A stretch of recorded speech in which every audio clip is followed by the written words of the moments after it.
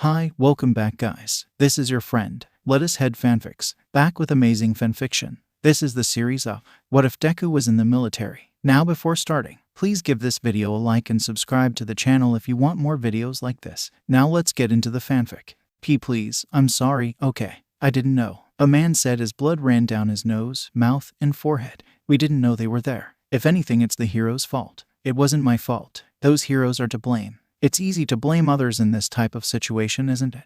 Asked a man holding a gun to the fist man's forehead. It's just like always, you scumbags. All you do is cause more pain. No more, you won't hurt anyone again. The man's finger squeezed the trigger. A bright flash was seen, followed by a loud bang that echoed throughout the building. The bullet traveled less than a meter before piercing the man's head. The man stiffened up before falling back. He was dead before he even hit the ground. The one who pulled the trigger watched the man as he bled onto the floor. Don't worry about the heroes, they'll get what's coming. Walking towards a door, it seemed to be that the man had entered an office of some kind.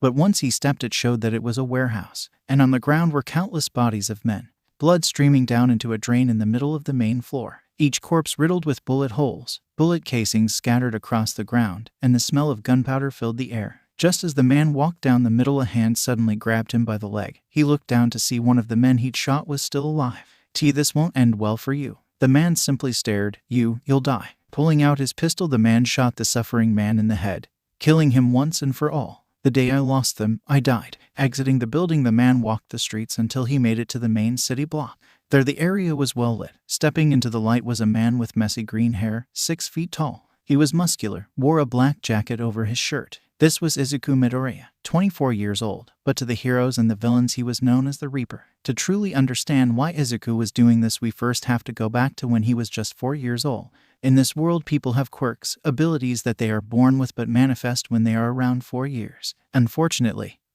he wasn't born with one. 20% of the world's population are quirkless. This marked the first event in Izuku's life that led him down this path. Him being quirkless led to abuse by his peers, the most coming from a so-called friend Katsuki Bakugo. He had a quirk that allowed him to fire explosions from the palms of his hands, which he used on Izuku regularly. Izuku could come back home with burns and bruises. She tried to tell the teachers at school, but they did nothing, or rather they didn't care since he was quirkless. Even so, Izuku had one dream, a dream of becoming a hero. All throughout his young life, Izuku would watch videos on heroes, writing down their strengths, their weaknesses, and notes on how their quirks worked. But the second event that spiraled him into the path of killing happened when he was in middle school. There he was shunned by his peers, bullied for not having a quirk like them. Bakugo, his bully, even went so far as to tell Izuku to jump from the roof of the school in the hope he would be reborn and finally get a quirk. But even that couldn't stop Izuku from achieving his goals. He wanted to be a hero to prove everyone wrong. To be like the hero he idolized, All Might, Japan's symbol of peace. Even though Izuku didn't have a quirk, he dreamed of being like him, someone who people can look up. But there's a reason why dreams only happen when we are asleep. Eventually you have to wake up. Izuku's wake-up call happened when he met All Might in person. By chance, Izuku was caught in the crossfire by a villain All Might was chasing. The hero managed to save Izuku and captured the villain in a bottle, but just as All Might was going to leave, Izuku acted and attached himself to his leg. Noticing the boy, All Might landed on the roof of a building. Are you crazy? You could have gotten hurt, kid. All Might, Japan's number hero, was tall, muscular, had blonde hair, and wore a smile everywhere he went. Standing on shaky legs, Izuku collected his thoughts and asked a simple question. Can a quirkless person be a hero? All Might's eyes widened a bit before answering, no. Izuku flinched. I don't think you can. You need power to help others. If you don't have that, then you can't help. Izuku was devastated. But there are jobs out there where you can help even though you're quirkless. Maybe a doctor or even a police officer. Sorry kid, but give up that dream. With that, All Might left the roof of the building with Izuku feeling empty. The entire reason why he kept going was because of that dream. Others have told him that same thing, but hearing it from the number one hero, a man he idolized, just hurt. Walking home, Izuku sat on the couch crying. Inko, his mother, saw him and sat beside him. What's wrong, Izuku? Mom, am I useless? He asked as the tears kept coming. Inko hugged her son. No, Izuku, no you're not. And I'll keep reminding you of that fact until you learn it for yourself. Even after having his dreams crushed, life went on. Izuku would attend a normal high school while people like Bakugo would go to UA to become heroes. Izuku watched as the boy who bullied him so much to become what he always wanted to be. But that's just how life goes. Izuku would graduate from a normal high school. Once out, he had very little options when it came to career. But there was one area where they were actively looking for people. The military. After some debate with his mother, Izuku would join at the age of 18. It was hell, training was harsh, the drill instructors were harsh, but the people around him were the best. His brothers and sisters, as he would come to know them, didn't care if he had a quirk or not. Heck, most of them didn't have a quirk. When the bullets start flying, there are no quirks, only the fight to survive, to trust in the person next to you. By the end of basic, Izuku graduated top of his class and was recommended to become special forces. It was here where Izuku met her. Rin Hano, a tall, beautiful woman with long black hair, purple-colored eyes, and a body who made even other women jealous. She was also known as the best sniper in all of the Eastern Hemisphere. Even Izuku would place second when it came to precision and accuracy. Over the weeks and months of Special Forces' training, she earned herself the nickname Night Stalker for her ability to find her target without fail and approach the target without being detected. It was also around this time Izuku and Rin would fall for each other. Both had their own missions to carry out, which they did with deadly accuracy. But when it was just the two of them, it was as if the world didn't matter. Izuku told Rin his secrets, and she in turn told him about hers. The two traveled the world, climbed the ranks in the Special Forces, and soon were the best of the best. Months turned to years, and finally near Christmas Day, Izuku was coming out of a coffee shop. He was going to meet his mom and Rin near the city center to watch the parade. Just then Izuku got a call. "Hello, Izuku, where are you?" It was Inko. "Rin says she's freezing out here." "Come on, Izuku, I'm freezing out here," Rin said in the background of the call. Izuku laughed. I'm going. Look, I see you from here, see." From a distance the two turned and saw Izuku. "All right, good." With that Inko hung up. "What took you so long?" Rin asked, but that's when she noticed. "Oh." Now standing in front of the two, Izuku lifted his hands, showing that he had coffee. "Forgive me," revealing a ring on his second finger on his left hand. Rin smiled and grabbed the cup. "I suppose so. You're lucky, you're adorable." As she grabbed the cup, she too revealed a diamond ring on her left hand.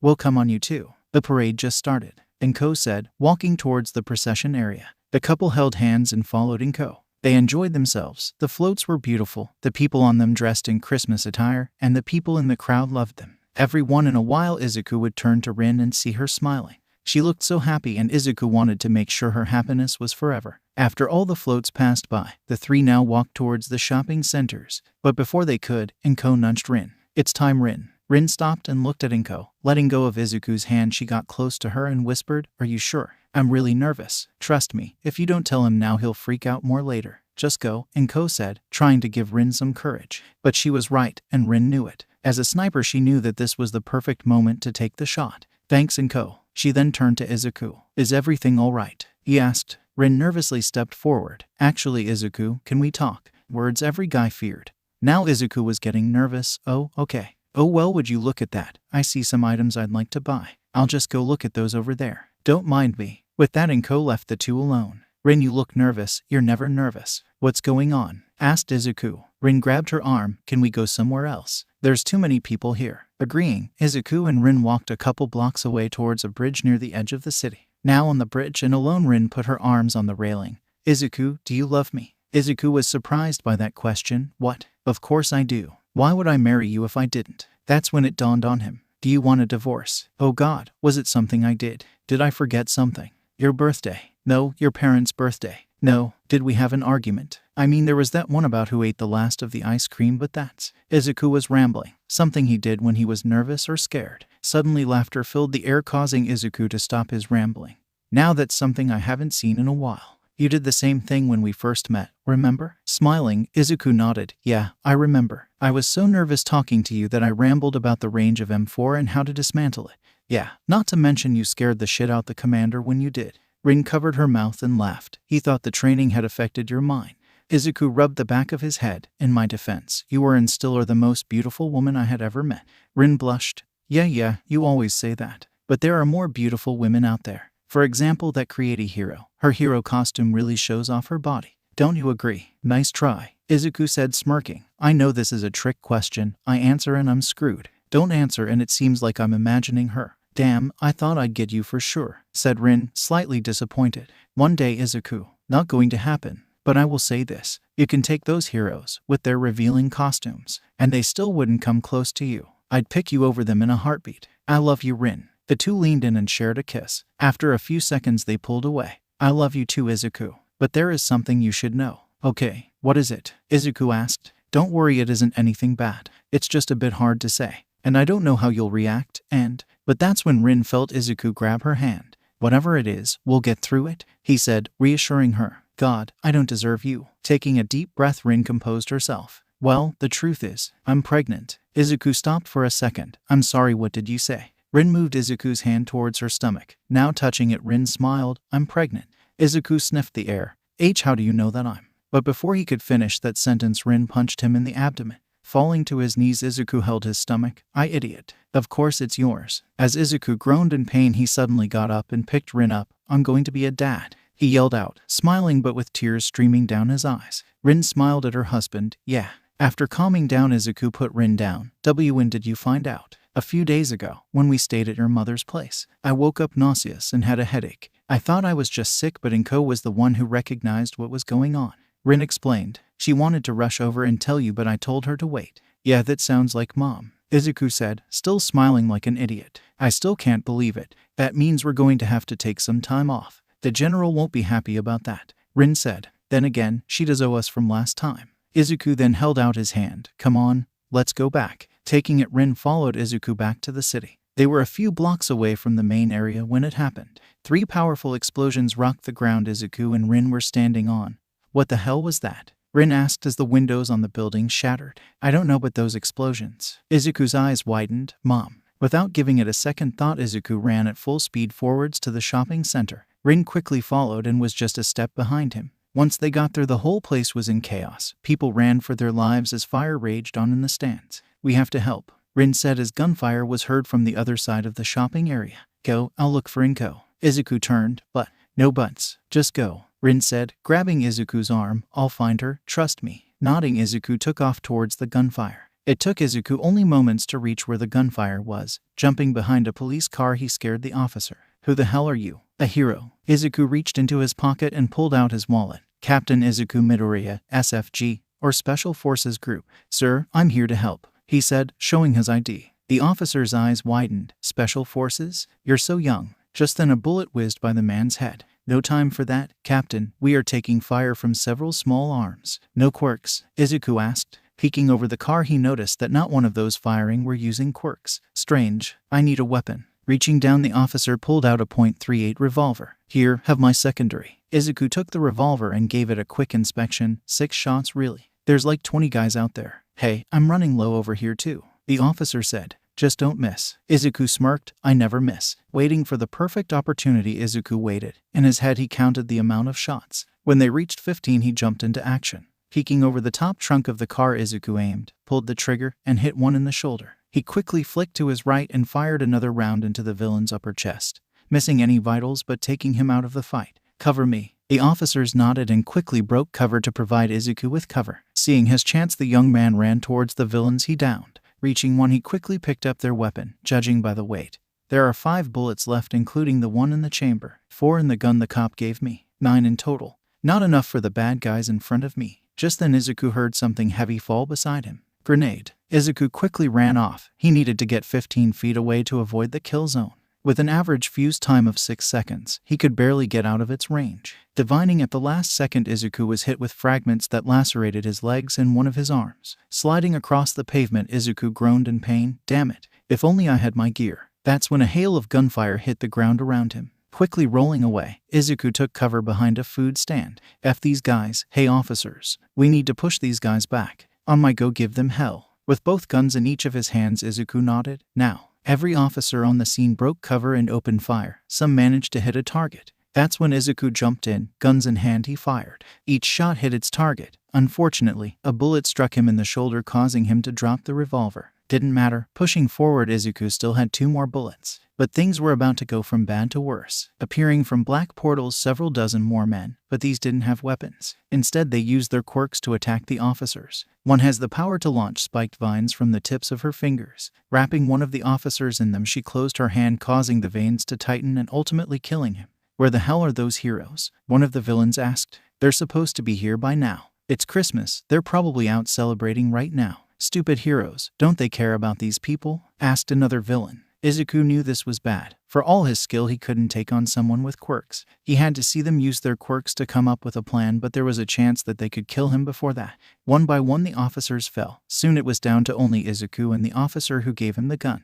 We need to give up, the officer said. Izuku turned to the man. What? No, we can still fight. The heroes are on the way. Look around you. We are outgunned and outmanned. If the heroes were coming, they would have been here by now. Izuku looked around. If we give up now, maybe we will still get out of here alive. That ring on your finger means you have someone waiting for you. Giving up wasn't something Izuku took lightly, but he wasn't the only one here. For the sake of the officer, he agreed. All right. Appearing behind cover, the officer was the first to raise his hands. We give up. Izuku followed. The villains turned. Walk over here, slowly. The two made either way towards the villains. They were then forced to kneel with their hands behind their heads. Well, you look at here, 2 cops. Surprised they lived this long. So what should we do with them? Boss said maximum casualties until the heroes show up. One of the villains said, hey, check it out. One of the villains checked the spot Izuku and the officer were at before. He then tossed the revolver to his buddy. Oh, a gun. A bit old-fashioned, but I'll do the trick. The villain then pointed the revolver to the back of Izuku's head. Wait, the officer yelled out. If you're going to kill someone, kill me. Izuku looked over. What the hell are you doing?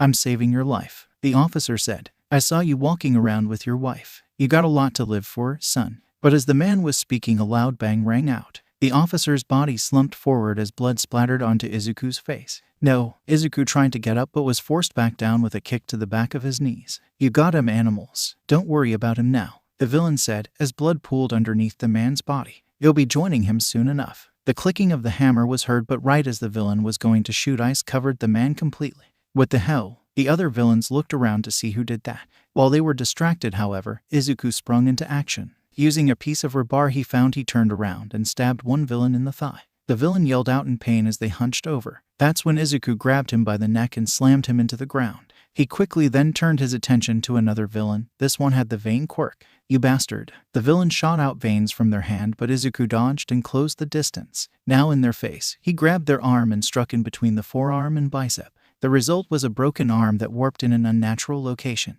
As the villain yelled out in pain, Izuku punched them in the face and knocked them out. That's when more ice appeared and froze the remaining villains in place. Seeing the danger was dealt with, Izuku felt his body go weak. He wobbled but stayed upright. Are you all right? A voice asked. Izuku looked and found the heroes, Creati, also known as Momoye Irazu, and Frostburn, known as Shoto Todoroki. Let's get him to a safe area, Todoroki said as Momo tried to help. But Izuku refused. No, I need to find my wife. We'll find him, Momo said, creating some first aid supplies. Let's get you patched up first, then we can go look. You don't understand, my wife, she's... But as Izuku was talking, another explosion rocked the area. Izuku shielded his eyes and took note of the direction. That's where Rin was running off to. All heroes be advised, we have confirmed Nomu sightings. A voice said over the radio Momo was wearing. Nomus, not those things again, Todoroki said. Come on, let's get this guy to safety. The others should be able to handle a couple Nomus. Momo agreed. All right, sir, let's go. But as Momo turned back, she saw that Izuku was gone.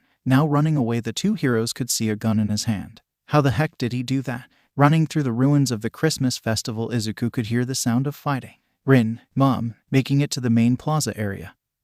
His eyes widened. The scene that was playing right in front of his eyes was unbelievable. It was war. Heroes and what appeared to be monsters Nomus fought in the street. Buildings began to fall apart as explosions. Cars were on fire, and people were all caught in the middle of all of it. Rin, Mom, he yelled out again as a car erupted into flames beside him. I need to find them. As he ran through it all, he helped those he could. But the situation became worse. The heroes and Nomu seemed to be the ones causing the most destruction. Froppy, head forward before turning to the right. You have 2 Nomu on your tail, ordered a woman with short hazelnut-colored hair and eyes. This was Uravity, also known as Ochako Uraka, a top-ranked hero. Once you turn, I have a surprise waiting for these uglies. If Izuku was his old self, he would have been freaking out at the sight of several top heroes. But now wasn't the time. Rin, Mom, Uraka heard the yelling of someone and looked down. Hey, we got a civilian over here. Wait, is that? Desperately, Izuku ran through the carnage and chaos of the clash between heroes and villains. Rin, Mom, he called out once more just as the body of a Nomu landed in front of him.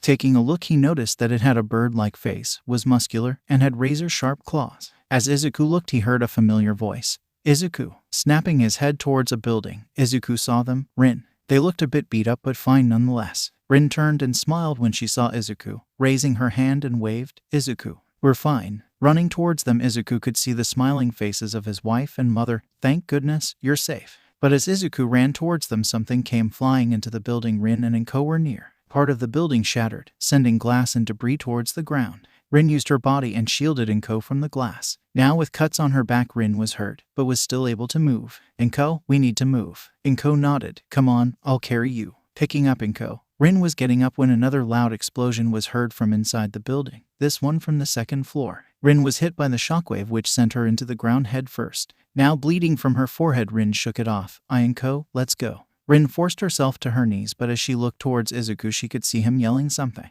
She couldn't hear well thanks to the explosion, but she could read his lips. Izuku frantically waved his hands around and pointed into the sky. Run. Slowly, Rin turned and looked towards the building, only to find it falling. Oh crap. With everything she had, Rin stood up and tried running to the side of the building in a desperate attempt to avoid it. Unfortunately, it would prove useless, and Rin knew this. Turning to Izuku one more time, she smiled. I love you, Izuku, and I'm sorry. Izuku desperately tried to reach his wife and mother. Rin. Mom, he yelled, extending out his hand. He watched in horror as the building fell on them. No. The area was then blanketed in a thick dust cover, but Izuku didn't care. He kept running through. Making it to the fallen building, he climbed the wreckage and found the location Rin and Inko were last seen and began to dig. Maybe they're still alive. They have to be. Rin is strong, Mom is tough. I have to find them. Using his bare hands, Izuku threw off pieces of concrete. All the while the heroes fought the Nomu. And all the while Izuku's hands began to bleed from the shards of concrete. Someone, anyone, help me. But his voice never reached the heroes. A couple of minutes later the battle was over. The heroes had won and the villains had either run or were captured. Phew, now that was a hard-fought battle, said Kirishima, also known as Red Riot. It almost went bad, said Kyoka, also known as Earphone Jack. I have never seen Nomu so aggressive. What's even more strange is that none of the league members showed up, said Tenya Ida, also known as Ingenium. Others then joined and soon a group of 19 heroes now stood near each other. This was Class 1A. A legendary group of students who graduated from Class 1A years ago. Some of them were on the top 10 hero list in Japan. So many people got hurt during this attack. Uraka said, there had to be a reason why they did this. As the group were talking amongst each other, Kyoka, who had a quirk that amplified her hearing, heard something. Turning, she saw a man on top of the rubble. Hey, is that guy okay? The entire class turned. It's that guy from before ... He was hurt last time we saw him, but he left before I could treat him. Momo said, someone go check on him. Kirishima was the one to go. Hey, sir, are you all right? He asked, but stopped when he saw the state of which Izuku's hands were in. The tips of fingers were bloody. The skin on the palm of his hand was scraped. There was blood on his forehead and a large cut on his arm. Momo, get those supplies ready. He then grabbed Izuku's shoulder. Sir, we need to get you out of here. You're hurt. But Izuku never took his eyes off the pieces of concrete. I need to ... find them, he said, picking up another slab and trying to lift it. Sir, we'll take care of that. Come on, we need to treat your hands. Kirishima tried to pull Izuku away. And first he didn't move. But after Kirishima put a bit more strength, he managed to pull Izuku away. Just then Shoji and Sadu went to help. Go look under those slabs he was trying to pick. There might be people trapped underneath, said Kirishima. The two nodded and went to complete Izuku's task, walking him over to a bench where Izuku sat down. Momo quickly arrived with the stuff she needed for first aid. Giving him a once-over, she noticed blood from his leg and arms. These wounds, they're a shrapnel. Uraka then appeared and recognized him. Captain Midoriya, is that you? The group looked at the hero. You know him? Momo asked. Uraka nodded. Yeah, this is Captain Izuku Midoriya, leader of Japan's SFG task force. I went to train with the JSDF for a while and ran into him. Everyone was surprised. Special forces? They're the best of the best, aren't they? Captain, it's good to see you. How's First Lieutenant Rin doing? Uraka asked, but she suddenly saw tears run down his face. Sir, Midoriya. The one who stepped forward was a guy with blonde hair, red-colored eyes. This was Katsuki Bakugo. It's been so long. Izuku looked up to his old bully, Kachin. Guys, call Ems. We have one person under here, Sadu said, calling for the others. Hearing this, Izuku got up. Captain, please sit down. Your wounds, they're pretty bad. But he didn't care. Pushing past Momo, he walked towards the debris. Shoji and Sadu saw him, and no, don't let him over here. Izuku began to walk faster. Rin ... Mom ... The other heroes knew what this meant. Uraka quickly caught up and grabbed his arm. Captain, stay here. Pulling his arm, Izuku broke free from her grasp with ease. She tried again, but this time wanted to use her quirk, which would cause him to float. But as she reached out towards his shoulder with all 5 fingertips, Izuku sidestepped and managed to grab her wrist with his other hand. Shifting his weight, he then threw her over his shoulder, causing Uraka's back to hit the ground hard. Achako! The class yelled out. Sadu and Shoji went over to help Uraka. I'm fine. Reaching the site, Izuku looked down. It was Rin. Her body was still, the color of her face gone. Falling to his knees, Izuku saw that Rin was grabbing one of her fingers, her ring finger. Tears ran down Izuku's face as he looked at his wife's lifeless body. He reached down and held his wife. Izuku then looked up into the night sky and let out a cry, one that none of the heroes had heard before. Pain and sorrow. Those were the words the heroes could describe Izuku's cries. After the disaster, Izuku was taken to a nearby hospital. It would be 12 long hours until the recovery team could find Inko's body. In the span of 30 minutes, Izuku lost everything and everyone he cared about. His mother, his wife, his unborn child, and the happiness they would have brought. The police wanted to get a statement on what happened, but Izuku refused to speak. Instead, he would spend his time in bed staring endlessly out the hospital window. The following day, he would be visited by his subordinates who all heard what had happened. First Lieutenant Rin was the best there was. She always had our backs on the field. They kept saying that, but Izuku didn't want to hear it. He wanted Rin back. He wanted his mother back. But they were gone, no, taken from him. After checking in on their captain, Izuku's subordinates dismissed themselves. A while later, the door to his room once again opened up. "Captain," it was Uraka. Walking in, the hero had flowers in her hands. "I brought you some flowers. I know you don't like them that much, but it's customary." Izuku didn't say anything. "I'll just leave them here." She then sat down in the seat next to his bed. "How are you feeling, sir? The nurses tell me you've been healing well." Again, Izuku said nothing. "You should be released in a couple days." Uraka paused for a few seconds and sighed. "I see you're still refusing to talk. I'll come back later, if that's all right with you." Saluting as she got up, Uraka began to walk towards the door but stopped when a voice was heard. "Did you catch them?" Uraka turned. "Did you guys catch the people responsible?" Uraka clenched her fists. "We caught some of the villains involved in the attack." Izuku turned. "That's not what I asked. The ones present at the attack didn't plan it. I want to know if you caught the one who planned it." Uraka looked away in shame. "No, not yet. So you know who it is." Uraka nodded.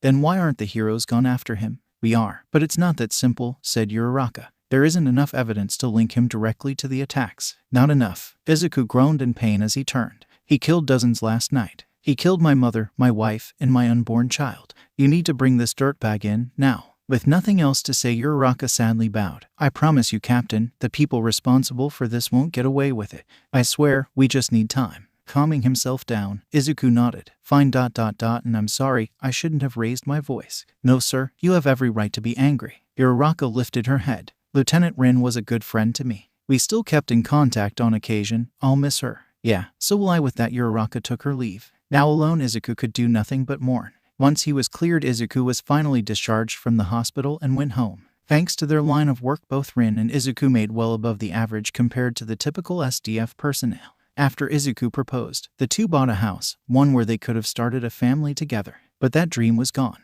Walking up to the front door, Izuku opened it and was greeted by a dark room. "I'm home," he said, walking in. Making it to the living room, Izuku saw clothes scattered all over the sofa. Izuku smiled as he remembered. It was Rin. She couldn't decide on what to wear for that night and tried on virtually everything she had. Izuku then looked over to the kitchen, where he saw two cups still on the table. One was green while the other was purple. It was from that morning. Rin wouldn't drink coffee. She much preferred tea. But it had to be a special type of leaf or else she would refuse to drink anything else. It drove their superior officers mad since without it she would refuse to even train. He then made it to their bedroom. With so many memories, Rin would watch old school movies which Izuku didn't really enjoy, but he still watched them. It was here where Izuku took care of Rin when she was injured in combat, where Rin would comfort Izuku when he had nightmares of the past. But that was gone. She was gone. Sitting down on the bed, he could still smell the faint aroma of Rin's perfume. He laughed. She sprayed it on the bed again. His laugh soon stopped and turned to tears. Hanging his head, the tears continued to fall. "I'm so sorry. It should have been me." 2 weeks later. It took 2 weeks to plan and coordinate Rin's funeral. As she was a high-ranking officer, she was given the full honors of one.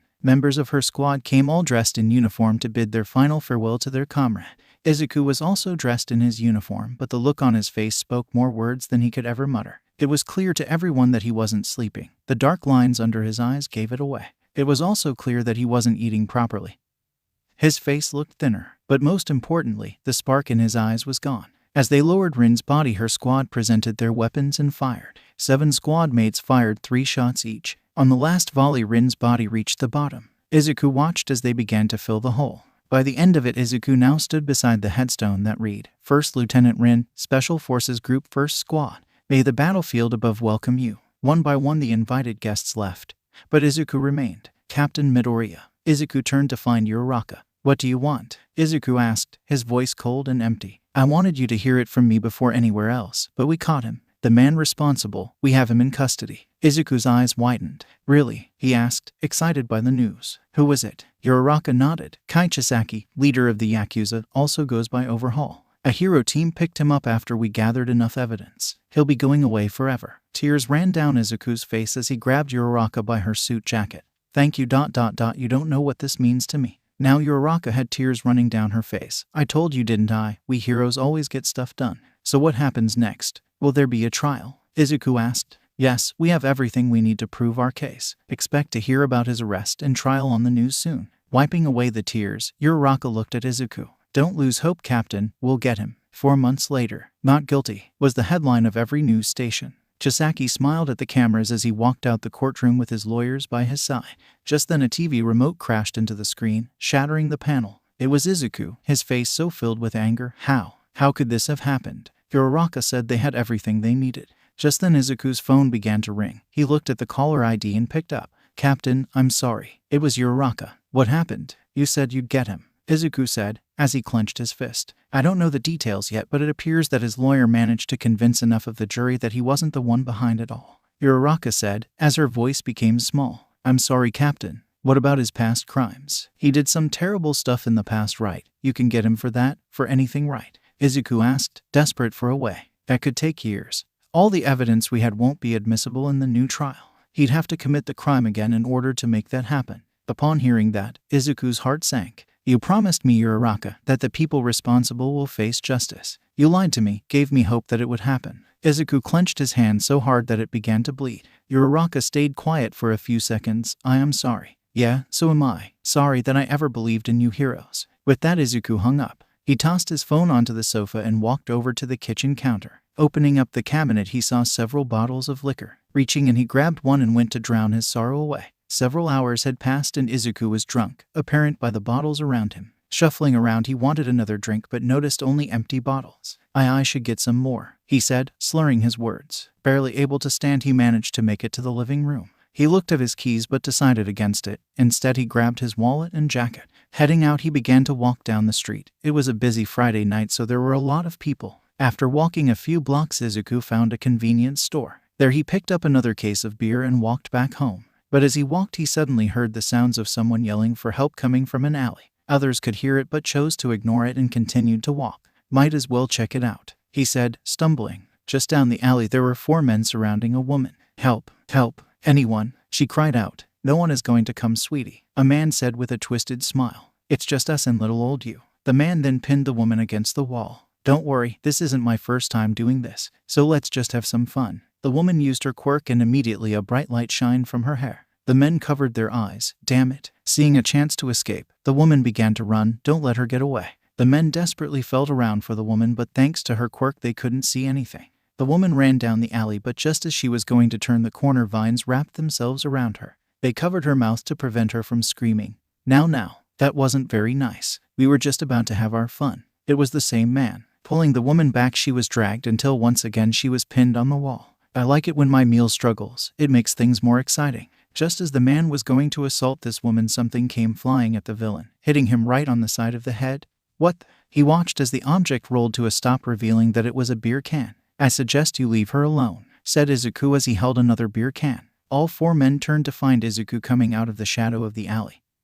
Who the hell is this bozo? One asked. A dead man, that's who he is, said the man holding his now bleeding head. Kill him. The other 3 men all rushed Izuku. They tried to punch him, but even in his inebriated state, Izuku was still a fighter. Grabbing the wrist of one of the men, he twisted it back, forcing them to turn around.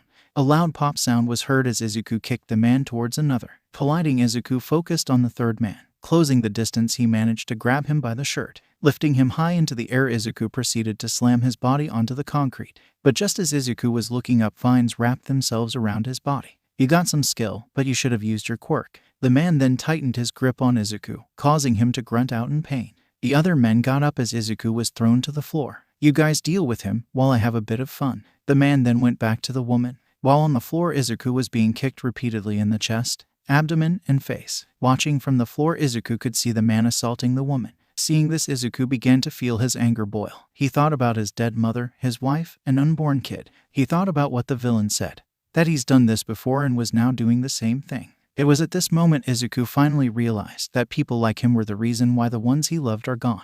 The heroes couldn't help him, prison reform didn't help him, but there was one thing that would benefit all. Letting out a loud roar, Izuku pushed the men off of him and got to his feet. As one was stunned, Izuku managed to get behind him and place him in a chokehold. With blood running down his nose and an expression of a madman on his face, Izuku squeezed hard, snapping the man's neck. A loud crack noise was heard. The others stopped and watched as the body fell to the ground. They then all looked at Izuku. "Why, you killed him, you bastard." The other two men ran at Izuku. One had the power to turn his fingernails sharp. He slashed down, but Izuku dodged and managed to grab his arm before spinning around and throwing him towards the other man. Stabbing his friend in the chest, the man then had his arm pulled and while his nails were still sharpened, impaled underneath the chin and directly into his own skull. Blood ran down the man's arm as he fell dead onto the ground. Now it was only the man with the chest wound and the vine quirk user. "This guy is crazy," said the man with the chest wound. "Don't start running yet," yelled the quirk user. "You know martial arts, right? Kick his ass." Scared, the man nervously walked towards Izuku, but as he approached, a ken was kicked in his direction. The man dodged, but in that split second he took his eyes off Izuku. That's when he pounced. Izuku ran towards the man, but as he did, he reached down and grabbed a knife he had stashed away on his leg. The man barely had enough time to turn when the blade embedded itself into his chest. The man let out a gasp as Izuku twisted the knife, causing further damage. Pulling the knife out, Izuku then looked at the quirked man. With blood splattered over his face, Izuku pointed his knife. "You ... How many times have you done this?" The man stepped back in fear but smiled. Who cares? You think just by killing those useless guys is enough to make me stop?" With a quick motion, Izuku threw the knife at the man, stabbing him in the thigh. Letting out a scream, the man fell back and watched as blood ran down his leg.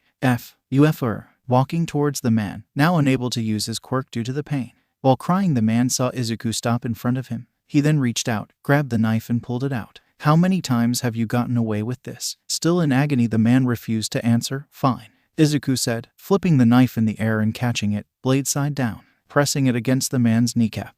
Izuku looked at him once again. "How many times?" "F you," said the man. Izuku sighed and pressed the knife down, stabbing the man in the kneecap. Screaming out in pain, the man grunted.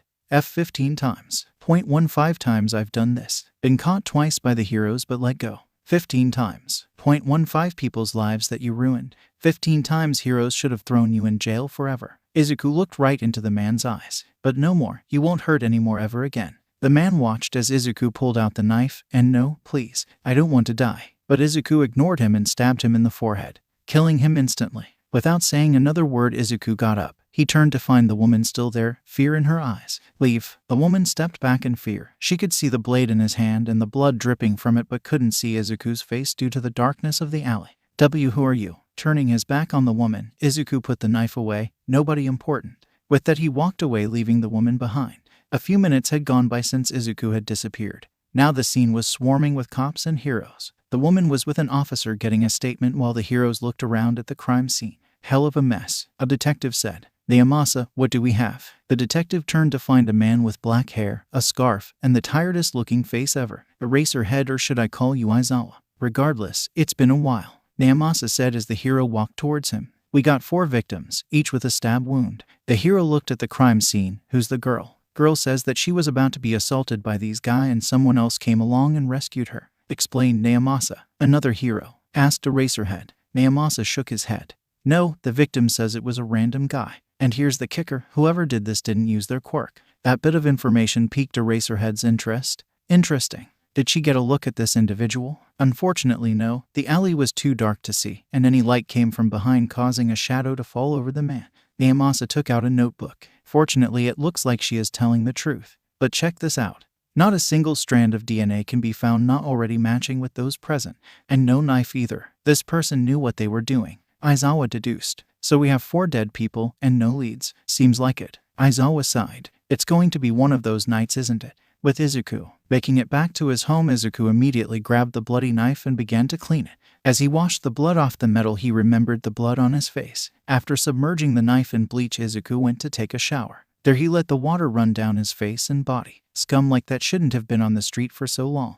FN heroes, with their rules. If only they got rid of the problem instead of locking it away. Maybe then people wouldn't have to suffer. Maybe Rin would still be alive. That's when everything became clear to Izuku. If they won't do it, then I will. I promise you, Rin. The man responsible for your death and Mom's will not live to the end of this year. But it won't be easy. No, I'll make him suffer. I'll tear down his world, just like he did mine. I'll burn everything he's ever cared about. And anyone who gets in my way, I'll kill them too. Unknown location. Overhaul was thrilled. He had just evaded jail time and was now enjoying his life. Sitting down on the sofa, he grabbed a drink. Now this is more like it, he said, removing a mask from his face. Enjoying yourself? Asked another person walking into the room. Overhaul smiled. Shigaraki, my friend. Please, have a seat. Let me pour you a drink. Shigaraki, also known as the leader of the League of Villains, sat down across from Overhaul. Grabbing the bottle, Overhaul poured Shigaraki a drink. I owe you a lot. Without your donations, I would be in jail by now. Tell me, how did you do it? It's easy when you bribe the entire jury and the judge, Shigaraki said as he drank. Everyone has a price. It's how much that matters. So what happens now? Overhaul asked. Do we go on as planned? Shigaraki nodded. Yes, nothing has changed. As long as we get what we want.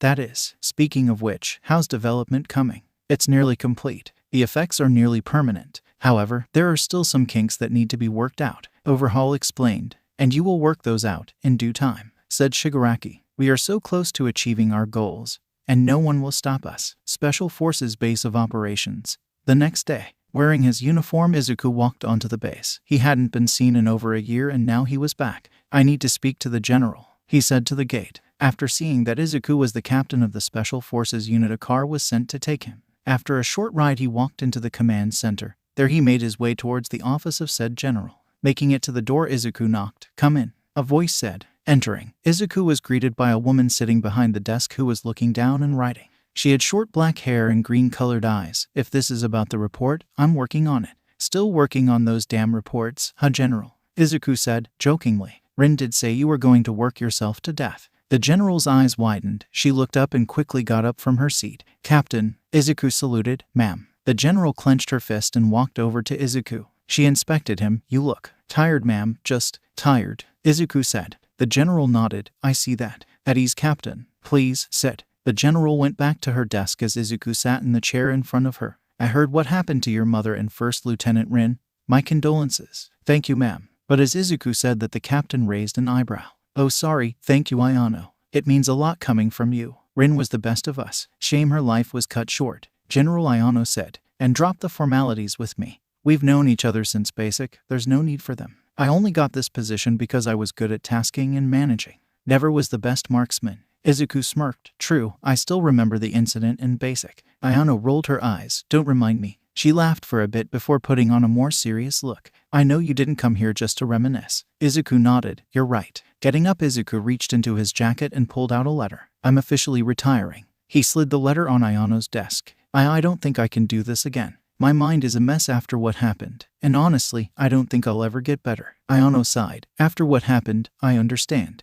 It's going to mean more paperwork for me, but I'll accept it. She then smiled at Izuku. So what are you planning on doing now? Well, I was thinking of hunting, Izuku explained. I never tried it, but I think with my skills it should be fine. Hunting, huh? My father used to do that up in the mountains. Never could catch anything. Ayano got up from her seat and Izuku followed. All right, Captain Midoriya. This will be my final order to you. Izuku stood in attention. Yes, ma'am. Ayano put on her best commander face. I hereby order you to live life at its fullest. And whatever you choose to do later, know that you will always have a home here. Do I make myself clear? Izuku saluted. Yes, ma'am. The serious look on Ayano softened. Just then he felt Ayano's arms wrap themselves around his body. Don't be a stranger. Make sure to come visit us. I will, Izuku said, hugging her back. After a few moments, Izuku broke the hug. I should say goodbye to the squad. Are they on base? Ayano nodded. They are. Go. Take all the time you need. Oh, and remember to grab your gear before you leave. With that done, Izuku walked out of Ayano's office. Sitting back down, the general let out a sigh. That guy, not too long ago he lost everything. But that look in his eyes. They were so filled with anger. He's planning something. She turned her chair around and looked at a photo of the two of them in basic training. Midoriya, I hope whatever it is you do, you're able to find peace. After going to his squad to say goodbye, Izuku made his way towards the locker area. He picked up his bag, which was full of his gear, and went over to Rin's. After several minutes, Izuku walked out with 2 large duffel bags. Normally, the guards would inspect everything that left the base, but since they knew who Izuku was, they let him pass without checking. Now back home, Izuku went to the bedroom and tossed the bags onto the bed. opening as he removed the clothes from the top and exposed several guns including a Colt M4A1 SOPMOD Block I rifle, a Heckler & Koch HK460, a custom FN Scar L, 2 USP semi-automatic pistols of the tactical variant, flashbangs, grenades, body armor, and a shit ton of ammo boxes. He then went towards the second duffel bag and slowly opened it up, revealing the barrel of a M2010 sniper rifle. This was his. With that sniper rifle, Izuku completed countless missions and was always kept in tip-top shape, or as he would name it, Shinigami. Running his fingers across the barrel, Izuku thought back to his wife. One last mission. Grabbing a case from underneath the bed, Izuku placed the rifle in said case. He didn't need her right now, but her time would come. Right now, Izuku needed to find some people. Taking down some old paintings on the wall, Izuku placed up a massive pin board. Dead center, he placed a picture of Overhaul. If I want the big final boss, I'll have to take care of some side quests first. I need names ... and I know just how to get them. Alley, unknown city, night. Back in the alley of the city is where the light nor heroes dare enter, is where the city's trash like to hang out. One of these places was a bar, named the Rust. Yakuza members and people who sold drugs would often come here to drink. Inside the bar was full of rough-looking individuals. That's when someone opened the door that made the entire bar. All 10 people fell silent. The person wore a black trench coat with a hoodie covering their head and somewhat blocking his face. Ignoring everyone, the person went to sit at the counter. The bartender walked over. "What can I get you?" "Give me some Yamazaki." The bartender nodded and turned around. Grabbing the bottle, he got ice and began to pour it into a glass. Filling it about 1/4 of the way, he slid it across the counter and towards the man. "Thanks." Taking a sip, the man raised the glass. "Keep them coming, boss." As he enjoyed his drink, someone came up behind him. "Hey you, haven't seen you here before." It was a tall, skinny-looking man whose face looked like a wolf. "Who are you?" Grabbing another drink, the man ignored the wolf face and kept drinking. "Hey, I asked you a question." The wolf face then reached out and grabbed the man by the shoulder. But as he did, a barely audible sound was heard, followed by the sound of something metal hitting the floor. The wolf face looked down to find blood running down his chest. "What the?" Before long, his eyes rolled. His knees gave out, causing him to fall onto the floor, dead. Finishing his drink, the man turned around and took off his hood. It was Izuku. "So I'm going to give you all a chance. You are all scum, pieces of trash that should have been thrown away years ago. Yet here you are, and I'm going to make sure you FS die. So here's what I'm proposing. I want to know where I can find your boss." The room fell silent. "Who the hell do you think you are?" yelled someone, slamming his hand onto the table and getting up angrily. But before he could even move from where he stood, a bullet went through his forehead, killing him instantly. "Wrong answer," said Izuku, pointing his guns at the others. "Anyone else? Your punk ass really thinks you can just get away with this?" Another person in the bar asked. "We work for..." But once again the sound of a casing hitting the floor was heard, followed by a loud thump. Blood ran down the man's head as he laid on the ground. "I'm well aware about who you work for, and frankly, I don't give a shit. I want to know where they are." Again the room fell silent. "All right, if that's how we're going to play it." All of the bar patrons attacked Izuku. Quirks activated and bullets started flying. Outside, the occasional muzzle flash illuminated the windows, showing the outlines of those inside. It took a minute for Quirks to stop and the bullets to end. Back inside, Izuku was breathing heavily. Holding an empty gun in his hand, he reached into his pocket and reloaded. Blood ran down his arm, cuts appeared on his face, and several puncture wounds were apparent on his body. "All right, maybe you can answer me," he said, stepping over the bodies of the villains and walking out of the front door. Outside, one of the villains was crawling away, blood trailing as he groaned in pain. While trying to escape, Izuku's shadow fell over him. The villain tried to turn around, but before he could, Izuku kicked him in the ribs. Spitting out blood, the villain reeled in pain. "Why you FR? Tell me where I can find your boss," Izuku said, his voice calm. But still, the man refused to answer. Looking down, Izuku saw the villain's hand. Lifting his foot slightly, he stomped down hard right on the man's hand. A loud crunching noise was heard, followed by painful screams. "You still have another hand I can break, so start talking." The man held up his other hand. Okay, I'll talk. I work under one of the 8 bullets. They are the lower level of the Yakuza family. The leader, Overhaul, has 2 people who work directly under him. I don't know where to find them. They find us whenever there's a job. Izuku lifted his foot. That's not good enough. He then brought it down on the man's other hand, breaking it. "I need a location." The man groaned in pain. "Tashima. I heard they have warehouses there." "Tashima." Izuku lifted his foot. "It's not much to go on, but it'll do. Does that mean I can go?" the man asked, still on the floor. "No." Izuku didn't even hesitate as he pointed his gun and fired. With everyone now taken care of, Izuku had some quick cleanup to do. Grabbing the body outside, Izuku tossed it back inside the bar. Reaching over the counter, he began to pour the liquor out all over the bar. Once that was over, Izuku went to the back and found a kitchen. Several stoves lined the wall, meaning one thing: gas. Using the butt of his gun, Izuku broke off the safety seals and let the gas out. He then walked back to the main floor and towards the entrance. He opened the door, but just as he was going through, he stopped. Reaching into his jacket pocket, Izuku pulled out a lighter. Lighting it, the flame flickered in the air. Izuku looked at it before looking at the mess behind him. The big boss won't show up for something like this, but he will be informed. Make enough noise and I'm bound to draw him out. Walking through the door, Izuku began to walk away. As he did, however, he tossed the lighter behind him and into the bar. Immediately the flame met the alcohol and ignited. The flames slowly spread throughout the building. As soon as the fire was in range, the gas lines Izuku broke. The entire building exploded, leaving nothing but flames. It wasn't long before the firefighters and heroes arrived, one of them being Uraka and Sue. Arriving just as the fire was out, the two talked to the firefighters. How did this start? Someone dumped a whole lot of alcohol on the floor and set it alight. Fire reached a gas line and, well, you can see the rest, answered the firefighter. We also have the burned remains of several people. Ribbit, someone did this on purpose. Sue said, this part of the city, it's known to have Yakuza connections. Could this have been a hit of some kind? Doubt it, said the firefighter. According to some locals, this entire city is controlled by one group, and no one dares come into their turf, not even other gangs. This was just one of their hangout sites for the grunts. That bit of information caught Uraka's attention. Yakuza. She then looked at the black tarps covering certain parts of the building floor. How many? From what we can tell, at least 6, but there's evidence of more people. Guess whoever did this did you guys a favor, the firefighter said as he was packing everything up. Locals here say the bar was filled with drug dealers and villains. They were nothing but trash. Guess someone got to them before you heroes could. As the two heroes watched the investigators arrive, Uraka couldn't help but think about Izuku. Maybe I should go check on him, see how he's doing. I also need to apologize for failing him and Rin. Uraka was nervous. Standing in front of Izuku's home, she couldn't shake the feeling that coming here was a mistake. Ever since Overhaul walked free, she tried to reach out to him, but he kept refusing and didn't want to speak to her. She would ask the neighbors if Izuku had left the house at all, and every single one of them replied that they hadn't seen him. With every passing day, Uraka began to worry, so she eventually worked up the nerve to visit him. Taking a deep breath, Uraka knocked.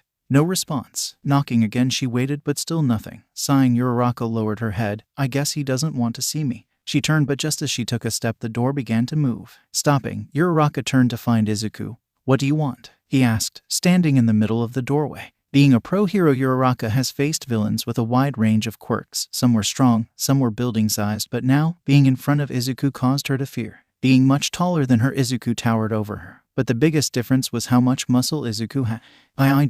Composing herself, Uraka held firm. I just wanted to see how you were doing. Izuku raised an eyebrow. I'm still alive, which is more than I can say about my mom and Rin. Uraka looked away. I'm sorry. I'll leave. Wait, Izuku said, just as she was going to turn. Rin, she thought of you as a friend. If you like, why don't you come inside? I'll serve you the tea she liked. Hesitant at first, Uraka wasn't sure if she should accept. Sure, I'd like that. With that, Izuku stepped aside, letting Uraka into his house. Once inside, Izuku instructed her to sit on the sofa and wait. Uraka looked around and noticed how empty but organized the home was. I guess being in the military makes you a neat person. She then looked over at a small coffee table and noticed a picture. Standing up, Uraka walked over to it and smiled. It was a picture of Rin and Izuku covered in mud and wearing their uniforms and smiling. She looks happy. We took that picture after we completed training for special forces, Izuku explained, appearing with 2 cups of tea. He handed one over to Uraka. We went through hell that day, but in the end we both made it.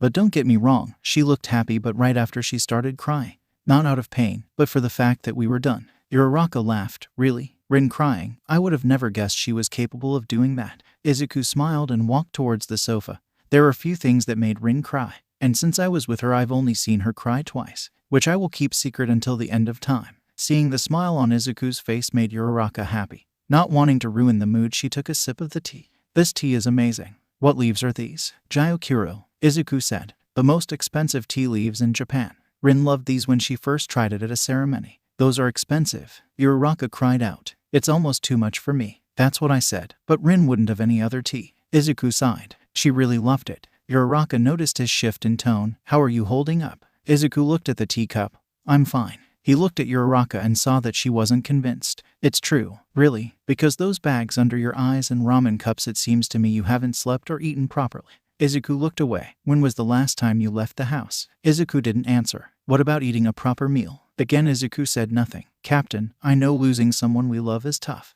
and I'm not saying you should forget about them, but you need to take care of yourself. I know, Izuku said quietly, it's just hard, you know. That's why I want you to call me if you need anything. If you ever need anything, let me help you, Uraka said, her face filled with compassion. Izuku nodded. Thank you, it really means a lot. I do have a question, if you don't mind answering. Anything, Uraka said. Ask away. Did you know about the attack and not act? The question made Uraka's eyes wide. Captain, the hero was stunned. How could you suggest that? Izuku pressed her. I have connections within the hero scene. Did you know? Uraka lowered her gaze. Yes, we knew the Yakuza were planning something, but we didn't know where or how. So you did know. Izuku scoffed. And because of your inaction, my mom ... my wife ... not to mention the several other innocent people died. Uraka turned. We wanted to do something. Believe me, we really did, but we couldn't. Not without wasting years of investigation. Besides, we have rules. Rules?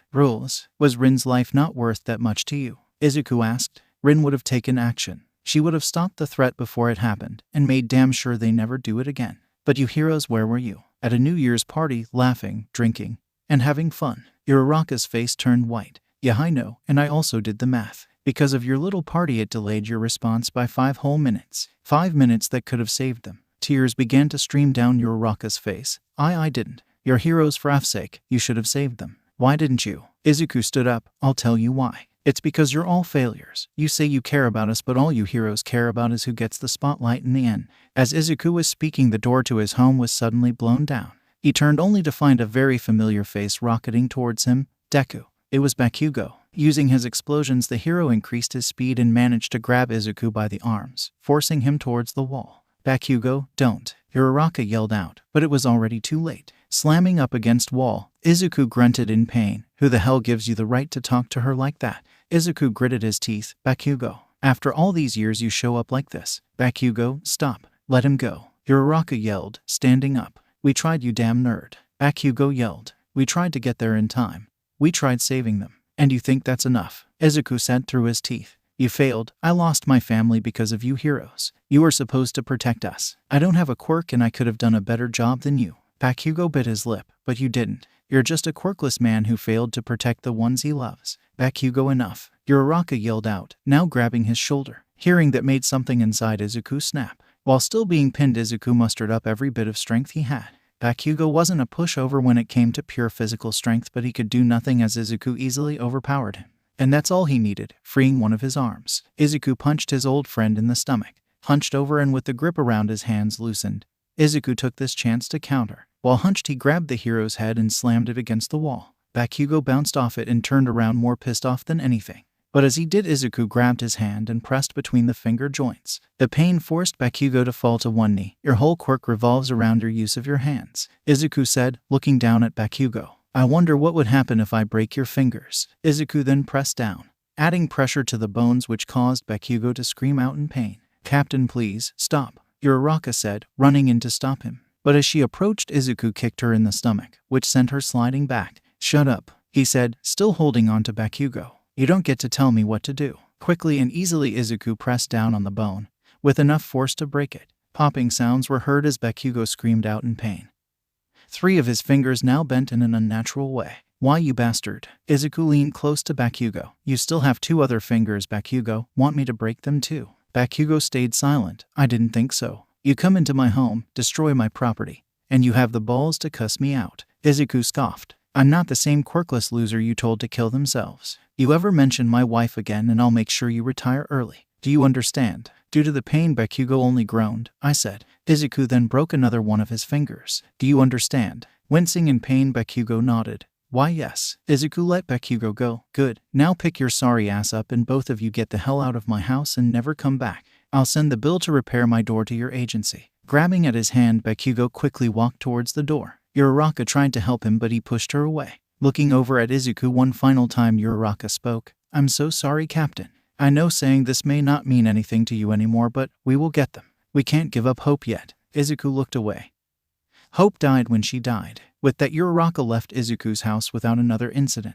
Once outside, she found Bakugo walking down the street. She hurriedly caught up. How's the hand? Bastard broke 4 of my fingers, said Bakugo. I'll get recovery girl to heal me. I should be fine. What about you? He kicked you pretty hard. I'm fine. He kicks really hard, Uraka said, grabbing her abdomen. Fortunately, he went easy on me. He could have seriously hurt me if he wanted to. Also, were you following me? Bakugo sighed. No, I was visiting my parents who live nearby. I saw you standing outside that house and got curious. Once I heard yelling, I rushed in. Those things he was saying. He was right, Uraka said, much to Bakugo's surprise. Think about it. If we weren't partying, we could have gotten there sooner. We could have saved his family. We did what we could given the situation. As much as it sucks, we can't save everyone Ochako. You, out of everyone, should know that. The young hero stayed silent for a few seconds. Look, I know Midoriya. He needs time. You said he was with Special Forces, right? Maybe you can contact them about getting him some help. Uraka thought that was a good idea. Yeah, that could work. Maybe some therapy. It worked for me. I'm sure it could help him. Later that night, Toshima City. The sound of trucks reversing onto loading bays were heard. Once docked, several men pulled out several boxes before moving them into the warehouse. Come on, move it, people, we don't have all night, yelled who appeared to be the one in charge. Boss wants this stuff out of here in less than 30 minutes. Let's move it. The one in charge walked all along the outside of the docks. As he did, however, he noticed something on one of the trucks. A red light shined from underneath the bumper. Hey, what's this red light here? He asked the men working.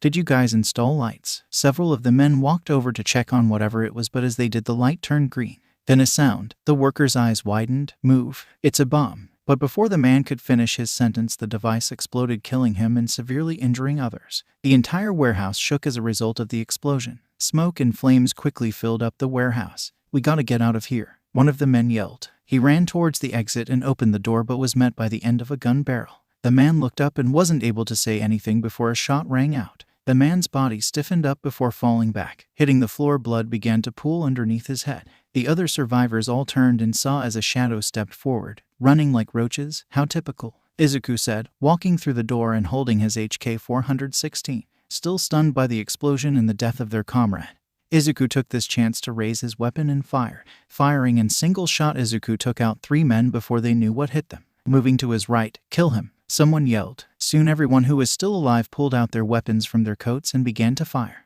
Bullets whizzed by just inches from Izuku's head. Taking cover, Izuku made it behind a metal support beam. Come on, I'll kill every last one of you, he yelled, peeking out from one side and firing.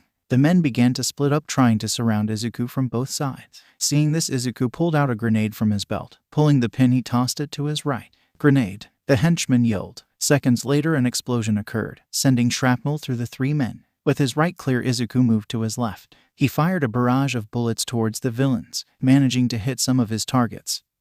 3 men dropped to the floor, while another was hit in the shoulder. Once again finding cover, Izuku felt that his magazine was empty. Releasing the empty one, he flicked his rifle to the side, causing the mag to fly off. He then reached into his pocket and pulled out a fresh one. Now with more ammo, Izuku was back in the fight. He appeared from cover and took down men as they approached, but he was still outnumbered, and it began to show. As he appeared from his cover, a bullet managed to hit Izuku in the chest. Fortunately, he was wearing a vest, but even so, the impact was enough to knock the wind out of him. Even so, he stayed in the fight by killing the man who shot him. By the end of the gunfight, Izuku emerged victorious, but injured. His vest was riddled with holes, one of which went through. He had a few cuts on his arms and face, but nothing major. All right, time to burn this place down. He turned to get started, but as soon as he did, a loud voice was heard. What? It's already over. Izuku turned to find a tall, muscular, bald man who wore a mask walking down some stairs. I knew these guys were useless, but they couldn't even take one person down.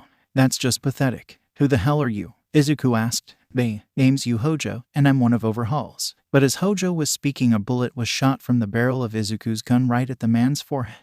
Hojo's head whiplashed back, but curiously, he didn't go down. Slowly, Hojo moved his head back and showed that his forehead was covered in a white crystal. That was rather rude, don't you think? Izuku scoffed. I don't care. If you work for that piece of shit, then you'll die. Going full auto, Izuku unleashed everything. Hojo simply stood there and waited. At the last second, he raised his arm and activated his quirk. White crystals appeared from his forearm, blocking the bullets. You have no idea who you're messing with. With no more ammo, Izuku threw his rifle onto the floor before pulling out a canister. Pulling the pin, he rolled it on the floor, causing smoke to appear. The entire warehouse was now filled with smoke. Hojo coughed as he tried to fan it away. Running already? Come and fight me like a man, he yelled. But that's when Izuku appeared from the smoke with his combat knife. From behind, Izuku managed to graze Hojo's neck. The Yakuza member grunted in pain. You little shit. He tried to reach out and grab Izuku, but he was already hidden again by the smoke. But Hojo wasn't just some dumb brute. He was smart enough to know that Izuku was going for kill shots. Seeing that he had failed from behind, Hojo deduced that he would come from the side.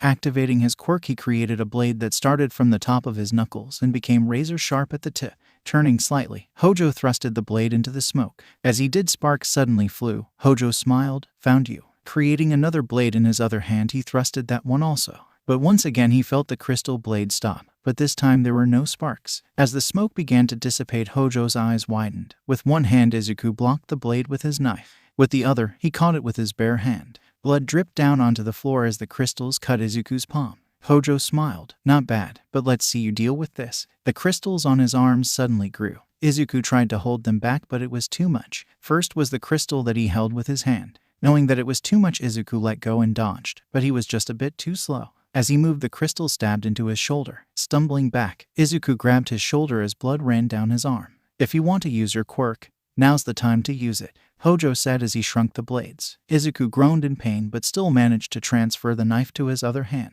Don't have one. Hojo stood still for a minute. Really? He then began to laugh. You're quirkless. Oh god, and here I thought you were a threat. Appearing suddenly in front of Izuku, the Yakuza member grew crystals on his knuckles and punched him in the stomach. Izuku fell to his knees as he gasped for air. Regret coming here now, don't you? Hojo asked as he stopped in front of Izuku. When Overhaul hears about this, I'll get in trouble. But at least you'll be dead. Covering his fist with crystal, Hojo raised his fist into the air. But right before he was going to bring it down, Izuku moved. With the knife still in his hand, Izuku came up and stabbed Hojo in the knee. The villain screamed out in pain as Izuku twisted the knife and popped his knee out. Blood splattered onto the floor as Izuku pulled out the knife and went for the neck. The blade's tip was centimeters from piercing Hojo, but he managed to activate his quirk. As soon as the blade came into contact with the crystal, it shattered, leaving only a small stump on the handle. But even this wasn't enough to stop Izuku. Dropping the knife, he reached to his hip and pulled out his side arm and fired 2 shots at the villain's chest. But that too was deflected. Izuku then noticed cracks on the crystals on his body. They've gotten weaker. Looks like he can't keep creating more crystals forever. That means I have a chance. Aiming for the head, Izuku fired 4 more shots. The crystal cracked some more. Knowing that his quirk wouldn't hold up much longer, Hojo needed to do something. You little shit. I'll kill you. Grabbing Izuku by the arm, he spun him around like a rag doll and threw him across the warehouse. Crashing into some barrels, Izuku spit out blood. I'm not done with you yet, said Hojo, running towards Izuku. Managing to dodge at the last second, Izuku had to come up with a plan. He couldn't win hand to hand, but maybe, just maybe, he could win by using his brain.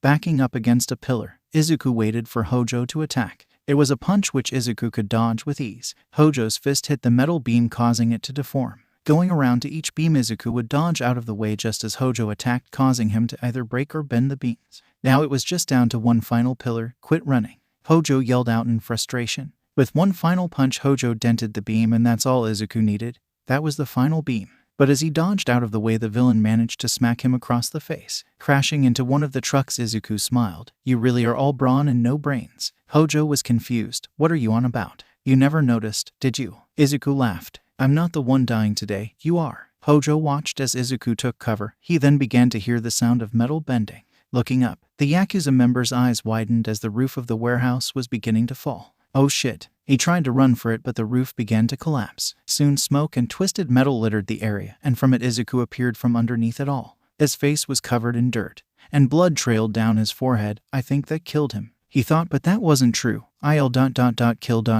you ... said a weak voice. Izuku turned to find Hojo, still alive but underneath a pile of metal and concrete. Izuku limped over. Overhaul will find you, Hojo said as Izuku looked down and found his side arm. Why you won't ... get away with this ... he'll be coming ... for ... you. Izuku stopped and pointed the gun at Hojo's head. Good. That's what I'm counting on. A loud bang ran out. The bullet pierced Hojo's head, killing him instantly. Lowering the smoking gun, Izuku let out a sigh of relief. I need to leave. The cops and heroes will be here shortly. Calmly, Izuku began to climb over the debris and away from the mess he created. As he walked, he didn't notice the dim light of a cell phone. Gee, this is crazy. That guy managed to survive that and take down their whole warehouse. The Yakuza actually lost. A few minutes later, the police and heroes showed up and immediately secured the area. One of the heroes to arrive was Aizawa. He took a look around and noticed the bodies underneath the debris. All of these were Yakuza members. But who could have done this? A rival faction? No, there would have been death from both sides. A racer. Someone called out to the hero. We found something. Walking over, Aizawa was shown a trail of blood and led away from the warehouse. Did you follow the trail? The officer nodded. It leads to the main street. Busy too. Countless people walk down it every day, even this late at night. Pull security tapes from the local business. Maybe one of them caught something. And have forensics sample the blood, Aizawa instructed. The officers nodded and quickly got to work. That's when Uraka arrived on the scene. Aizawa, need any help? Hiravati, what are you doing in this area? Asked Aizawa. I was on my way back from Froppy's agency. So, where do you need me? She asked. Help the first responders pick up the debris. We need to find out who attacked this place. Uraka nodded. Right. Getting right to work, Uraka helped clear the debris. One by one she cleared an area, allowing Ems to retrieve the bodies. But as she lifted up a slab, she came up on a computer that had a sticker labeled CCTV, security cameras. Hey Eraser, check it out. The former instructor saw what Uraka was looking at. I think May could salvage it. Aizawa agreed. Good, maybe this will give us answers. This was a known Yakuza shipment center, wasn't it? Uraka asked. It would have been well guarded. Who would be crazy enough to attack this place? That's what we're going to find out. For now, help with the recovery. Uraka nodded and went back to work. That's when someone else called out to Aizawa. Hey Eraser, you got to hear this. It was an officer. The hero walked over and saw that the officer was with a woman. Lady here says she got a look at the people who attacked this place. Not people, person, the woman said. After the gunfight was over, the entire building came crashing down on itself. I didn't think anyone could have survived, but someone did. It was crazy. He looked like a demon. Did you see their face? Or notice any features that could help us ID them? Aizawa asked. He was hurt. Couldn't tell how bad, but enough to where it was noticeable. Didn't see this face though, sorry. The woman said. Damn, I thought you would have been able to see. Thanks, we'll make sure to catch this guy. Aizawa then turned to leave. But as he did, the woman spoke again. Catch him. The woman scoffed. I hope he gets away. The hero stopped. I mean, come on, he killed a lot of people, but those guys were Yakuza. Low-life trash that lived to commit crimes. I'm glad they're dead. And so does the rest of the community. Ma'am, that's why we heroes are here, said Aizawa. To keep you safe. Safe? The woman laughed. We asked countless hero agencies to patrol this area and nothing was ever done. At least now they won't be able to infest this place. And if you ask me, that guy is the real hero. Aizawa was lost for words. How could this woman who knew that mystery man killed countless people in cold blood be called a hero? Not wanting a confrontation, Aizawa left. He stopped to speak to an officer. Whoever did this didn't come out of this unharmed. Have heroes and police check out all the hospitals and clinics in this city, and the city's over. Back with Izuku. Arriving back at his home, Izuku walked the hall and began to remove his vest. Undoing the straps, flat bullets that impacted his vest began to fall and hit the floor. In total, his vest stopped 8 rounds. Lifting the vest up, he dropped it on the floor and kept walking. The open cuts and piercing wounds on his arms and face burned. Taking off his shirt, bruises were seen as a result of the vest stopping the rounds. Exhausted, Izuku hopped into the shower, the stream of water turning red from the blood. He had just taken down one of Overhaul's warehouses, but several more were still open. Those needed to be closed down. And they would be. Izuku wanted to make it clear to Overhaul that he wasn't untouchable. That he was coming for him. Rin, I hope you're watching. Morning. It was morning by the time Aizawa and Uraka had cleared the area. They were tired, but even so they needed to find who did this. None of the heroes or police reported anyone showing up at any of the local hospitals or clinics with wounds that would indicate their involvement.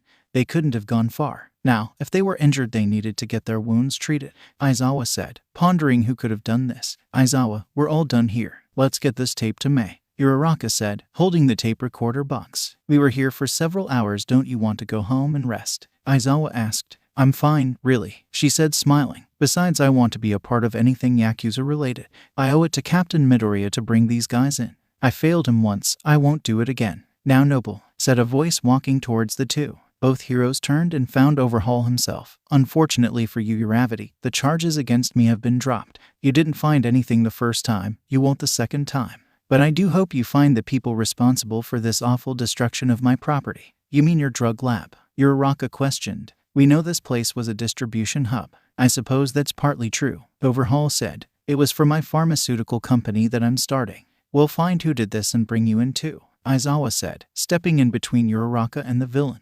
And in that I wish you the best of luck. Overhaul turned. You'll need it. Uraka clenched her fists. That son of a beach, acting like he hasn't done anything. Easy, we'll get him eventually. But for now we need to focus on bringing whoever did this in. Uraka agreed. The drive to May's office wasn't far. She owned a tech business that dealt with hero gadgets and repairs. Thanks to her hard work, she was known as the best in the business, maybe even on par with longtime heavy hitters Melissa's Labs. Walking into the building, the two heroes were greeted by a secretary. May is in her workshop right now. If you'd like, you can go see her. Walking towards the back of the building, the pair found mounts of scrap metal and devices, all made by May. The sparks of a weld lit up the room just a bit more, May said, working on her invention. And done. May then pulled up her welder's mask. The suits are going to love this. What is it? Uraka asked. May jumped slightly. Whoa, didn't hear you walk in. And this bad boy is a new material I made. It's sewed in the fabric of a hero suit, making it practically resistant to everything.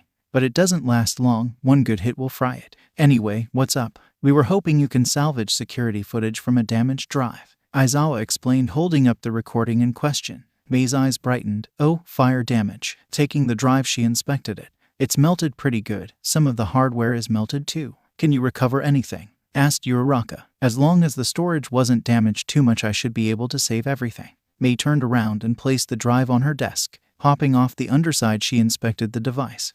There's some damage to the storage. Some pins have melted as well. So not recoverable? Aizawa asked. It should be impossible. But that's when May smirked. But not for me. I should have this up and running in no time. Moving some stuff around, May quickly got to work. It didn't even take a full 5 minutes until the drive came back to life.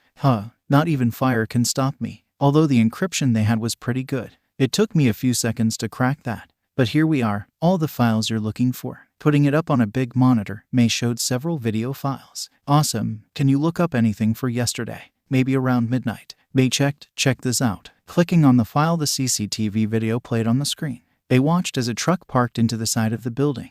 May switched cameras, showing the inside. The explosions that followed and the men in a panic. Seconds later, they saw a flash of light, a gunshot. Then a man walking into frame holding an assault-style rifle. His back was to the camera, which kept his face hidden. The three watched as the person expertly waited, hit most of his shots, and took cover. This guy is trained, Aizawa pointed out. A cop, Uraka questioned as he watched the man get injured in the arm. You see that? See how he jerked back a bit? Some of those rounds hit him. He's wearing a vest. Even with a vest, he's bound to have some broken ribs or at the least bruising, Aizawa commented. But no one has shown up with that type of injury. The camera then played the fight with the quirked individual. Hey, I know that guy. Yeah, he's one of Overhaul's lieutenants, Uraka pointed out. His quirk is strong. He can make crystals that are as hard as steel, if not stronger. They then watched as the mystery man was tossed aside and beat up quite a bit. He's ignoring pain. This guy isn't a cop, Aizawa said. Could be a hero. I don't think so, May said, jumping into the conversation. Why do you say that? Uraka asked. May pointed at the screen. That knife. It's a military combat knife. I know, because not even my babies can withstand its blade. Uraka's eyes widened. Military ... No, it couldn't be. The video then showed the moment the warehouse came crashing down. The video turned to static for a few seconds before appearing once again. The camera was positioned where you could see a part of a demolished wall. Why, you won't get away with this, said Hojo. He'll come for you. Good, said another voice. That's what I'm counting on. They then heard a loud bang, a gunshot. Something else was picked up, but the voice was muffled and distorted. Uraka then heard the sound of footsteps from the video. Then, someone passed through the frame for a split second. Wait, stop, go back. The camera caught him. They quickly went back and paused it right as the man's face was barely visible. Uraka's eyes widened, her heart sank. And no, Aizawa turned to Uraka. You know him? She nodded. That's Captain Midoriya. Wait, he's the one who lost his mother, wife, and unborn baby in the Christmas Day incident. Aizawa recognized him as well. Where can we find him? We have to ask him about this. Uraka was still in shock. He wouldn't do this. He just ... This has to be a mistake. Uraka, where can we find him? Aizawa asked once again. His home, I'll take you there. Aizawa nodded and began to turn to leave. Aizawa. He stopped and looked back. Don't hurt him. That depends if he comes quietly. With that, Aizawa left the office. Izuku's home, 11:36 a.m. Standing outside Izuku's home were several dozen police officers, all wearing tactical gear and carrying rifles. This is too much. I'm just going to ask him to come down to the station with me, Uraka protested, still in her hero costume. If it was really him on that video, then he killed dozens of people last night, Aizawa said. This is more than justified. We still don't know if he did it, Uraka protested, still holding out hope. He's considered armed and dangerous. We aren't risking it, Miyamasa said. We are going in. He then waved his hand, signaling the team to move in. Several people then bursted through the front door and began to search the house. A minute later, a call came through the radio. Clear, no sign of him. He's not home, Aizawa said, frustrated. Anywhere else he could be. Uraka thought about it. Yeah, just one. 2 hours later, all of the vehicles that were parked around Izuku's home now stopped in front of a gate. One by one they all got out and began to walk towards a checkpoint. "Stop," someone yelled from above a watchtower. "You are not to proceed any further." It was a soldier, his rifle up and ready. "We're looking for Captain Izuku Midoriya. We have reason to believe he's here." Naomasa then pulled out a piece of paper. The detective then began to walk forward. "We have a warrant. We just need to." But as he stepped forward, the soldier yelled, "Stop. Any closer and I will shoot. You are not authorized to be here." Naomasa put his hands up. "Look, we just want to see if he's here. If you just let us." He took another step, but as he did, a shot rang out. Inches from Naomasa's foot, a bullet hole was seen. The officers all pointed their guns at the watchtower. I said, "Not another step. The next round won't be a warning shot. Tell your men to stand down. Now, F that." One officer yelled, "You almost killed him. Detective, just give me the word." Naomasa was about to speak when more soldiers appeared from behind everyone and from the side. Some were riding Humvees and on the .50 calories. "Put your weapons down, now," they all yelled. The officers all turned and began to point at the soldiers. Aizawa and Uraka did their best to calm everyone, but the situation was growing out of control. The shouting was fierce. No one could tell who was saying what anymore. Officers had their fingers on the trigger and were just about to fire when a loud whistle cut through it all. "Castle, castle, castle," a voice yelled. The soldiers all moved positions, Humvees to the side while everyone else stood in front of the gate. "What the hell is all this FN noise in front of my base?" Appearing from behind the men was none other than General Ayano. Ayano stopped and looked at the officers. "Who the F are you guys? Can't you read? I know there are signs that say stop. Authorized military personnel only, and a sign that says intruders will be shot. Someone better explain to me why you're here before I let loose my men." 3.2 General. Ayano looked through the crowd to see Uraka. "Uraka, what the hell?" Ayano then stepped forward. "It's been a while, Ayano." "Sorry, General. Sorry about all this, but we are looking for someone," explained Uraka. "Oh yeah? Who the hell is it?" Ayano asked. "We are looking for Izuku Midoriya." Naomasa explained once again. "We just want to see if he's on base. So if you'd just let us in." "The hell you will," Ayano said angrily. "You know what this place is? This is HQ for Japan's Special Forces. No one goes in without my permission." "General Ayano, we have a warrant." Ayano then snatched the paper from Naomasa's hands. She looked at it. "Looks official enough." Ayano began to rip the paper apart. "Funny, I don't see a warrant anymore." The general then stepped forward. "I don't care what your paper says. This is my base. You or your men take one step on this base without my blessing ... and I'll make sure you don't leave alive.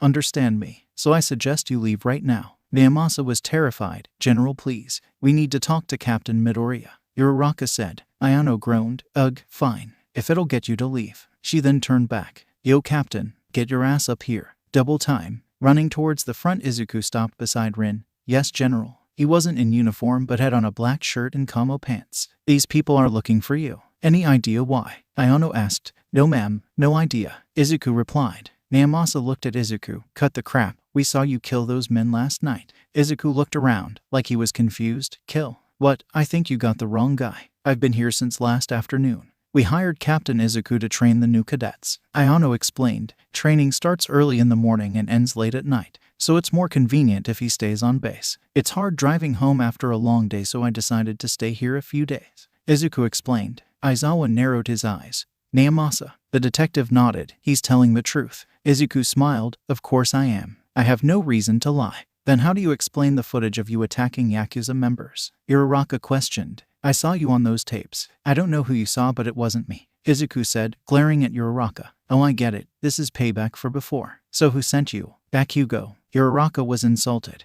"That has nothing to do with this." "You sure? I invited you into my home and you let another hero beat me. I spoke the truth and you didn't like it. This is retaliation," Izuku said, stepping forward. "What is he talking about?" Aizawa asked. Izuku scoffed. "Bakugo broke into my home, destroyed my property, physically assaulted me, and threatened me, all because he didn't like what I was saying." "Is this true?" Aizawa asked, looking at Uraka. She stayed silent, which only confirmed it. "We are going to talk about this when we're done here. It had to be you. No one else has the motive to kill those people," Uraka protested. "What about the families he's torn apart? What about the friendships he's ended? What about those who overdose on his products? Do they not have the motivation?" Izuku stopped in front of Uraka. "Instead of trying to blame me for your failures, I suggest you start doing your jobs. Heroes." Uraka lifted her finger and pointed it at Izuku. "Rin wouldn't want you doing this. Please, for her sake, and well as yours, end this." She then turned around. "We're leaving." With that final interaction, the officers along with the heroes all left. Izuku watched them disappear. Rin stepped forward. "You did well, Sergeant. The Izuku that was standing beside Rin suddenly began to glitch like a broken TV. It was then revealed that it wasn't Izuku, but Sergeant Kira, one of Izuku's subordinates. "Thank you, ma'am.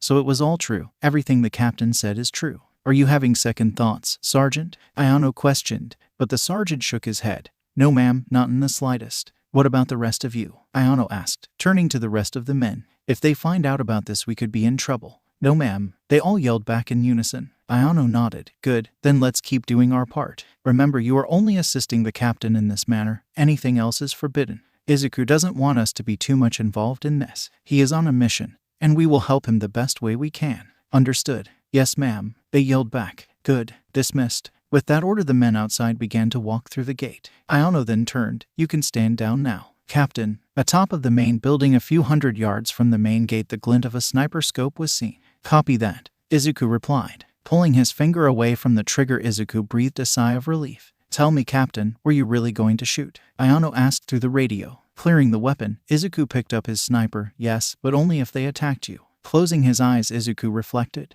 "General, I'll be off base for a bit. I'll need to borrow some toys." "Copy that. Just don't go overboard." "But I guess it's a bit late for that, isn't it?" Ayano asked. "Yeah, far too late." Leaving the roof, Izuku began to walk down the stairs. "And I'm just getting started." Following the confrontation at the base, the heroes decided to regroup. But this time it wasn't just Aizawa and Uraka. This time it was all of former Class 1A. Meeting inside of UA itself, they all sat around talking with each other, waiting for someone to arrive. "It's been a while since we've all met up at the school," said Kirishima. "It has," said Mina. "Brings back a lot of memories. Some good, some bad, but overall not too bad." Momo said. "So why are we all here?" "That's what I'm going to explain." Everyone turned to find Uraka walking into the room, followed by Aizawa and none other than All Might himself. After his fight with his archenemies, All Might retired. The former #1 hero was now old, skinny, and a skeleton of his former self. "Alright, I know you're all busy, so I'll keep this short and simple." Uraka then pressed a button on a remote, which dimmed the lights and turned on the projector. From it, Izuku's picture was shown. "Hey, that's that guy from the Christmas disaster," Momo pointed out. "You said his name was Midoriya, right?" Uraka nodded. "Meet Izuku Midoriya, former captain of Japan's special forces. He was the one responsible for the massacre and destruction of one of Overhaul's facilities." She then clicked the remote again and showed pictures of the massacre. The heroes flinched as they saw the bodies left behind.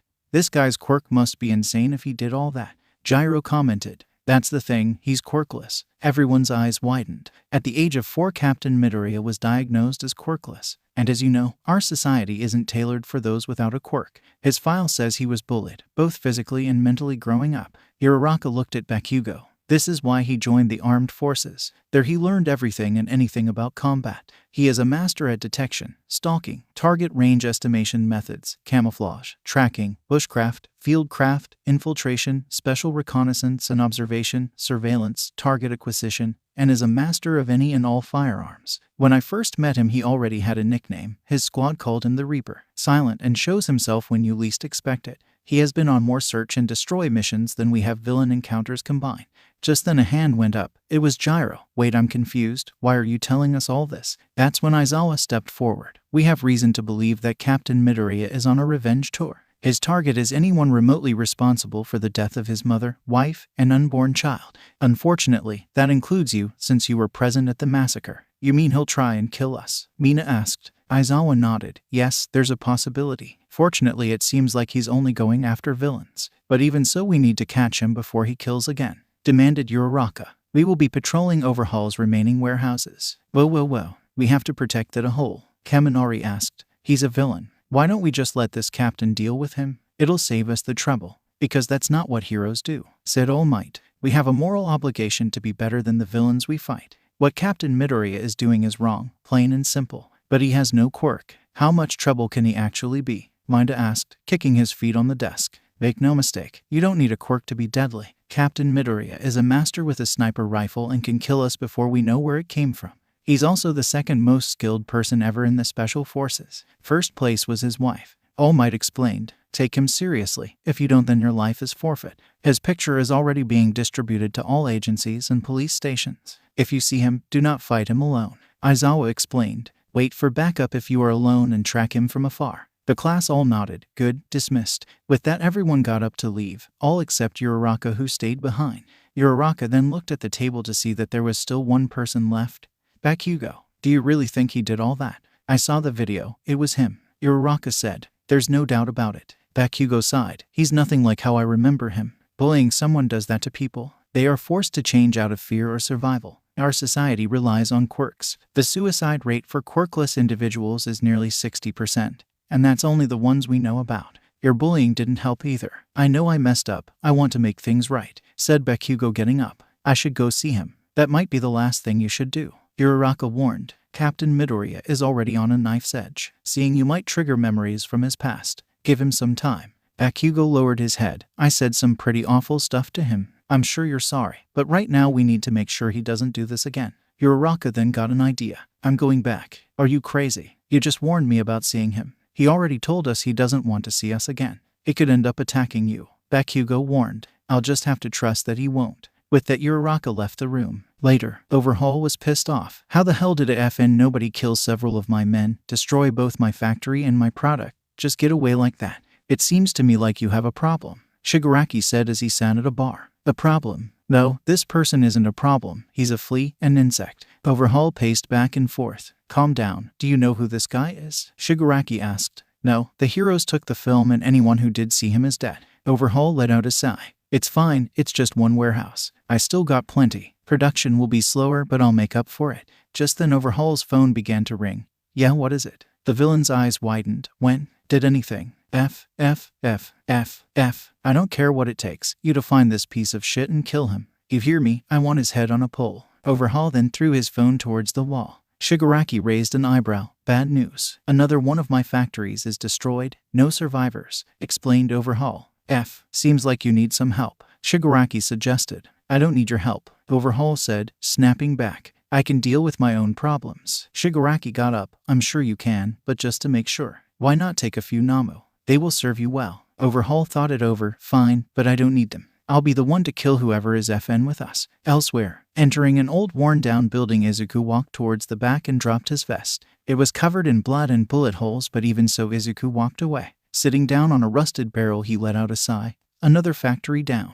With 2 down, it should be enough to attract the big man. Time to move on to phase 2. But those heroes, they are tracking me down as well. I'll have to deal with them sooner or later. Izuku let out a sigh. I'll deal with them later. Right now I need to rest. Time to head home. Throwing on a jacket, Izuku walked down the street. Making it into the city, he blended in with everyone else. Arriving at his street, he noticed something moving along the roofs. 2 people ... long-range quirks if I had to guess. They didn't confront me right away, so that means they are serving as lookouts. But to whom? That question was answered when Izuku arrived home and saw Uraka waiting at his doorstep. I thought I told you I never wanted to see you again, said Izuku, looking right at Uraka. Yet here you are, trespassing. You do know I can use force to remove you, right? I know. Look, I just want to talk. But Izuku pushed past her. I'm done talking to you, Izuku said, unlocking his door. Next time I see you on my property, I will use force. Izuku was about to go inside when Uraka called out to him. I know it's you. Izuku turned. I know it's you who's killing those people. Raising an eyebrow, Izuku walked down the steps and stood in front of Uraka and smirked. And what if it was? We will stop you and bring you in. This will stop one way or another, Uraka said, standing her ground. Izuku let out a small laugh. No, you won't. And even if it was me, I won't stop. Not until they're all dead. Not until I have Overhaul and anyone even remotely connected to him are dead. And what if I try to stop you, here and now? Uraka asked. Will you kill me too? Izuku paused for a second. We can test that if you want. The two stared at each other, almost as if daring the other to make a move. You're still a good person, Captain. There's still time to change, Uraka pleaded. Sighing, Izuku closed his eyes. You're still so naive. That's your problem, hero. You see the world as good and evil, right versus wrong. Was it right for those people to kill all those innocents? And who are you to judge someone? Uraka asked. People can change. You care too much, Izuku said plainly. One day you'll have to choose who you care about more. The people that get hurt, or the people who you try to stop. Izuku then turned. You have my answer. Go ahead and try to stop me. It doesn't matter. One way or another I'll get what I want. Until then, stay out of my way. Uraka watched as Izuku walked back up the steps. You're going to get yourself killed, Captain.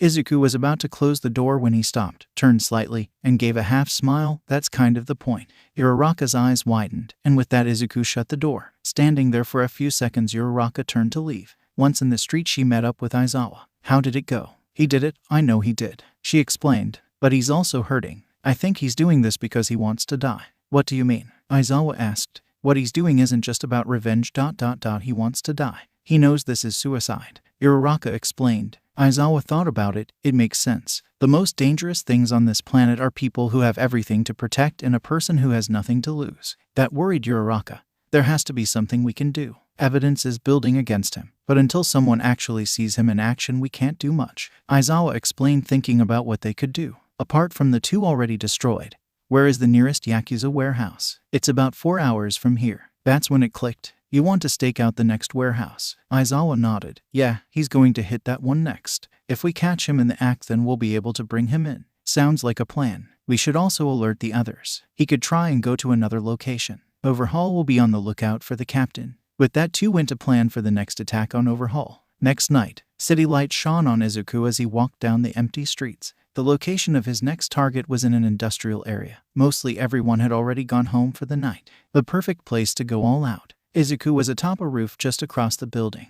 Nice bright night, no wind, no civilians. This would have been perfect for a sniper. Oh well, guess you can't have everything. He then walked over to the edge of the building where there was a very large case. Opening it up, he looked inside and smiled. I'll have to thank the guys later. They were really able to get one out. Inside the case was a RPG, an older model since Special Forces couldn't let out of a new model. Even so, it would be more than enough. Loading the round, Izuku threw the RPG over his shoulder and aimed. I'll enjoy watching the warehouse burn. Putting his finger on the trigger, Izuku was just about to squeeze it when something wrapped itself around the RPG. The weapon was then ripped out of his hands. Izuku turned and was met with a kick to his face that sent him flying across the roof of the building.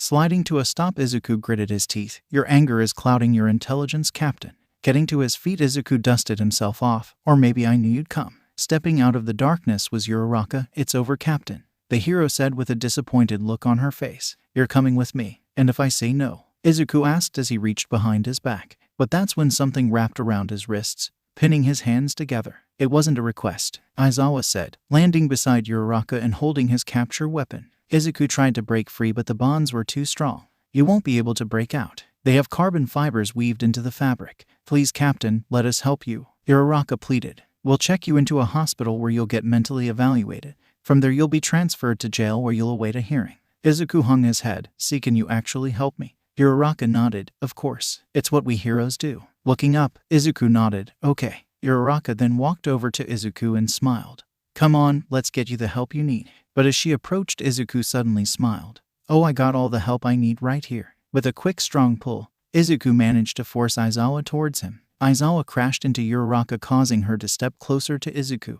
That's when he headbutted her underneath the chin. Staggered, Uraka fell back, giving Izuku the perfect opportunity to get at Aizawa. Unfortunately, he was still tied up. No problem. Dislocating his own wrists, Izuku loosened the capture weapon. Once free, he popped his wrists back into place and grabbed Aizawa by the head and kneed him in the face, breaking his nose in the process. As Aizawa's body slumped to the ground, Izuku was kicked from behind. Hitting the railing, he hunched over the ledge of the building. You tricked me, Uraka said as she posed in a fighting stance. Izuku recovered. Yeah, and you bought it. Some hero you are. Rushing at each other, the two engaged in hand-to-hand combat. They blocked with their forearms, kicked, and dodged. To the untrained eye, it seems as if they were evenly matched. But that was far from the truth. Mid-fight, Uraka could tell she was going to lose. Why? Because it seemed that they were equals. Izuku should be mopping the floor with her. He's going easy on me. Doesn't matter. If I can touch him, this fight is over. Switching her attacks, Uraka now went for open palm strikes and grabs. Noticing the changes, Izuku acted accordingly. Once she went in for a grab, he ducked down and swiped her legs. Uraka's back hit the ground hard. She laid there for a second before Izuku grabbed her arm and put her in a straight arm lock. Feeling her arm being pulled, Uraka yelled out in pain. I warned you. You should have left me alone. Now I'll make sure you can't come after me for a while. Hearing the bones in her arm begin to crack, Uraka needed to do something before he broke her arm. Reaching out with her free arm, she felt around blindly. Finally able to feel something, she grabbed it and without thinking threw it at Izuku. The thing she grabbed was an old metal pipe. The pipe hit Izuku in the head, causing him to let her go. Both jumped back, but as Uraka looked up, she saw a muzzle flash, then pain coming from her shoulder. She looked over and saw blood running down a bullet hole. Izuku had shot her. Next one goes through your head, he warned. Uraka fell to her knees as she applied pressure on her injury. In pain, she groaned. FF, that hurts. I warned you, didn't I? I warned you to stay away, to leave me alone. Izuku then reholstered his weapon and walked to the side of the building where the RPG had been tossed. Lifting it with one arm, he slung it over his shoulder and aimed. For Rin. He squeezed the trigger much to Uraka's horror, but the projectile only went a few meters away before it was suddenly grabbed out of the air. Izuku watched as a Nomu appeared out of nowhere. "What the hell is that?" he asked as the monster squeezed his hand, causing the projectile to explode. The Nomu's entire body was engulfed in flames for a split second. With its body still on fire, it jumped onto the roof. It landed, causing the entire building to shake. Izuku quickly dropped the RPG and pulled out his sidearm. He fired 5 shots right at the monster's head, but the bullets just bounced off. "Captain, you have to run," Uraka warned. "That's a Nomu, you can't win against it." But Izuku refused to back down. Pulling out his knife, he readied himself. If this thing is working for Overhaul, then it'll die too. He then ran towards the beast, knife at the ready. Leaping forward, he plunged the knife towards the Nomu's chest, only to have it shatter on impact. Now holding the hilt of the blade, Izuku looked up to see the Nomu smiling. "OF." The Nomu brought down his fist, but Izuku reacted fast enough and jumped back. The monster's fist hit the roof, causing a partial collapse. "That thing is not only strong, but it's fast too. I'll need to be." But as Izuku was thinking about what to do, he suddenly felt something grab his leg. The Nomu roared as it slammed the captain back onto the roof. Izuku screamed out in pain as his bones cracked from hitting the cement. "Captain," Uraka yelled as she watched everything go down. Even with one good arm, she needed to do something. The Nomu raised Izuku over its head before throwing him across the roof. Holding his ribs, he had a bit of blood running down his lip. Uraka was right. "I can't fight this thing." He then reached into his pocket and pulled out a switch. "Hey Uraka," he yelled. "I suggest you leave this roof and grab your friend." He then flicked the switch open, causing several power-up sounds to be heard from the roof. Uraka looked around and noticed several packages of explosives lining the roof of the building. Blinking, "Oh shit." Quickly getting up, Uraka ran over and managed to touch Aizawa, causing him to float, making him easier to carry. Running to the edge, she used her quirk on herself and jumped off the building. Izuku also ran to the edge of the roof and jumped, but as he was in midair, he turned and flicked the switch. The lights then turned solid. A few seconds later, the entire roof was engulfed in flames. The roof collapsed, causing the entire 4-story building to come crashing down along with the Nomu. But for Izuku, it wasn't over. The explosion had pushed him towards the wall of the adjacent building. He needed to slow his fall. Thinking fast, he pulled out his backup knife and stabbed the wall. It wouldn't stop him, but it would slow him down just enough that it wouldn't kill him. With sparks coming from his knife, Izuku slid down and landed hard on the ground. Groaning in pain, he held his shoulder. Okay, that hurt." Walking out to the main street, Izuku looked back at the building he was on and noticed it was gone. Only a pile of rubble was left in its place. "What the hell was that thing?" he asked himself. Uraka said it was a Nomu. "I've heard of it before, but from where?" As Izuku pondered that question, the pile of rubble began to shift. Izuku flinched. "No way." From the pile, a hand suddenly shot up, its flesh burned and its skin missing chunks of it.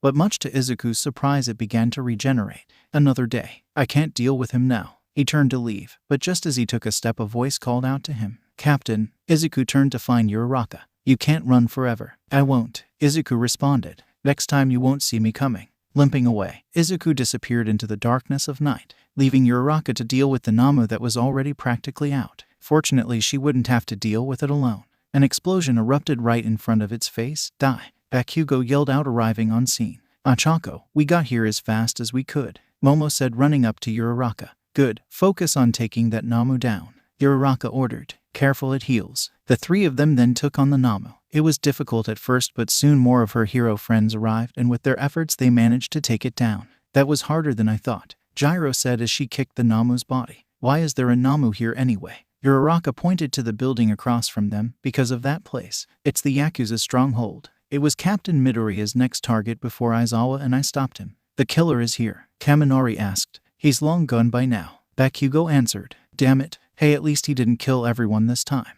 Kirishima said as he walked towards the warehouse. "He's hurt, right? We should check out any and all medical facilities." "He won't go anywhere like that," Uraka said. "Now that he knows we're after him, he'll go to the only place he feels safe." "And where is that?" Bakugo asked. She turned to the others. "Home." 1 hour later, a loud explosion blew down the door to Izuku's home. Smoke filled the air as several people rushed inside. They searched the entire house and found that no one was home. "The house is empty," Kirishima mentioned as everyone met in the living room. "Anything, Gyro?" Plugging her jacks into the wall, Gyro began to listen. "I'm not picking anything up. We must have just missed him," Todoroki said. "But how did he beat us here?" Uraka looked around and noticed that nothing was out of place. His pictures were still there. "He must have gone somewhere else. Where else could he go?" "The military base?" questioned Mina. Uraka shook her head. "Too far for the injuries he has." That's when it clicked. Either he has another place or someone is helping him. Or both, said Bakugo. But who else does he know outside the military base? Before anyone could answer that question, Gyro suddenly picked something up. Beeping. What the are those? Her eyes widened. Everyone out of the house. Now, the class didn't even hesitate. They all escaped the house and got as far away as they could. But as they were only a few meters away, the beeping stopped. A split second later, a massive explosion ripped through the entire house, sending pieces of debris flying in every direction. The heroes hit the floor as the debris flew over them. Once it was settled, they all stood up. They turned to find the rest of Izuku's home on fire. The Yakuza hit. Bakugo questioned. Maybe, answered Uraka. Or maybe, I wouldn't think about it too much if I were you, said Izuku's voice through the hero's earpiece. You won't find me, not anymore. Captain, Uraka asked in disbelief. How did? Why the house? Because it wasn't a home. Not anymore, Izuku explained, wincing in pain. Not without her. You sound like you're in pain, Captain, Uraka said, trying a different approach. We can get you the help you need. Just tell us where you are and we'll get you medical attention. Izuku let out a small laugh. Don't worry about me, I'll be fine. Sorry, I have to go now. I need to find Overhaul. We won't let you, Uraka said. We'll stop you. You've talked to Overhaul once, right? Can you deliver a message for me? Tell him that I'll see him soon. Izuku sighed. Please, Uraka, don't come looking for me. You should also get that shoulder looked at. It looks like you're bleeding again. But that Uraka heard nothing but static. She quickly looked around. He was looking right at us. An officer suddenly came up running towards the group of heroes. Uravity, we have a situation. The warehouse, it's been destroyed. Uraka's eyes widened. What? How? I thought you had that place locked down. The officer nodded. We did. But before anyone could go inside, it exploded. Clenching her fist, Uraka was angry. Inform the others that Captain Midoriya is now a level of threat. Bakugo's eyes widened. Are you sure about that? That means we can go after him with lethal force. Uraka nodded. Yes, he's made it clear that he's willing to hurt us to get what he wants. I would much rather capture him alive, but it looks like he won't give us a choice. Warehouse. Opening the sliding doors to a warehouse, Izuku limped his way inside, leaving a trail of blood as he did. Shutting it behind him, he made his way towards the desk, barely able to make it. Izuku supported himself on the table. That thing ... it almost killed me. Don't beat yourself over it, said a voice from the shadow of the warehouse. Quickly, Izuku pulled out a gun and aimed towards the voice. Hey, easy, it's me. Recognizing the voice, Izuku lowered the weapon. Right, I forgot. Just patch me up. Stepping out of the shadow was a woman with long blonde hair, blue eyes, and who wore glasses. She also had a medical bag. You do know I'm a scientist by trade, right? I work on machines, not human bodies. Izuku laughed. I know, and you're risking a lot just talking to me, but I appreciate it nonetheless. The woman smiled. Sit in shirt. Izuku obeyed. He sat down and removed his shirt, revealing the bruises and cuts. You remind me of Rin. She used to have bruises from the fights she had on the school playground. I guess that's why we were meant for each other, Izuku said, wincing in pain. Thank you, Melissa, really. Melissa waved him off. Anything for my little brother-in-law. Still calling me that, huh? Sadness washed over Izuku's face as Melissa said that. I am sorry. Melissa continued her work. I already told you not to apologize. What happened to Rin, it wasn't your fault. She may not have been my real sister, but we grew up together. I got where I am today because of her and you. Izuku said nothing as he looked away in shame. Melissa then pulled out a portable X-ray machine. You have a few broken ribs and bruised organs. That Nomu really did a number on you. Here, take this. She then handed Izuku a pill. Rin always hated these, Izuku said as he reluctantly took the pill. Yeah, well, they're only meant for special forces and some select heroes. It's meant to help you heal faster, not taste good, Melissa explained as she finished wrapping Izuku in some bandages. I would recommend not moving for a few days, but we both know you'll ignore that. Izuku nodded as he stood up. Yeah, I have stuff to do. Thought as much. Melissa smiled. Just try not to die, Izuku. I'll try my very best, said Izuku. But without her here, is life really worth it? Melissa then hugged Izuku. Of course it is. Rin would want you to live. And so do I. If you want, I can give you some of my inventions. But that's when Izuku cut her off. No, I won't drag you into this. If the heroes find out you even met me, it could mean the downfall of everything you've built. I won't risk that. You've worked too hard for me to come along and screw it up. Besides, my old squad is enough. Melissa then broke the hug. All right, just be careful. I'm not sure if I'll be able to do this again, but I'll try. Izuku nodded. I appreciate it. Now go. This is something I need to do alone. With that, Melissa grabbed her stuff and turned to leave. Give them hell, Izuku, for Rin. Now alone, Izuku had some time to think. I need more information about those Nomus. I heard about them on the news, but all they say is that they are monsters. He reached onto the desk and pulled out a cell phone. General, I need information. It had been an entire week since the last time someone had seen Izuku. The optimists in the hero community hoped that the beating he received by the Nomu was enough to make him stop. But Uraka knew better than that. Sitting in her office, Uraka removed her helmet. It had been a long night of patrolling and she needed a break. But she still had something to do. A whole week and still no sighting of the captain. Those wounds wouldn't have killed him, but he would still need treatment. Still thinking about the captain, Sue asked as she walked into Uraka's office. The hero looked up to find her friend wearing her civilian clothes. Yeah, I've been chasing down any leads but still nothing. We won't be able to find him, not unless he attacks another base, or Overhaul himself. Sue said, if you don't mind me asking, why do you care so much about the captain? Uraka stayed quiet for a bit. Honestly, I owe everything to his wife, Rin. I was training with the JSDF when my parents passed away. I thought about quitting being a hero, and I was just about to when Rin appeared. She was an advisor to the squad I was training with. She pulled me aside, talked to me, and listened to what I had to say. After that we kept in touch. If it wasn't for her kindness, then I would have quit. She helped me through my darkest days. I just wish I could have helped her when she needed it. So that's why you want to help the captain? Uraka nodded. If I couldn't help her, the least I can do is help her husband. Uraka then stood up. I'm going to head back out again. Uraka tried to reach for her helmet but was stopped when Sue prevented her from grabbing it. No, she said sternly. You have been out all night and need your rest. If you want you can sleep here, but don't leave until you've slept enough. But, no buts. Sleep, Sue demanded. Seeing that she wasn't going to let her go, Uraka reluctantly agreed. Fine, but if there's even a mention of the captain, wake me up. Uraka slept for a few hours before waking up around 3 p.m. Since she had already worked the night patrol, she would just take another break and go on day patrol in the morning. And good thing too, as Uraka was leaving the building her phone suddenly rang. Mr. Aizawa, how are you? I'm fine, Uraka. Listen, I need you to come down to UA. I have General Ayano here at Nezu's office and she has the information you requested. Uraka was surprised. I'll be right over. With that, Uraka hung up and rushed over to UA. 30 minutes later she arrived at UA. Class had already let out but a few students were still lingering around.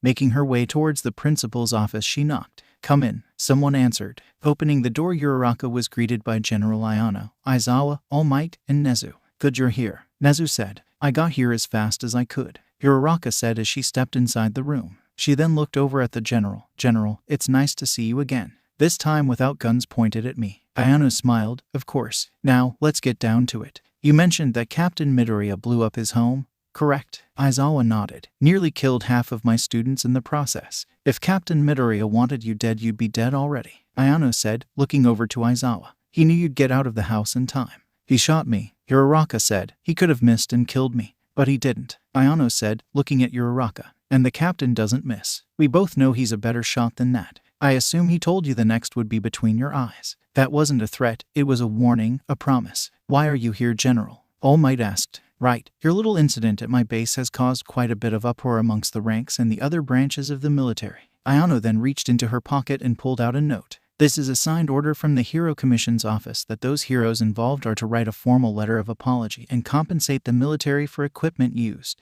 Furthermore, any hero who wants to access my base will have to have my approval 24 hours before entering. Ayano then slid the paper on Nezu's desk. You have got to be kidding me, said All Might. This is ridiculous. We are trying to find Captain Midoriya. What if he runs to your base? Then we will deal with him, sir, Ayano said, staring at All Might. I assure you, we will do everything in our power to help you bring him in. But try to enter my base again and you won't even know what hit you. Understood. Oh, and here's the file you requested. Uraka took the file. If that's all, I will be taking my leave. Saluting, Ayano turned. But just as she was about to reach for the door, she stopped when Uraka called out to her. What does Captain Midoriya have planned?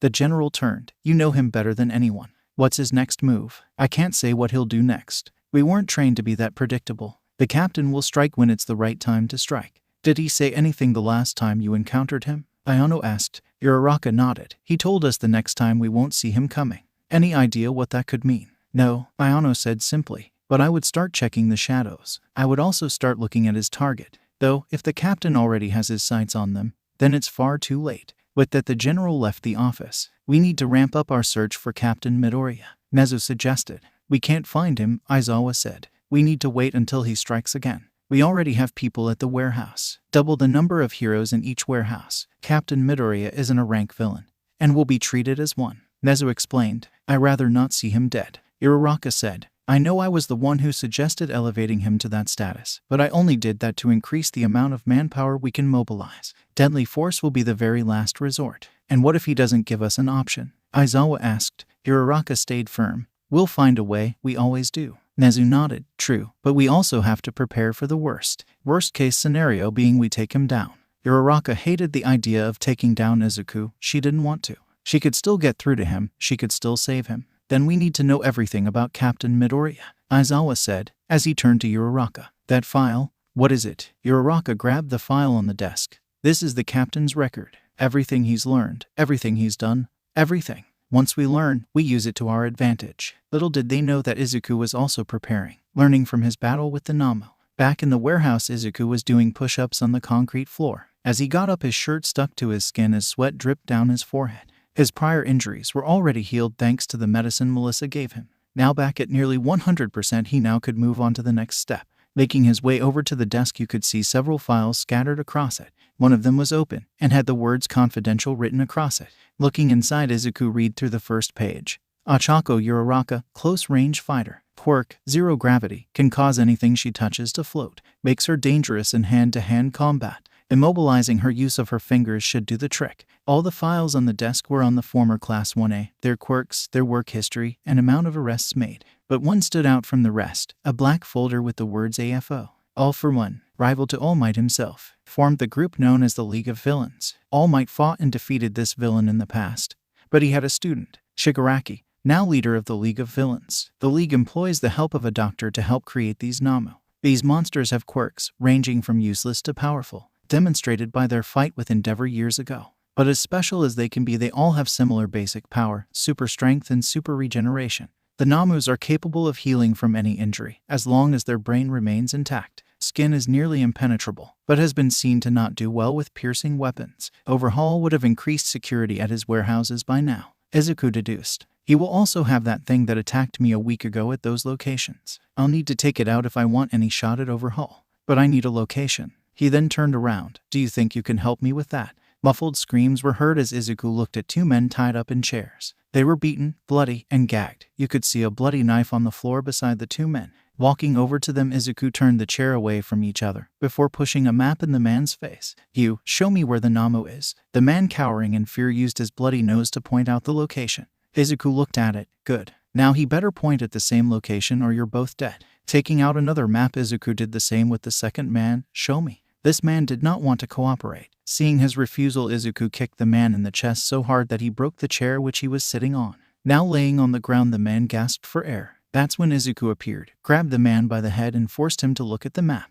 I'll give you another chance. Show me where. With his bloody nose, the man pressed on the map. Good. Izuku stood up and looked at both maps. Same location. Thanks, boys. Your friends will see you now. Pulling out his pistol, Izuku shot one man in the head before turning to the other. The man's muffled screams were heard as he begged for his life. But he would get no mercy from Izuku. With a single shot, he ended the man. I'm coming for you, Overhaul. Later that evening, climbing up the fire escape with a large duffel bag, Izuku made it to the top. There he gently placed the bag down and began to unzip it, revealing his M2010 sniper rifle. Walking over to the ledge of the building, he pulled out some binoculars and looked through. He scanned the area and soon found the warehouse he was targeting. There you are. But this wasn't any ordinary warehouse. This warehouse had the Nomu that attacked Izuku before guarding it. Finding it outside near the gate, Izuku smiled. Stationary target, range 1,640 meters. Wind speed, 4.2 miles from the east. No sight of the primary target. Might need to flush him out. Putting down his binoculars, Izuku then grabbed the rifle and deployed the bipod.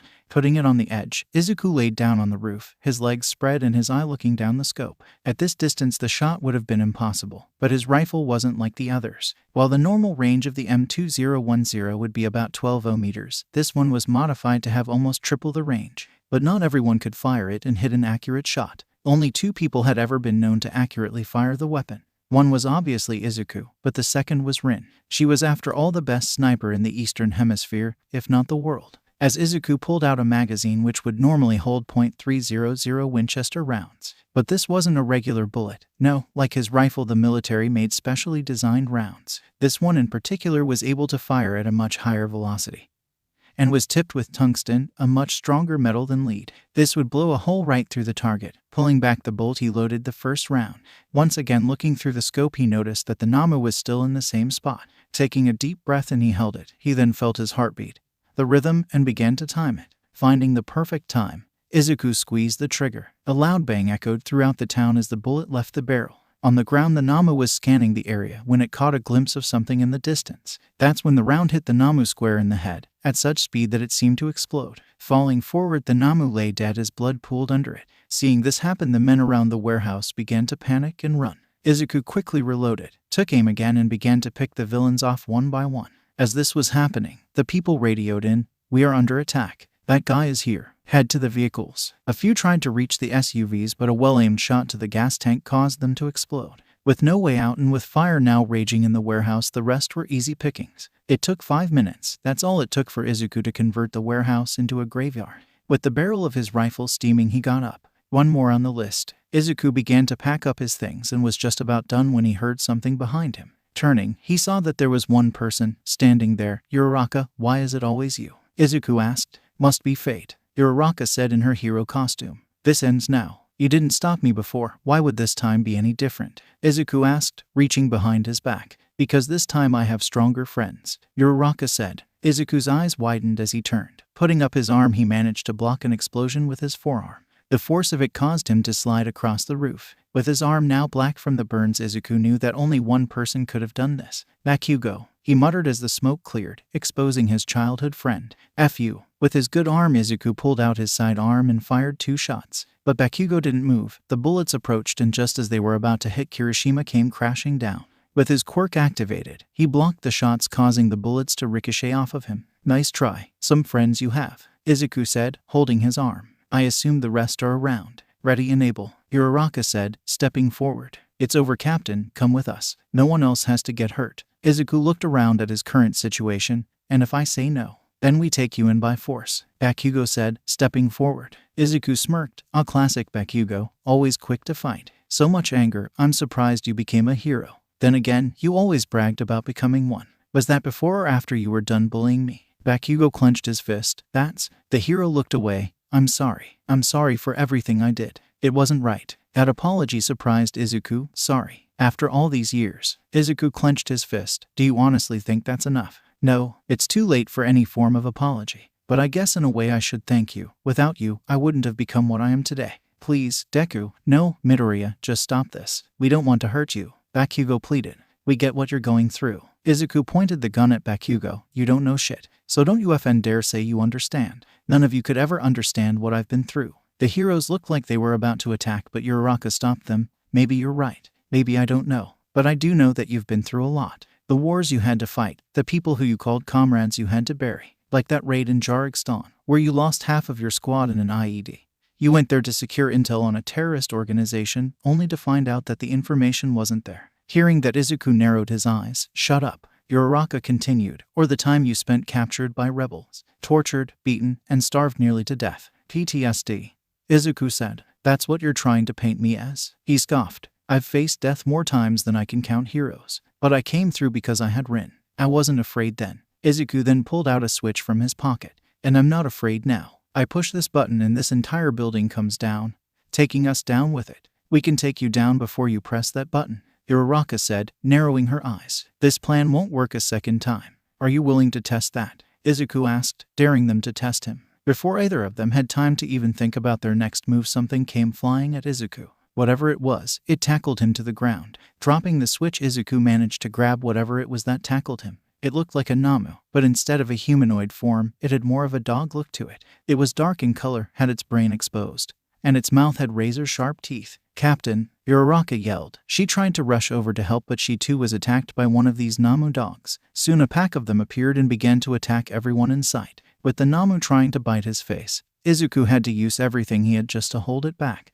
But he wouldn't be able to hold on for long, knowing that he needed to act. Using his strength, Izuku waited as the Nomu went for another bite. As it did, Izuku pushed it slightly, causing it to hit its head on the cement. Taking this chance, Izuku pulled out his knife from his waist and stabbed the beast in the side of the head. It yelped as Izuku threw it off of him. Now on his feet, he looked around and saw the heroes fighting with several of these Nomu dogs. Where the F did these come from? That's a simple question. A voice said inside Izuku's head. "I'm the one who sent them." Izuku's eyes widened. "Overhaul. I heard you're looking for me." Izuku looked around desperately for Overhaul. "You can stop looking around. I'm not near you. Which is unfortunate, since I wanted to see my Nomu dogs rip you apart limb from limb. You killed my wife, my unborn child." Nothing could describe the rage inside of Izuku at this moment. "I'll find you, Overhaul. No, you won't, the villain said with a bit of smugness. You will die here, and I will forget all about you. So I suggest you enjoy these moments since they are your last. Communication with Overhaul was cut off. Izuku stood in the middle of the battlefield.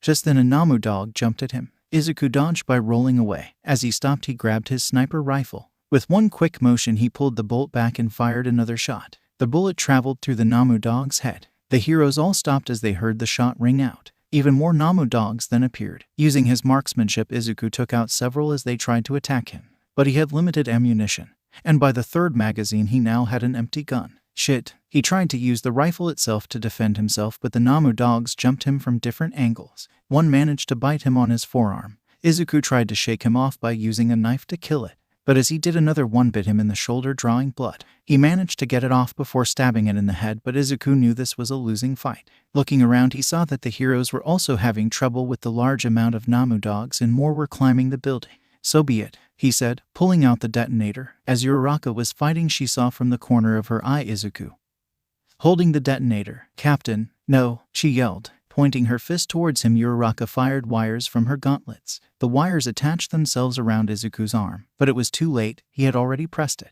Floor-by-floor explosions detonated. Seeing this, Uraka pulled on the wires and yanked Izuku towards her. Fortunately, she did just as the roof of the building exploded, causing it to cave in.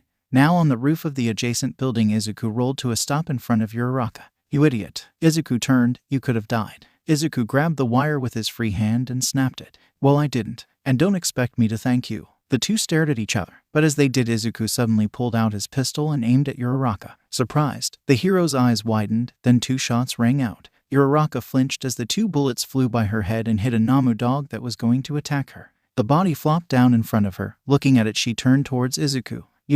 But he wasn't there. Hearing the sound of metal crunching over the edge, she ran over and looked down.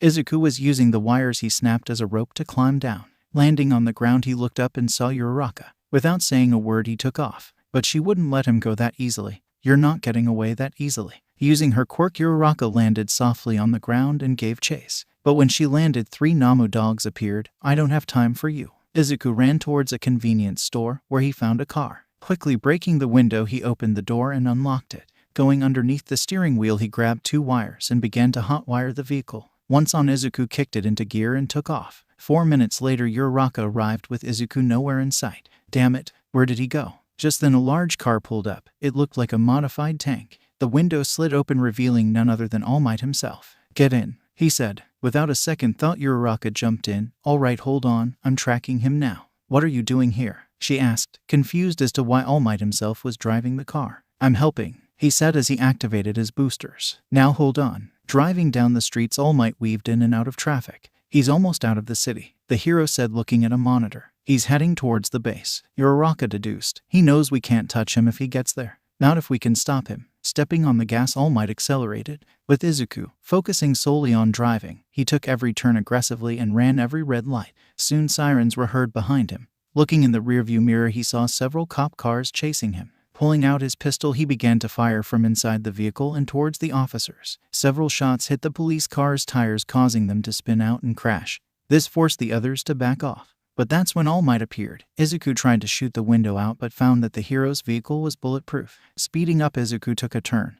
We can't let him leave the city, Uraka said. We'll lose him. Then let's try the direct approach. Racing down the city streets, All Might caught up to Izuku. Now side by side, All Might opened up the window. Use your quirk on the car. Once in the air, I'll secure it with a tether. Uraka nodded and unbuckled herself. Get closer. Standing up on the seat, Uraka prepared herself, but as she did, Izuku saw what was coming. Turning the wheel, he slammed the car against All Might's, forcing Uraka to back down. However, Izuku wasn't done. He repeatedly crashed the vehicle over and over. He's trying to run us off the road, All Might said as he struggled to control it. All Might, look out. Uraka yelled out. All Might looked forward to seeing a dump truck. Slamming on the brake, the hero turned the vehicle, but it was far too late. Slamming into the back of it, All Might and Uraka groaned in pain as the airbags deployed. Smoke began to rise from the front of the vehicle as the doors opened up. Walking out, Uraka and All Might had visible cuts on their face. He's getting away, Uraka said, grabbing her arm. No, he won't. Grabbing his cell phone, the hero dialed a number. Hey, it's me. Make sure he doesn't leave the city. Who did you call? Uraka asked. All Might smiled. He's been gone from Japan for a while, but he just arrived yesterday. Uraka knew who he was talking about. No way. With Izuku. Looking behind him, Izuku noticed that he was no longer being chased. Good, now I need to head to the base. Once there I'll have to move into the next phase. As Izuku drove down an open street, he noticed something strange. There were no other cars. Where is everyone? He then looked straight ahead to see a man standing in the middle of the road. He was rather tall, wore a white and yellow costume with 1,000,000 plastered on the chest. Izuku sped up, hoping that they would dodge, but even after he did, they didn't move. Narrowing his eyes, Izuku continued on. The man then did something unexpected. Instead of dodging, he ran towards the vehicle. Closer and closer the two got, and neither seemed to back down. Finally, a few meters away, the man jumped. Izuku flinched as the man looked to slam into the windshield, but much to his surprise he didn't. Instead, he phased through. Grabbing Izuku by the back of his shirt, the hero pulled Izuku and phased him out of the vehicle, throwing him onto the asphalt. Izuku rolled to a stop. Groaning in pain, Izuku turned but was suddenly hit by a yellow spiral blast, forcing him back down and breaking the ground underneath him. Hey Mirio, he's down, a female voice said. Good, keep him down. All Might mentioned he was dangerous. Stepping forward, Izuku saw who pulled him out of the vehicle. It was Lemillion, the #1 hero in Japan, and successor to All Might. Sorry about this, Captain, but it's over. Izuku clenched his fists, and not until I kill them all. Mirio flinched as Izuku suddenly began to stand up, pushing against the yellow spirals. What the? How is he doing that? The female hero asked who was floating above. That's when Uraka and All Might arrived and saw the current situation. Mirio, knock him out, yelled All Might. Not wasting a second, Mirio suddenly appeared in front of Izuku and punched him in the side of the head, knocking him out. As Izuku fell forward, his eyes half shut, he could see Uraka, Rin, falling onto the floor. Izuku was now knocked out. The female hero stopped her quirk. Uraka rushed over and checked up on him. I'm sorry, Captain, but it's over. Get the cuffs. As more heroes and police arrived, a person standing atop a building looked on. Izuku's first year of Special Forces training. Sitting alone in a large open conference room, Izuku watched as the other members talked amongst each other. It seemed as if they all knew each other, or at least were part of the same class before coming here. Unfortunately for him, Izuku would be the only one from his class that would be recommended for Special Forces. He was never one to start a conversation, so Izuku sat down and waited. The room was filled with mostly men, but there were a few women there, and Izuku wasn't going to speak to any of them anytime soon. Until the room filled up with murmurs, Izuku assumed that it was a superior officer and turned to look. What he saw stunned him. With her long black hair, her figure that was appeared even with her uniform on, and purple eyes that rivaled the very sun in brightness. As she went to find a seat, Izuku and the woman's eyes met for a split second. Noticing, Izuku quickly looked away and blushed. Whoa, she was so beautiful. Oh really? A voice said beside him. Izuku turned to find the woman. Please compliment me more, she said with a bit of smugness. Izuku blushed as he began to stutter. The woman saw this and laughed. Hey, I won't bite, unless you're into that kind of thing, then maybe. Rin Hano, it's nice to meet you. Finally composing himself, Izuku nodded. Izuku Midoriya. With Izuku slowly opening his eyes, Izuku noticed bright lights shining down on him, groaning as he sat up only to find out that his right arm was cuffed to the metal bed railing. Finally awake. You've been asleep for 3 days. He looked at the end of his bed to see Uraka. Where am I? At a local hospital. You were pretty beat up, Uraka explained, stepping closer towards the bed. You should be honored. It took the #1 hero to take you in. Lemillion, Izuku scoffed. So what happens now? Now, you will stand trial for your crimes. Tomorrow you will go in front of a judge where your crimes will be read out to you. What are they asking for? Izuku asked. Uraka sighed. From what I hear, they are seeking life in prison without the possibility of parole. That, or the death penalty. What? They want the death penalty for me. Me, Izuku yelled. I cleaned up this place. I got rid of those animals. They killed my family and I'm the one going to jail. This is bullshit. I know, Uraka yelled. I know it is, but it's part of the system, and it works, Captain. You know that's a lie, said Izuku. Uraka shook her head. No, it's not. You know it is, Uraka, Izuku said as Uraka shook her head. You know it is. You FN know it is. If it worked, Rin wouldn't be dead right now. Uraka stopped. And if you even cared about her, you wouldn't have never stopped fighting for her. Don't try to shift the blame on me, Captain, Uraka said sternly. We tried, okay. I tried. Izuku flinched. You didn't try hard enough, he said, his voice raspy. If you actually cared, you would tell me where Overhaul is right now. Uraka narrowed her eyes. Why? So you can kill him. Kill everyone around him. You're goddamn right, Izuku said.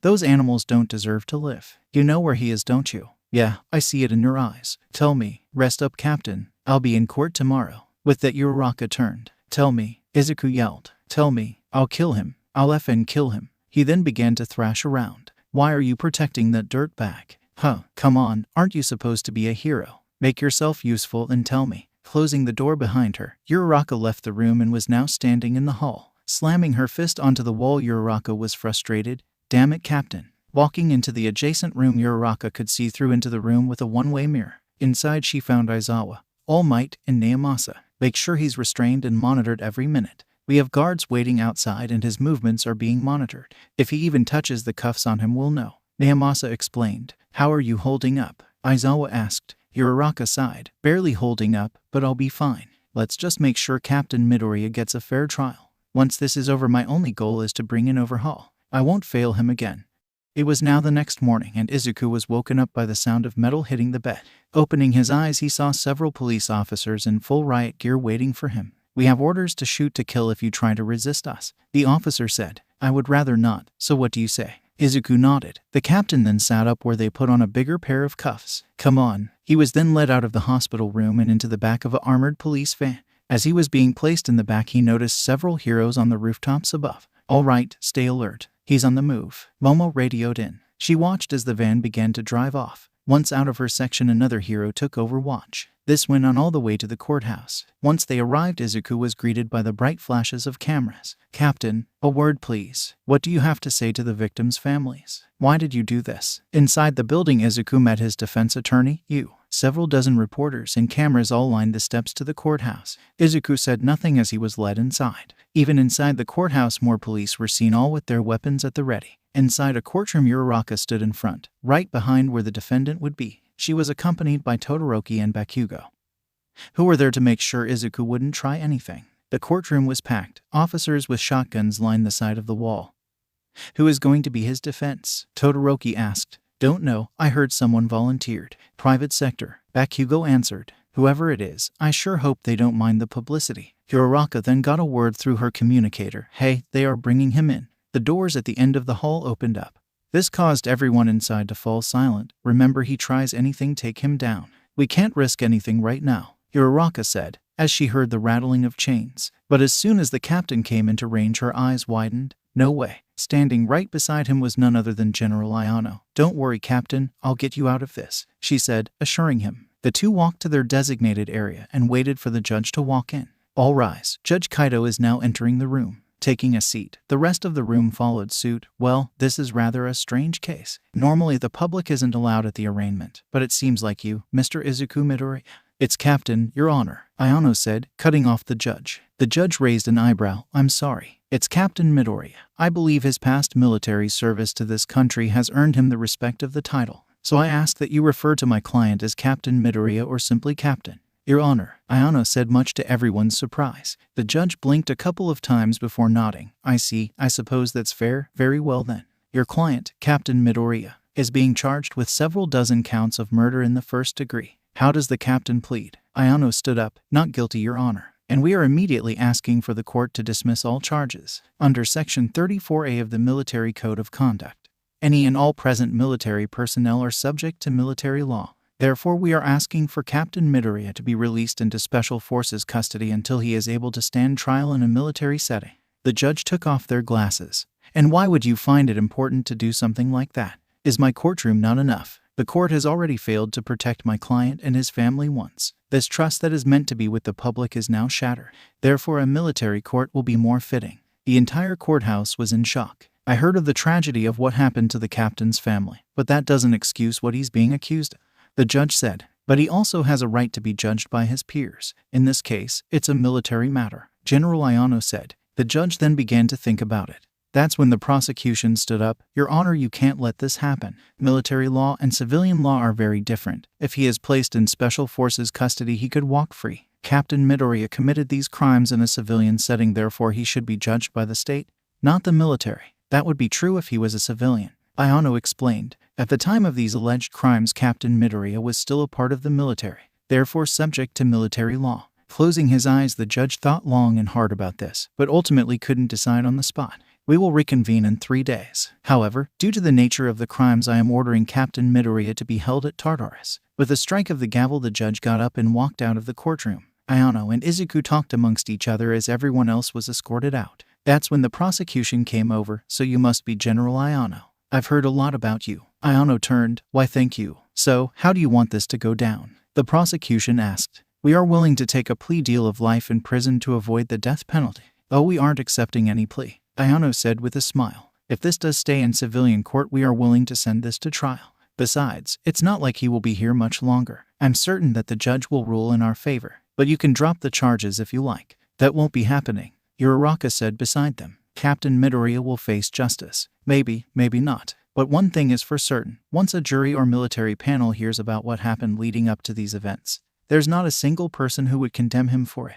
Picking up her papers, Ayano motioned for the guards. They came over and began to escort Izuku out of the courtroom. As they did, however, Uraka rushed over. I want to speak to you later, if that's all right. Izuku stayed silent for a while. Do whatever you want, I don't care. The judge had ordered Izuku to be taken to Tartarus. This was Japan's supermax prison and home to the worst of the worst. Changing into an orange jumpsuit, Izuku was led down the halls, his arms and legs cuffed. Normally the cells were 3 walls and iron bars, but inside Tartarus it was 3 reinforced steel and a sliding metal door that had a small slot for food. As Izuku walked down the corridor, he could see the faces of the prisoners through the glass. Those are your new friends, one of the guards said as they walked him. As Izuku walked, he also noticed that everyone wore a collar with a solid red light, the same one Izuku had on. All right, get in, the guard said, arriving at an empty cell. Once inside, the other guards removed the cuffs on Izuku. Lights out at 9 p.m. You get 1 hour in the yard every day. Lunch is at 1 p.m. If you aren't awake for breakfast at 8 a.m., you'll get nothing. Understand? Izuku said nothing. Oh yeah, one more thing. That collar around your neck, quirk suppression collars, negates every quirk someone has. It also works as a shock collar. So try to remove it, or try to F with us. The guard then pressed a button on his belt. Izuku's eyes widened as a powerful bolt of electricity coursed through his body, forcing him to his knee. You get tased. Letting the button go, the guard stopped the taser. Now get some sleep. You'll need it for tomorrow. With that, the cell door closed shut. Izuku grunted and groaned as he sat down on the bed. Now what the hell am I supposed to do? Laying down, Izuku sighed. Overhaul is out there while I'm here. F that, I'll find a way out. Closing his eyes, he began to fall asleep. It was 3 a.m. and the lights inside the facility were off. But unknown to everyone else, 3 people stopped in front of Izuku's cell. Open it, one ordered. The door slid up, revealing inside the room. The 3 men then walked inside and looked at the bed. There he is. Grab him, boss is waiting. They then reached for the blanket and pulled it off. But much to their surprise, it wasn't Izuku. It was a pillow and some clothes. What the hell? Where the hell is he? Here, Izuku said from above. Dropping down, he landed on one of the men. Slamming his head into the floor, he swung at another. Hitting him in the face, the 3rd man rushed in and hit Izuku in the ribs with a hard left. Wincing in pain, Izuku focused on the 3rd. Stepping back, he dodged another hit. Countering, he punched the man so hard that he sent him to the floor. Once on the floor, Izuku stomped on his head. But as he focused on that one, the 2nd man came up and grabbed Izuku from behind. At the same time, the 1st man was getting up. I got him. Kick his ass. Seeing the 1st man charge him, Izuku jumped up and kicked the man in the chest. With his feet back on the ground, Izuku pushed against the one holding him. Reaching the wall, the man hit his head. Dazed, he loosened his grip on Izuku. Taking this chance, Izuku grabbed his arm and snapped it with his elbow. The man was about to scream, but Izuku grabbed his head and slammed him against the wall, knocking him out. 2 down, 1 to go. Appearing from the side, the 1st man hit Izuku in the face, causing blood to run down his nose. Now angry, Izuku let out a roar and grabbed the man by the shoulders. Pulling his head back, he delivered a powerful headbutt that knocked the man out and shattered his nose. Breathing heavily and with blood dripping down his nose, Izuku looked around. What the F was that? Guess the rumors were true. Izuku turned to find the guard who escorted him to his cell. You're a natural-born killer. Spitting on the floor, Izuku spoke. What the hell was this? Boss wanted to see if you were the real deal. The guard looked at the men on the floor. Guess he was right. Come on, boss wants to meet you. Interested in where this was going, Izuku stepped over the men and walked out of his cell. He was then led into a deeper part of the prison. This place had no windows and no other inmates. They then walked up to a massive door. Izuku recognized it. These are the types of doors you put in bunkers. We need it, the guard explained. If he ever got out. The massive door opened up, revealing a man sitting down on a chair connected to several tubes and wearing a breathing mask. But that's not what surprised Izuku. It was the man's face. It was horribly disfigured. You're finally here. Please, have a seat. Izuku was directed to a chair just in front of the man. You may go now, guard. I will call you when I'm done. Nodding, the guard took off and closed the massive blast shield doors. Now, do you know who I am? All for one, Izuku answered. You terrorized Japan a few years ago before being defeated by All Might. You were also on the list. I'm surprised to think the country would have used the special forces to take me down. Tell me, would the special forces succeed? AFO asked. Izuku narrowed his eyes, considering what they knew back then. Yes, AFO smiled. I see. Why am I here? Izuku asked. You are here because I wanted you here, to give you a choice. AFO explained. You see, I heard you are looking for Overhaul. That's right. Izuku was now confused. Why do you care? I don't. Not about him at least. Who I do care about is Shigaraki. He is currently working with the Yakuza boss, so I would like you to back off. You know, show a bit of restraint when it comes to Overhaul. After all, you might target Shigaraki next. AFO said. Or else what? Izuku asked. This seems more like a demand than a request. Or else you won't live to see the courtroom again. AFO said sternly. You will die here. Izuku hummed. I see. Let me ask you something. Was this Shigaraki involved with the deaths of my mom and wife? As far as I know, no. AFO answered. Okay, then he has nothing to worry about. Izuku said, standing up. I'm only after the ones responsible for their deaths. As long as he's not involved, then he should be fine.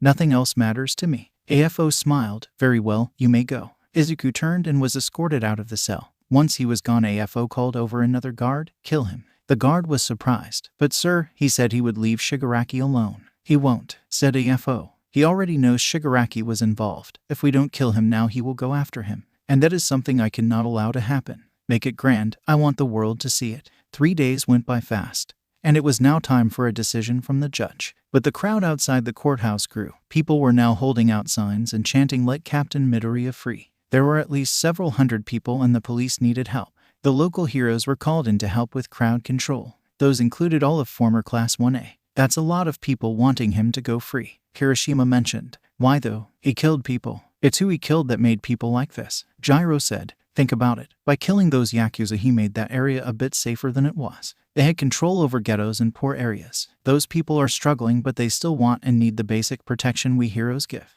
To them, the captain is their hero. But it's still wrong, Mina said. There's already been a copycat, and more could still show up. Fortunately, they don't seem as smart as him. That's enough, said Aizawa's voice. Focus up, he's almost here. Just then several armored cars and one van came rolling up from the street. The cameras flashed as Izuku was taken to the back entrance. The cars stopped and out walked several officers in riot gear. Area secured, bring him out. From the van the back door opened, Izuku stepped out. He wore his orange jumpsuit and handcuffs. Being escorted by 2 officers, he was led into the back entrance. Once inside, he found Uraka waiting for him. Captain. Hero, quite the noise I'm hearing, he said, as the chants could be heard. Yeah, quite the mess you made, she said. Come on, let's get you to the courtroom. The group then walked down the halls of the courthouse. Sorry about not visiting you, Uraka said as they walked. I was tied up with hero stuff. Izuku smirked. I wasn't expecting you to show up anyway. Not like anyone cares. I do, said Uraka. I still care. She then reached into her utility belt and pulled something out. Here, I thought you should have this. Izuku grabbed it, and when he saw what it was, his eyes widened.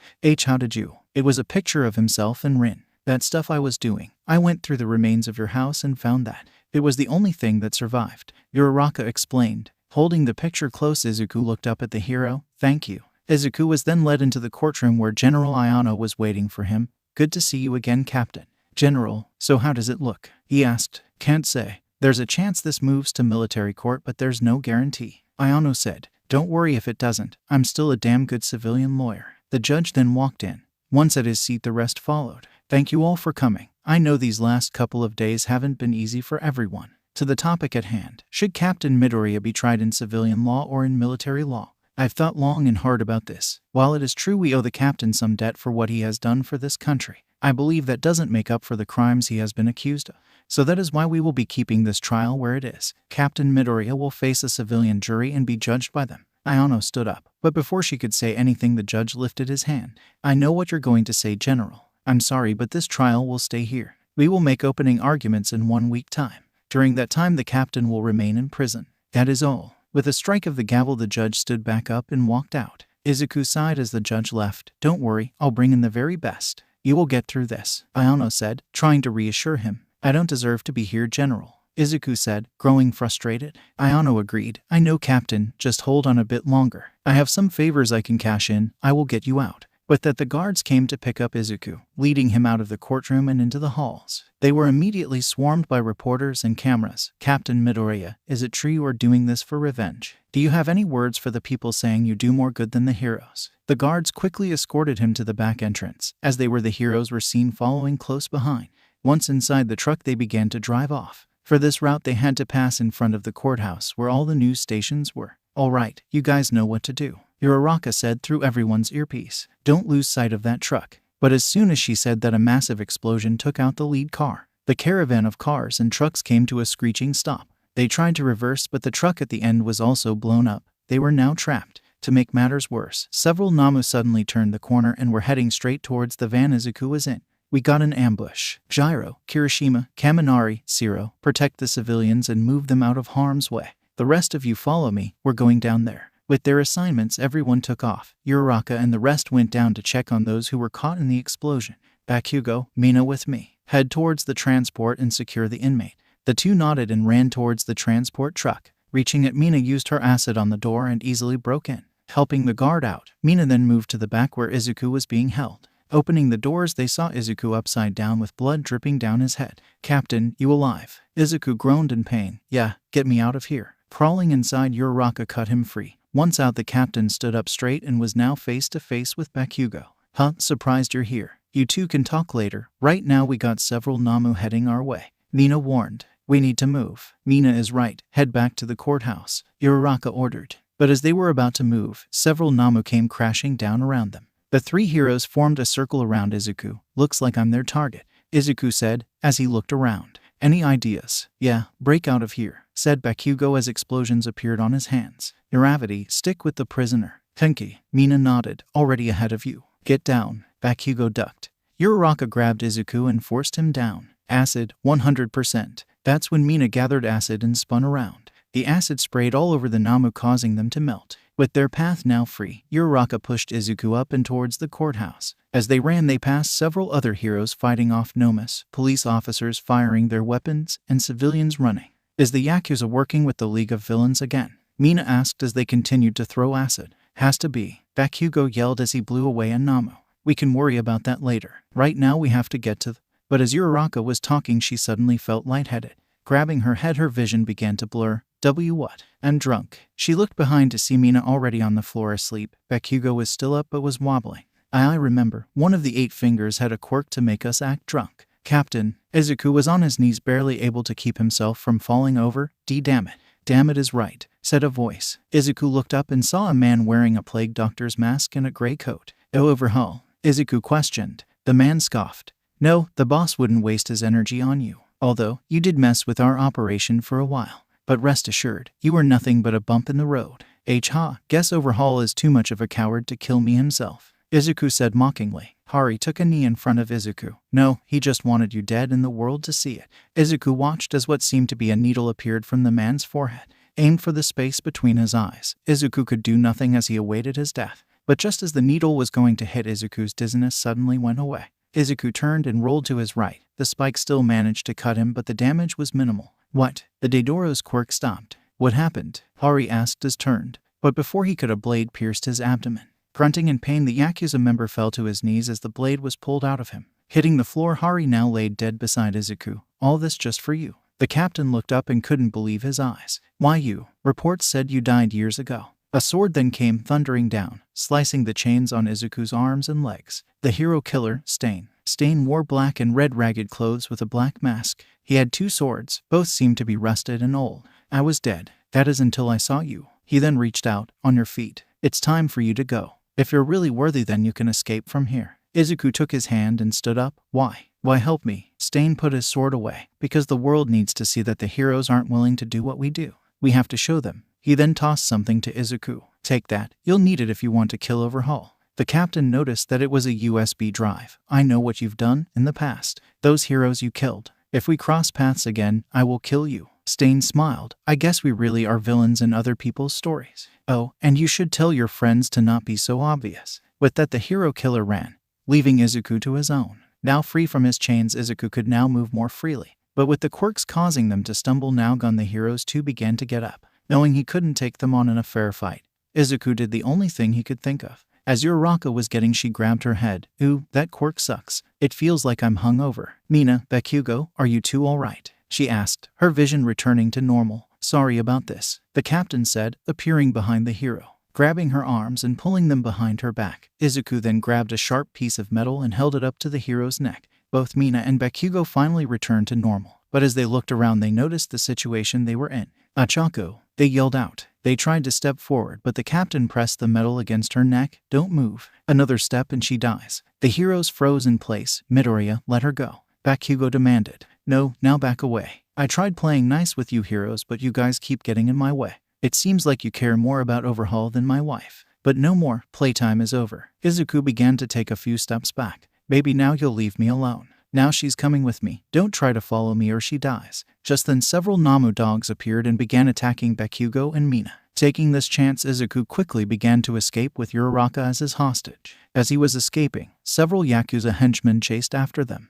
They powered up their quirks, but before any of them could use them they all fell over dead. Those who remained were quickly killed as they too fell over dead. Izuku's eyes widened as he noticed what had happened. The sound, he knew it all too well. It was the whistling of a bullet flying over them. "Those idiots, I told them not to get involved." He smiled. "Guess I owe them now." Uraka saw the blood pool underneath the dead henchman. "W was that?" "You don't need to know," Izuku answered, pulling her along. "Keep it moving." "Fine, then at least tell me where we're going," Uraka demanded. Turning the corner, Izuku's eyes turned serious. "Someplace safe." From a roof several blocks away, 6 glints of scopes lined the roof. "General, the captain has managed to escape," the man said, activating his comms. Back inside the courthouse, General Ayano had her earpiece in. "Good work, boys. Return to base. We can't risk getting caught." "Ma'am, you should know, there was another. Someone saved the captain from death," the soldier said, much to the general's confusion. "Who was it?" she asked. "Unknown, ma'am, but we'll have an answer soon." Whoever it was, they spoke to the captain briefly before leaving. The general nodded. "Right, I want to know who it is by sunset. Anyone who could get close to the convoy is obviously skilled. But after you clear out." "Over." Ayano sighed as she rubbed the bridge of her nose. "I know you didn't want us involved, Captain. But we couldn't just sit around and let them take you. Besides, we stick together and no one gets left behind." Hours later, inside the old abandoned warehouse, Izuku was gathering his things. "Hey, don't you think this is a bit much?" Uraka asked. While being tied up, she was kneeling but her arms outstretched so she couldn't use her quirk. "I can't win in a fight against you anyway." Izuku didn't even turn around. "I know, but this way is better than what I had originally thought of." Uraka raised an eyebrow. "What was the original plan? To break your fingers?" Izuku said calmly. "I still can if you want." No, that's all right." Uraka moved her arms, but the chains were attached to the walls of the warehouse. She then noticed her helmet and gauntlets were thrown on the floor just a few feet away but just out of reach. "So what's the next move?" "You kill me." "Not yet," Izuku said, grabbing his pistol. "Then why am I here? You could have let me go and I wouldn't know where you hid out." "What's the plan, Captain?" Uraka asked. Izuku walked over to Uraka. Gun in hand, he squatted down. "You know I met All for One." Uraka's eyes widened. "Yeah, All Might's big bad. Want to know how I met him? The guards. The guards at that prison are all working for him." "You lie," Uraka said angrily. "They let 3 inmates into my cell and tried to kill me.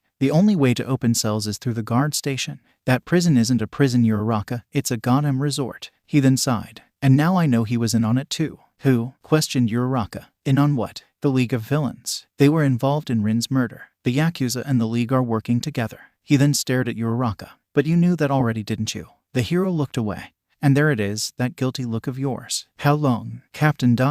We didn't." But as she tried to justify herself, Izuku glared at her. "How long?" Izuku asked again. Still unable to face him, she answered, "Since UA." Izuku couldn't help but laugh. Oh, that's just funny." "No, that's great. You knew all this time." Stepping away, you could tell he was angry, but his rage calmed. Why hide this from everyone?" Uraka finally looked up. "Back when we discovered it, All Might had just gone into retirement.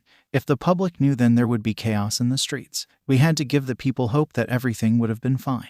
Yet you heroes didn't do anything about it. Why? Did you hope you could have stopped them? Or was it because people are redeemable?" He then grabbed her face. "There is no saving those animals. And I'll show you exactly that." Letting her go, Izuku then walked over to a couch. "Try and get some sleep. You'll need your strength." With that, the captain laid down. Hey, you can't leave me like this," Uraka said. "It's getting cold." Izuku waved her off. "You'll be fine." As the night went on, the temperature in the building did drop. It was starting to get cold, to the point that the chains holding Uraka began to rattle from her shaking. She tried curling up in a ball to keep herself warm, but that didn't really help.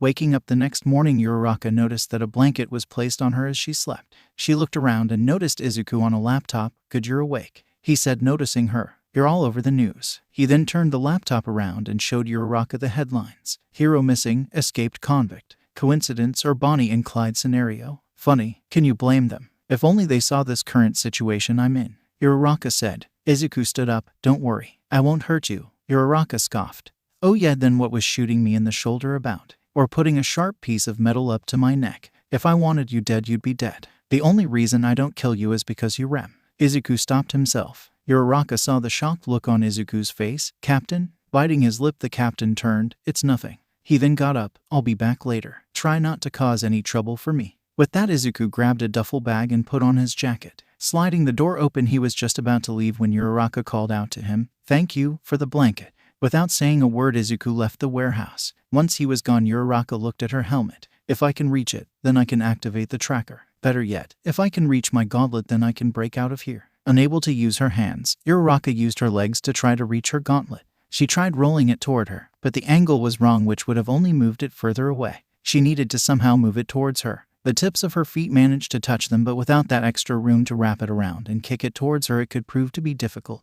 The chains were holding her back, literally. Looking at the shackles around her wrists, Uraka got an idea. She wasn't going to like it, and it was going to hurt, but she had no other choice.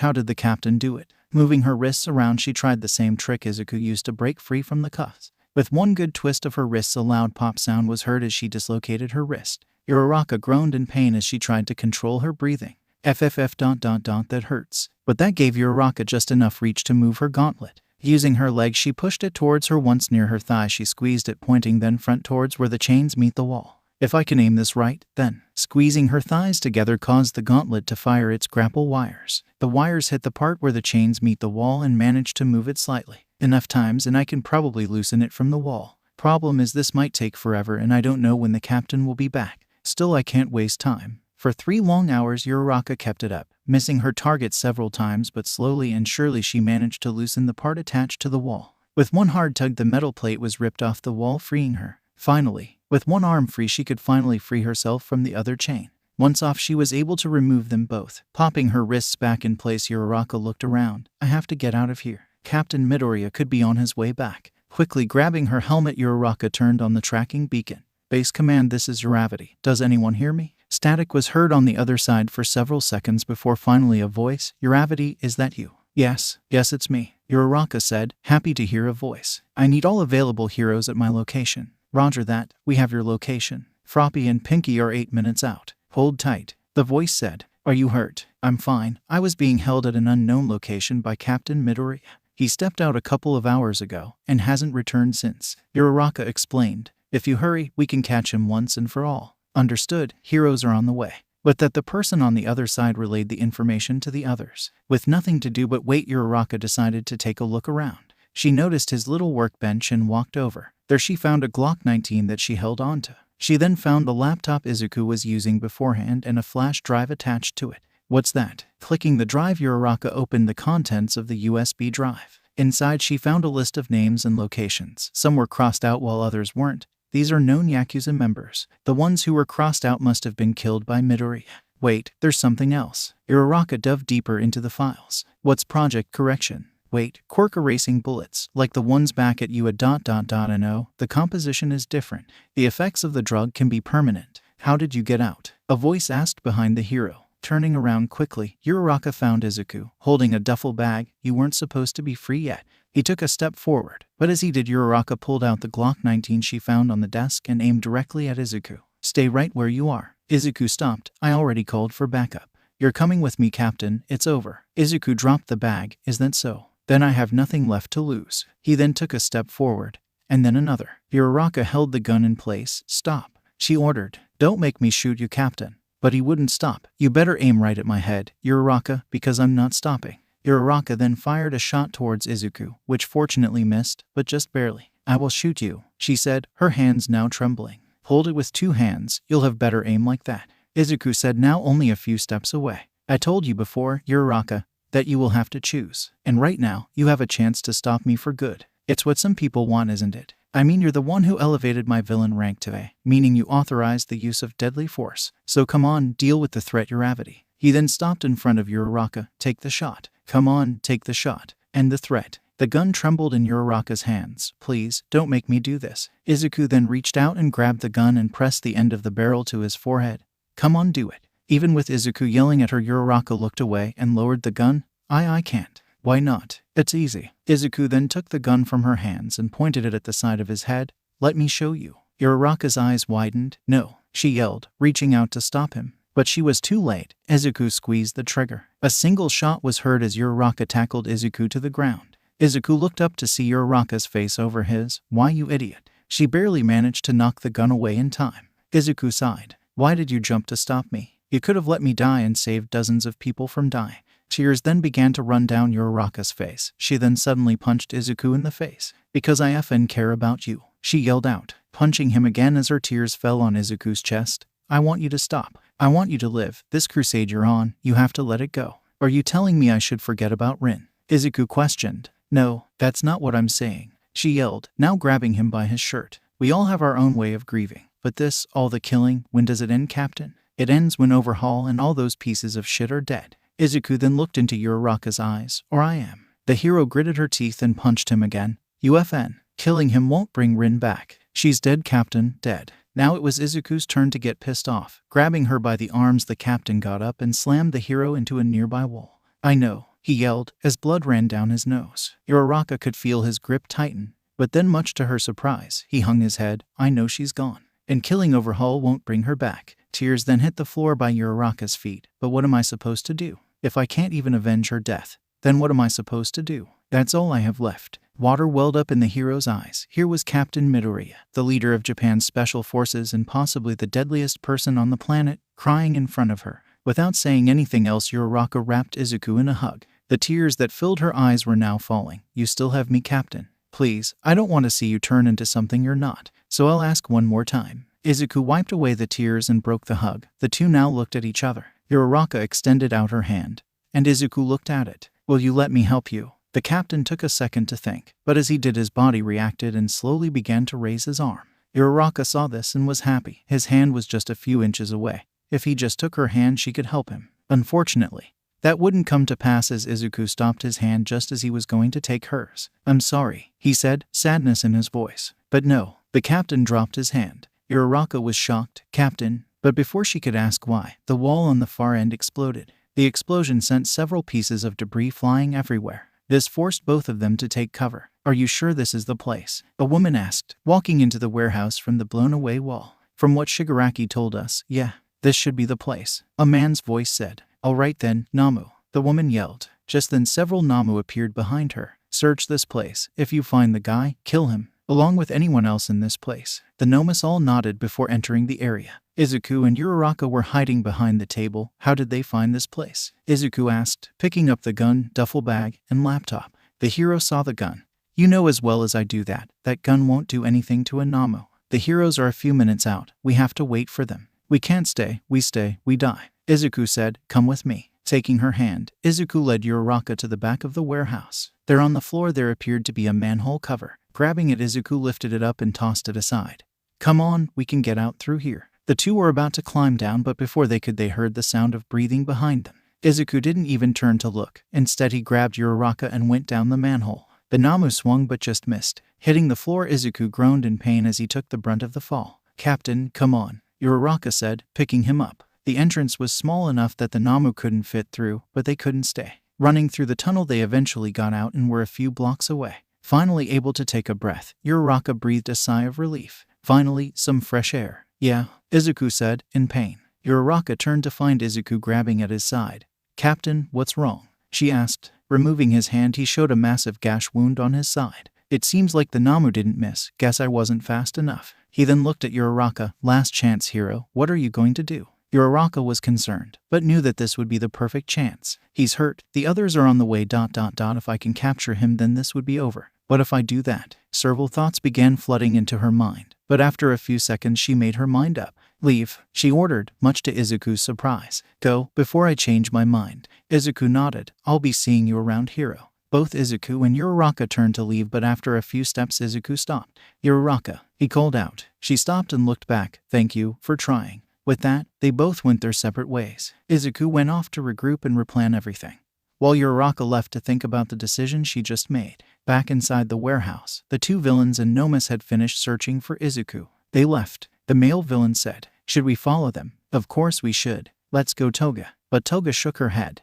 No, the heroes will be here soon. Let's head back. Besides, she then looked at the Nomu who had blood on its claws. Walking over to the beast, she smiled before pulling out a knife and cutting the Nomu's arm off from the wrist. Catching the severed hand before it fell, she blushed. Now this is some good blood. Standing in the middle of what was once a room, Overhaul breathed heavily. The walls were warped, spikes coming out of them in random places. The floor is riddled with cracks and uneven edges. Sir, someone called out to the enraged leader. Overhaul turned. What is it? It's Shigaraki.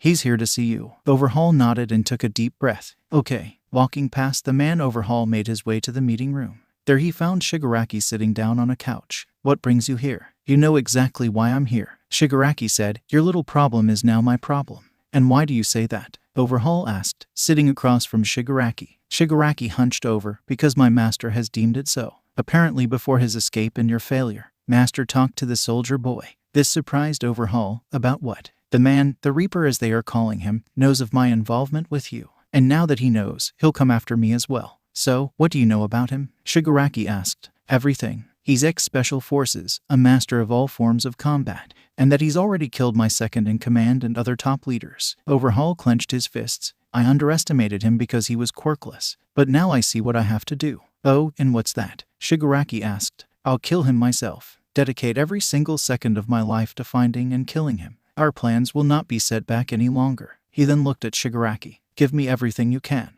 in case those two you gave me aren't enough. Shigaraki smiled and stood up. Very well, deal. But once this is done, I expect your little science experiment will be done by then. Overhaul nodded. We already have 6 of them. Once we learn how to mass produce it, there will be no stopping us. As a bonus, we'll get to kill that man. But how do we find him? If we wait, he will eventually come looking for you. But that will mean another of your warehouses gone, or more men dead. He won't show himself, Shigaraki explained. So, let's force his hand. And how do you suggest we do that? Everyone he cares about is dead. That's the whole reason why he's after me, Overhaul said. Not knowing what to do, Shigaraki smiled. Not everyone. There's still one person he has some sort of connection with. It's about time the League comes out of the shadows. City Park. Sitting down at a bench, Izuku began to think about how peaceful it was. Children were playing on the playground. Young couples walked hand in hand. And people were just happy. Unfortunately, he would never experience those emotions. But he could experience something better, revenge. Even after losing most of his gear again, Izuku was still determined to kill Overhaul. He needed to. As he was thinking about this, someone else took a seat beside him. It's good to see you again, Captain. Izuku looked over and saw that it was General Ayano wearing civilian clothes. General, do you have what I need? Ayano then handed over a key. It's all there, along with a few extras we managed to get our hands on. Taking the key, Izuku nodded. Thanks. He then stood up. I appreciate you doing this for me. Ayano stood up as well. Anything for my subordinate. Just try not to get caught again. I'd rather not have to bust you out. I'll keep that in mind. Just make sure you position the guys at different spots next time. Grouped up like that will get them killed. Izuku then looked around. Understood. Ayano said. You should also know that we've been contacted by Parliament. They want to mobilize us to track you down. Politics always has a way of showing its ugly face. Izuku sighed. Just some old-ass dude trying to make a name for himself. We've been ignoring those calls all week now, but it's getting harder to keep them away. Ayano said. Just more paperwork for me. Once this is done, I'll disappear for good. You'll never have to deal with me or paperwork again. Ayano nodded. I should get going. I've been too long outside. Go. And if you ever need anything, just let me know. Ayano nodded. I'll see you soon, Captain. Only if I let you.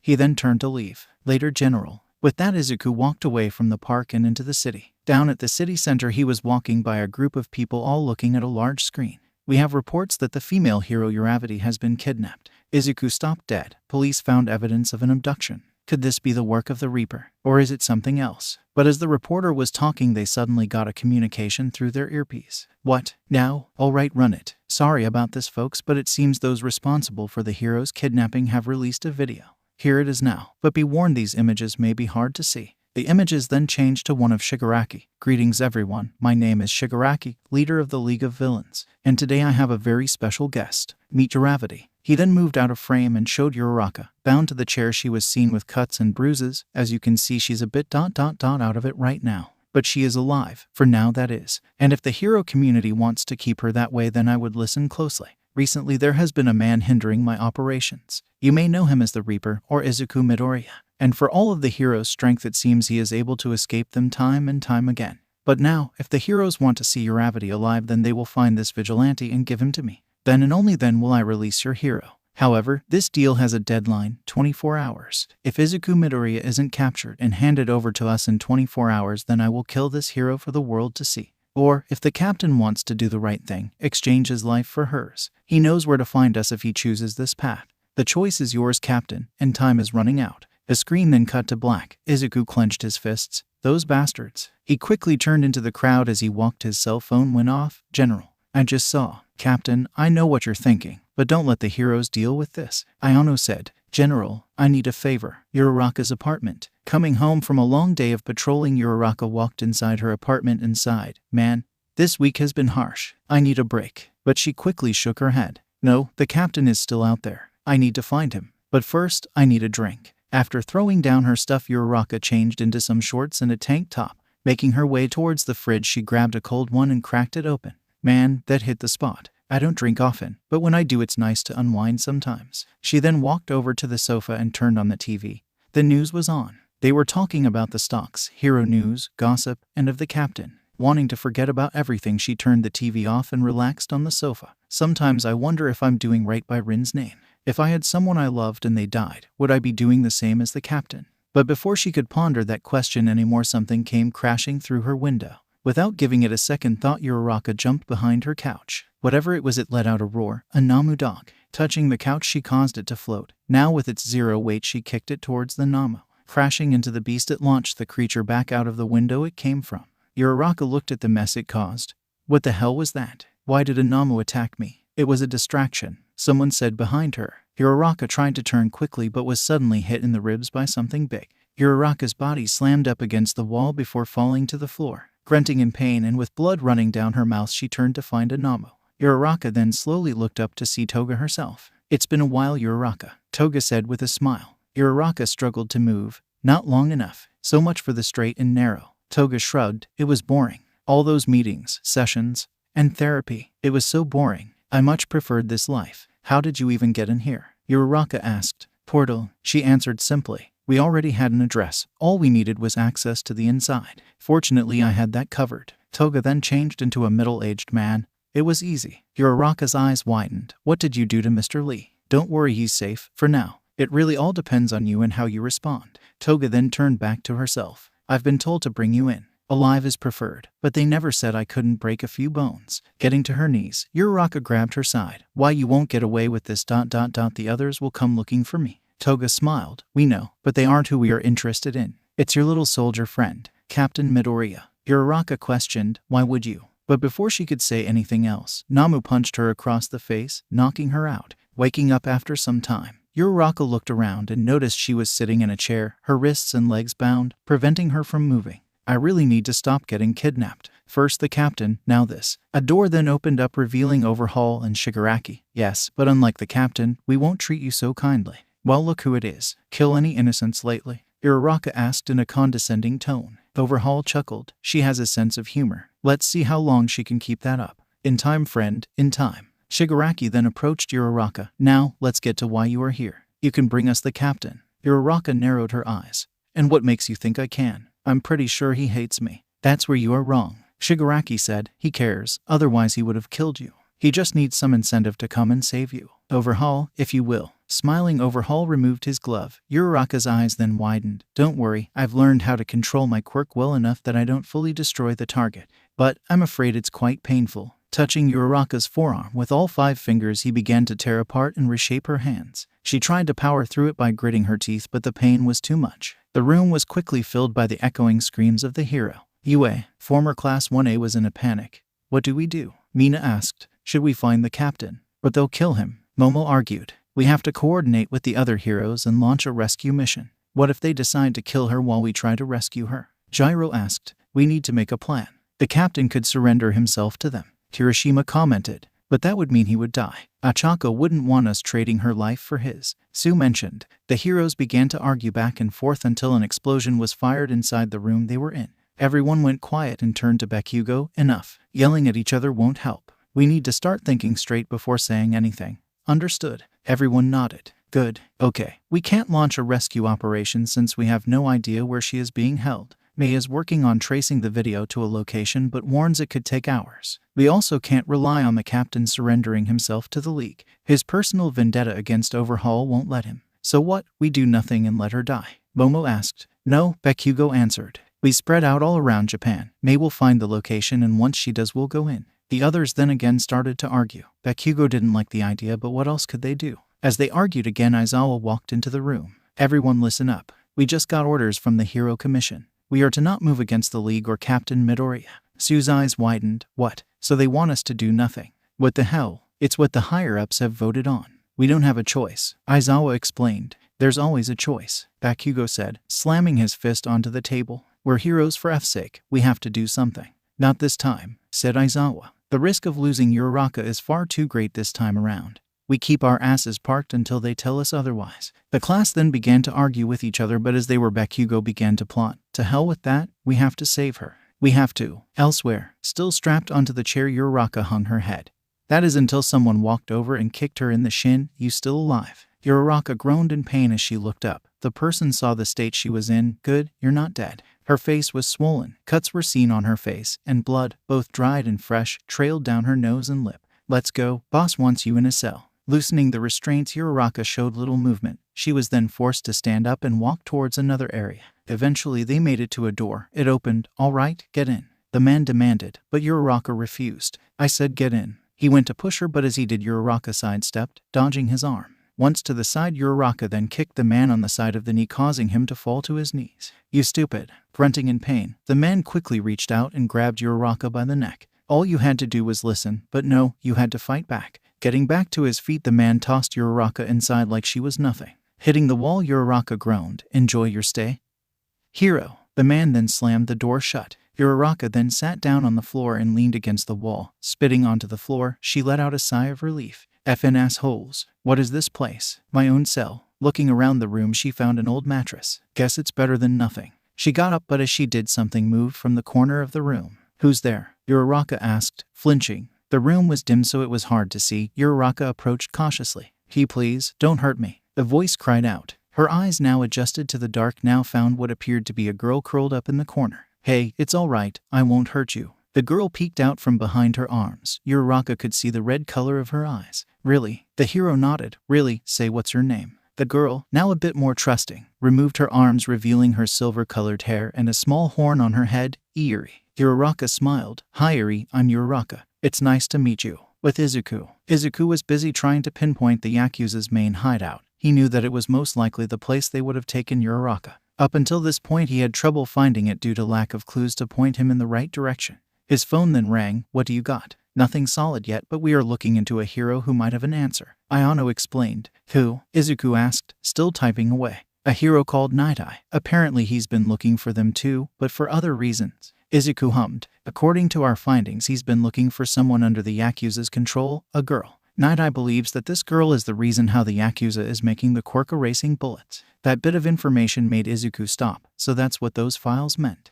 Doesn't matter. What's he got on the Yakuza main base? We are cracking his servers now, but the encryption is heavy, so it'll take a while, explains Ayano. Don't worry, I know how to get the information faster, Izuku said. Oh yeah? How? Ayano asked. Izuku then looked across the street and glanced at Night Eye's Hero Agency building. By going directly to the source. Ayano chuckled. You were always impatient, especially when it came to technology. Did you get the gift we sent? Putting on his jacket, Izuku walked towards the crosswalk and waited. Yeah, I got it. Thanks for that. Try not to break this one. It's one of very few ever made, and it's not public knowledge yet. So if this goes south, we are all F-ed. Izuku smiled. Then I guess I better not F up. Still though, I've only ever used it once in a field mission. But this bad boy is so compact. Will it work? Izuku questioned. Without a doubt. We've tested it before on others and it's always worked. It's just that targets can now be affected at longer range. So be careful. I know. Fortunately, it won't affect me. Izuku then began to walk across the street. Are you sure about this? I mean, is Uraka really worth all this trouble? She's been lying to you, elevated your villain level, and hid Overhaul's location from you. Izuku closed his eyes. I'm not doing this for her. Overhaul is involved, so he will be there when they kill her. This is a perfect chance to kill him. Now standing in front of the building, Izuku looked around. Saving Uraka will be a second priority. Is that what you're calling it now? Ayano sighed. I wish you the best of luck, Captain. Remember, we're only a phone call away. With that, Ayano hung up the phone. leaving Izuku to complete his mission. Can't just run and guns blazing. Izuku said, I need a distraction. Walking past the building, Izuku walked into an alley. From there he pulled out a flashbang. Pulling the pin, he tossed it towards the road. It bounced off the pavement and landed right in the middle of the road. A loud bang was heard, followed by a blinding white light. The people walking immediately covered their eyes and ears. The cars that were driving swerved and crashed into each other. The commotion outside alerted the heroes inside the building, who all quickly rushed out to help, including Night Eye himself. Taking this chance, Izuku went into the crowd of people and made him way into the hero agency. That gave me a couple of minutes. I better work fast. Jumping over the counter of the front desk, Izuku tried to use the computer, but he needed a password to access the servers. No problem. The special forces had something just for this kind of situation. Taking out a flash drive, Izuku connected it to the computer. Soon the login information began to fill itself in. After a few seconds it was done. Clicking enter, Izuku had now gained access to everything. Now, give me a location. Typing away, Izuku scrolled through pages of information. I already knew all this from the drive Stain gave me. I need a location. He then came upon a picture of a building. Bingo. So that's where you've been hiding. Got it. Time to go. Pulling out the flash drive, Izuku quickly shut down the computer and walked out of the front door. No one noticed. They were all still so busy with the commotion outside. Once in the clear, Izuku quickly went to grab his gear. He didn't have time to stake out the location or learn anything about what was inside, so he would go in blind. Dangerous in and of itself, but even more so since this would be a rescue mission. Yakuza hideout. After another round of beating, Uraka was once again thrown into the room with Iri. This time Uraka was barely able to move. Why, yep, they definitely broke some bones on that one, she said, holding her side. Are you alright? Iri asked. Uraka winced as she sat up against the wall. Why, yeah, I'll be fine. Don't worry about me. I'll be just fine. Iri, how did you end up here? I've been here since I was a kid. I don't remember how I got here. Iri then grabbed her arms. All I remember is pain. So much pain. It's okay, Iri. You don't have to think about that right now. I know. I'll tell you a story about the time I fought a bad guy, Uraka said, trying to shift the conversation. Sure, Iri said, excited. Well, back when I was a bit older than you and still training to be a hero, our school was attacked by a monster that was controlled by a bad man. The monster was tall, had a bird face, and was as stronger than all of us put together. The class and I were scared. We knew that if that monster got us, it would be bad. But lucky for us, All Might showed up at the last second and saved us. He defeated the monster and saved us. But the bad man controlling it was still there, and All Might was tired and couldn't move anymore. The bad guy attacked All Might and almost hurt him, but the other heroes jumped in and saved him at the last second. Eventually the bad guy got away, but he knew that messing with us was a bad idea. Iri's eyes lit up. So All Might found the bad guy and stopped him, right? Uraka smiled. Unfortunately, no. He kept coming back even after we stopped him. Why? Asked Iri. It was a simple question, but Uraka couldn't answer that. Well, you see, the bad guy kept doing bad things and we kept stopping him, but he wouldn't stop. Why not just get rid of him? If he's causing problems, you should get rid of him. Uraka was surprised. A teenager shouldn't be thinking this way. We can't do that, Iri. Uraka explained. We heroes don't do that. Iri was confused. But if he keeps hurting people after you capture him, he'll just do it again. That means more people will get hurt. Well, you see, people don't like it when we do that. There's rules. But Iri cut her off. But people get hurt because of those rules. It isn't fair. Uraka flinched. You remind me of someone who thinks the same way. But no, Iri. Heroes have to do what is right because it's right, and that's the only thing that matters. Iri looked away. Then is it right for this to happen to me? That's not what I meant. As Uraka was explaining, a commotion was heard. Placing her ear up to the door, she could hear the sound of people running down the hall. What is going on? The door to the cell then opened up, revealing Overhaul himself. Iri cowered in fear. Uraka stumbled back. He pointed at the hero. Your execution is pushed up. Come with me. Grabbing Uraka by the hair with his gloved hand, Overhaul dragged her away. No, Iri yelled out. She grabbed onto the hero's leg. Now pissed off, Overhaul turned around and kicked Iri away. You stay where you are, Overhaul demanded. You're still useful. For now. With that, Overhaul dragged the hero. Eventually making it outside, Uraka saw several dozen Yakuza members and several Nomu in the main courtyard. Making his way to the front, Overhaul stopped beside Shigaraki. Good, you brought her. So there she is. Are you ready? Uraka looked up to see Izuku standing at the entrance of the compound. Captain, I'm not here for her, Izuku answered, much to everyone's surprise. The two villains looked at each other. I said from the beginning that I was going to kill Overhaul, and that's all I intend to do. Overhaul couldn't help but laugh. So you don't care if I kill her right now then, do you? With his free hand, Overhaul hovered it over the hero's neck. Go ahead. That just means you won't have a shield to hide behind anymore. Uraka's eyes widened. She couldn't believe Izuku was doing this. You think I won't? Overhaul questioned. I think you and all your little friends are about to die. So go ahead, what's one more kill on the long list? Izuku was testing Overhaul. Fine, but her death is on you. Now pissed off, Overhaul removed his glove. Uraka's eyes widened as his hand reached for her neck. She shut her eyes and felt Overhaul grab her neck, but much to her surprise nothing happened. Opening her eyes she saw his hand was on her neck but nothing was happening. What is this? Why can't I use my quirk? Overhaul asked, trying to force himself to activate it. What are you doing? Shigaraki asked. Kill her. I'm trying. My quirk isn't working.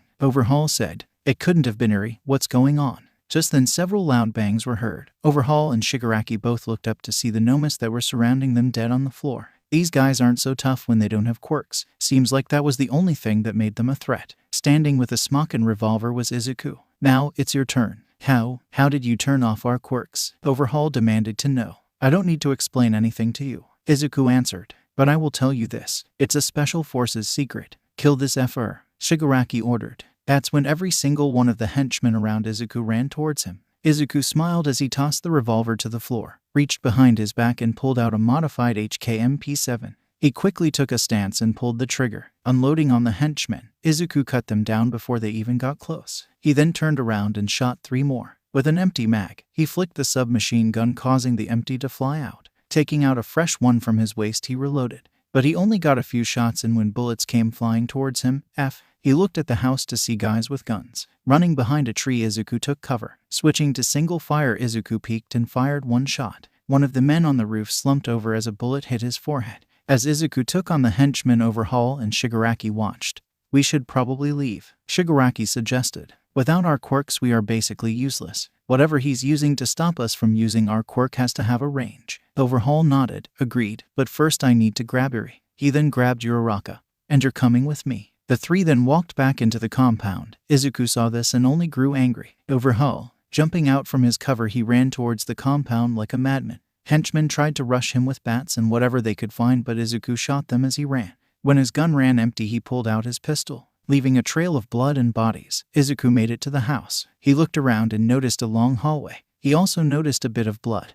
That must be from Uraka. Following the blood, it led him to a wine shelf. Izuku grabbed the side and began to push it, but as he was, the sound of footsteps was heard. There he is. Kill him. He looked down the hall to find several henchmen running towards him. Pulling out 2 grenades, Izuku pulled the pin on one and dropped it in front of the shelf. The other he pulled the pin and tossed it down the hall. But that one wasn't a normal grenade. As it hit the ground, it suddenly flared up and burned bright. A thermite grenade. Normally useful when wanting to melt something, but it worked just as well when you wanted to start a fire. Izuku ran back a few meters as the grenade he dropped next to the shelf exploded, ripping the shelf into pieces. With the hallway starting to fill with smoke and fire, Izuku went down a stairwell. Boss, he's heading down now, the henchman said into an earpiece. Making it to the bottom, he noticed the underground area was large, and its walls made of some white marble. More blood, Izuku said, looking at the floor. Once again following the trail, Izuku was led into another room. It was dark when he entered the room. Slowly making his way in, he cautiously scanned the room.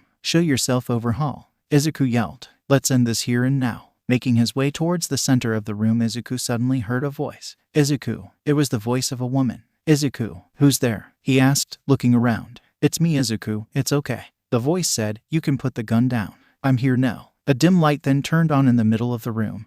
Izuku pointed his gun at someone standing in the middle with the light shining down on them. Izuku was just about to fire his weapon when he saw who it was. It's okay, Izuku. You don't have to fight anymore. The person looked up, revealing them to be none other than Rin herself. Her purple-colored eyes looking right at Izuku. Rin. She smiled. Yeah, it's me. Dropping the gun, Izuku ran towards his wife and embraced her. Tears began to run down his face as he felt her warmth. I missed you so much. How? Rin reached out and touched Izuku's face, wiping away the tears. I missed you too. We can talk about what happened later. Without Izuku noticing, Rin reached behind her back. Right now, let's enjoy this moment. Izuku nodded as he pressed his forehead against Rin's. Why yeah, let's do that. As Izuku held Rin in his arms, a sharp pain radiated from his abdomen.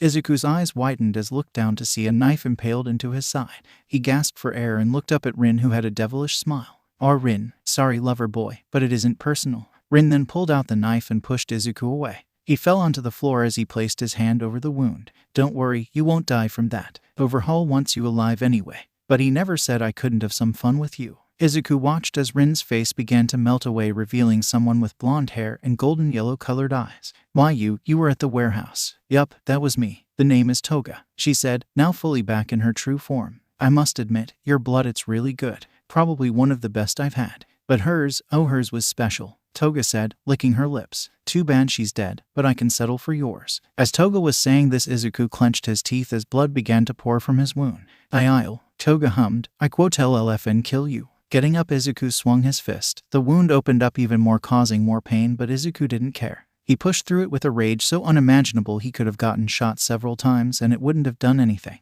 Toga never saw it. All she felt was his fist meeting her face. A loud crunching noise was heard as bones in her nose and face were broken. Stumbling back from the hit, Toga had blood running down her face. Oh, this should be fun. With anger, Izuku lunged at Toga. How dare she use Rin's face like this? How dare she trick him into thinking the woman he loved was still alive? Toga sidestepped, narrowly dodging his punch. Whoa, aren't you an angry one? She suddenly felt her legs being swept off from the ground. Izuku had kicked her legs. Now falling, she tried to catch herself, but that's when Izuku came in and punched her in the chest. Toga's body slammed onto the floor so hard that she bounced off it, grunting in pain. The villain had no time to even recover when Izuku got on top of her and threw a punch. Toga's head whipped to the side as Izuku continued to beat her. But as he was, Toga suddenly smiled. In the short time between punches, Toga used her quirk and transformed her face into Rin's. Don't hit me, Izuku, she said in Rin's voice. Izuku stopped his fist. He couldn't bring himself to hit her. But that hesitation was all Toga needed. Pulling out another knife from her ankle, she stabbed Izuku in the back. She then took out another from her other ankle and stabbed his arm. Quickly backing away, Izuku grabbed the knife in his arm and pulled it out. Did Overhaul put you up to this? Toga smiled. Maybe. He said I can do pretty much anything to slow you down. Then you'll die just like him, Izuku warned as he held the knife ready to strike. Are you sure? Because it seems like you can't bring yourself to hit her. Toga once again transformed into Rin, causing Izuku to freeze up. You can't hit her, can you? This woman, you loved her, didn't you? Izuku grunted. You aren't her. Killing you will be easy. Are you sure? Toga asked, her smile getting bigger. Then what about us? The lights inside the room all turned on. Izuku looked around and saw that he was surrounded by nothing but Rin. Several dozen Rin lookalikes filled the room. What's wrong, Izuku? Can't tell me apart? They all asked in Rin's voice. Another quirk, but that should be impossible. I still have the... He looked at his wrist and noticed that the device was still there but just wasn't working. Wait, since when? If Toga's transformations are her quirk, when did it stop? Shit, what's wrong, Izuku? Aren't you happy to see me? The clones of Rin asked. Here, let me give you a hug. The dozens of clones then all ran towards Izuku. The man tried to stab one as they approached, but seeing Rin's face made him hesitant.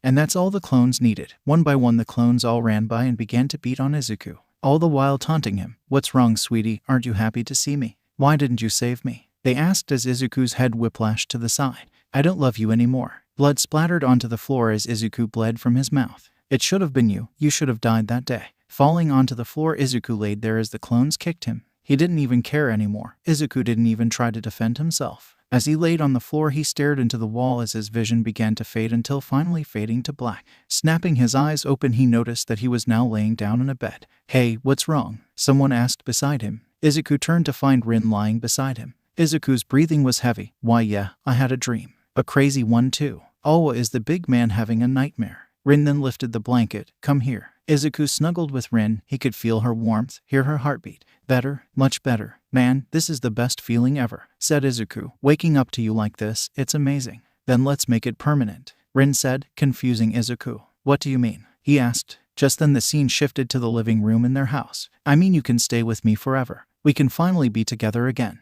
Be a family. Isn't that what you always wanted? Izuku smiled. Yeah. Rin then lifted her hand. Take my hand, Izuku. And no, I can't. I still have to deal with Overhaul. He said. He can't be allowed to live. Forget about him. Focus on me, Rin said, trying to convince him to take her hand. You don't have to fight anymore. Stay with me. Are you sure? Is it fine that I stop fighting? Izuku asked. Rin smiled. Of course it is. You can rest now, Izuku. You've done enough. It's time to be with me. Izuku reached out, but just before he took Rin's hand, he stopped. I love you, Rin, more than anything in the world. But I can't. My mission isn't complete yet. Rin's expression softened as she ran over and hugged Izuku. Yeah, I figured you'd say that. You were always stubborn like that. Not as much as you were, Izuku retorted. Shut up. Or should I remind you of when you and General Ayano? All right, you win, Izuku said, smiling. Gosh, I miss these little talks. The two pressed their foreheads together. Yeah, I miss them too. And we'll have them again one day. But first you have a mission to complete. So carry on, soldier. Izuku looked up. I love you, Rin. I love you too, Izuku. Leaning in, the two kissed as the dark room began to light up, eventually engulfing everything. Izuku woke up once again, finding himself lying on the ground still being kicked by the clones of Rin. With one quick motion, Izuku reached out, grabbed something and stood up. As he stood up, one of the Rin clones' eyes widened. A cut then appeared on the neck, but instead of blood, black sludge spilled out. One of you is the reason why there's so many clones. I just have to find the right one. Izuku then turned and slashed another one of the clones' necks. It won't take long. The clones of Rin flinched as one of them was killed. But that's when Izuku noticed who the one creating them was. It was faint, but through them all he pinpointed one. Letting out a yell, Izuku charged through the clones of his wife as they punched, kicked, and clawed at him. With only his rage to keep him going, Izuku finally reached the one responsible. Pouncing on them, he tackled them to the ground. The clone looked up to see Izuku, covered in blood and bruised. Found you. Fear filled the person's eyes. Twice. Toga yelled as she jumped towards them. Leave him alone. We can talk about this. Twice said, as his face reverted back to his own. Instead of Rin, Izuku watched as a black and white mask greeted him. We can. But before he could finish talking, Izuku stabbed the villain in the neck. There's nothing to talk about. You fed with me, I kill you. Izuku then twisted the knife before sliding it and cutting the villain's neck open. No, Toga yelled as she watched. Soon the clones around them turned to sludge as Twice choked on his own blood. Finally reaching them, Toga kicked Izuku off of Twice. No, come on Twice, stay with me. She desperately tried to stop the bleeding but failed. Toga then tried to infuse her own blood with Twice's, but he was losing too much. As his life faded away, he removed his mask and smiled. Even in pain, he managed to lift his hand and place it on her cheek. Toga grabbed his hand as the blood-stained floor expanded. Don't leave me, she said, tears running down her face. But there was nothing she could do. Toga's eyes widened as his hand slid off her face and his eyes closed. Twice was dead. Groaning in pain, Izuku held his side and he stood back up. Seeing the scene unfold in front of him brought back memories of when he found Rin's body. But they deserved this. Bending down, he picked up his gun and walked over to Toga. Lifting the gun, he pointed it to the back of her head. Now you know what I felt when you and that piece of shit took her from me. At least you'll be able to see him soon when you both are in hell. Izuku started to pull the trigger, but before the shot left the chamber, Toga spun around and stabbed him in the arm, causing him to miss his shot. Stumbling back, he tried to aim again, but that's when Toga lunged at him and stabbed him in the chest. Izuku let out a yell as she dug the knife deep, but even that wouldn't be able to stop him. With the knife still inside him, Izuku grabbed Toga by the arm with his free hand, preventing her from leaving. You killed him, Toga said as tears fell. Izuku's face scrunched up in pain before speaking. Good. You're next. Toga looked down to see the gun pointed right at her abdomen.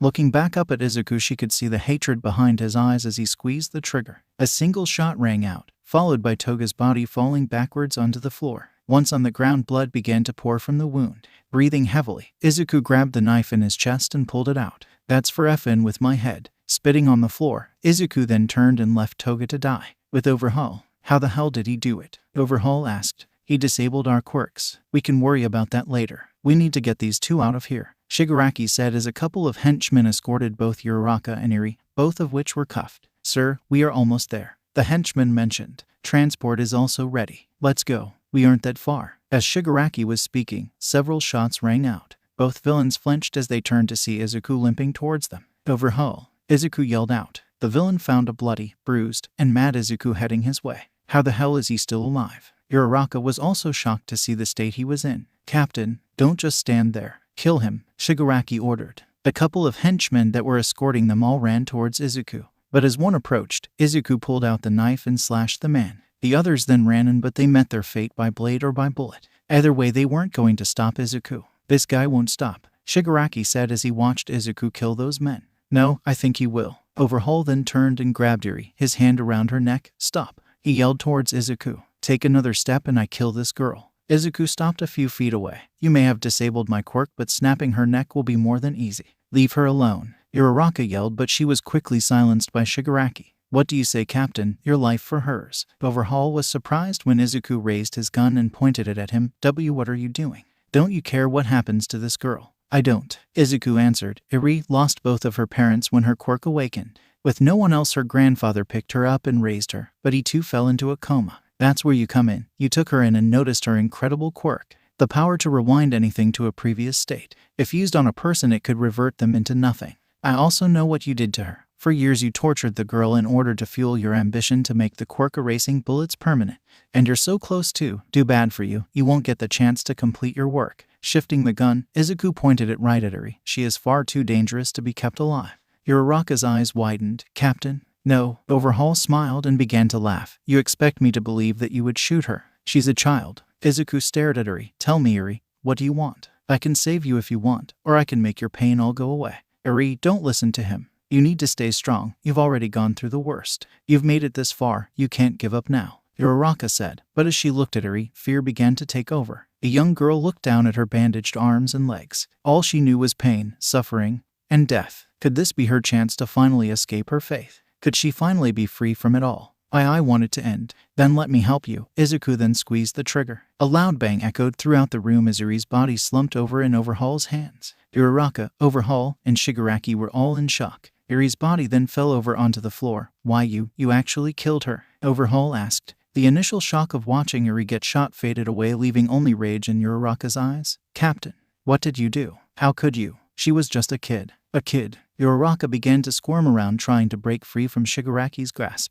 You're nothing but a monster. Do you hear me, Captain? A monster. Izuku simply ignored the hero's comments and looked at Overhaul. You were saying, I'm impressed. Your rage is so great that you decided that nothing would stop you. Not even the life of a child. And they say I'm the villain. Overhaul then smiled. What do we do now? Shigaraki asked. But before Overhaul could answer, another shot rang out. This time it was Shigaraki who yelled out in pain. Izuku had shot him in the leg. You will stay put. I'll get to you soon enough, said Izuku, his gun smoking. But as he turned to look at Overhaul, Izuku noticed that he was already running. Izuku quickly aimed and had Overhaul in his crosshair, but before he could fire, his vision began to fade. He became lightheaded and stumbled back, causing him to be off target. Overhaul ducked as bullets went flying by his head, but one did manage to graze his arm. The shots continued until the magazine was empty. Izuku quickly went after him on foot, but his injuries slowed him down. Back with Uraka, now free from Shigaraki's grasp, she quickly went to check on Eri. Seeing the blood, she flipped the girl over, expecting the worst.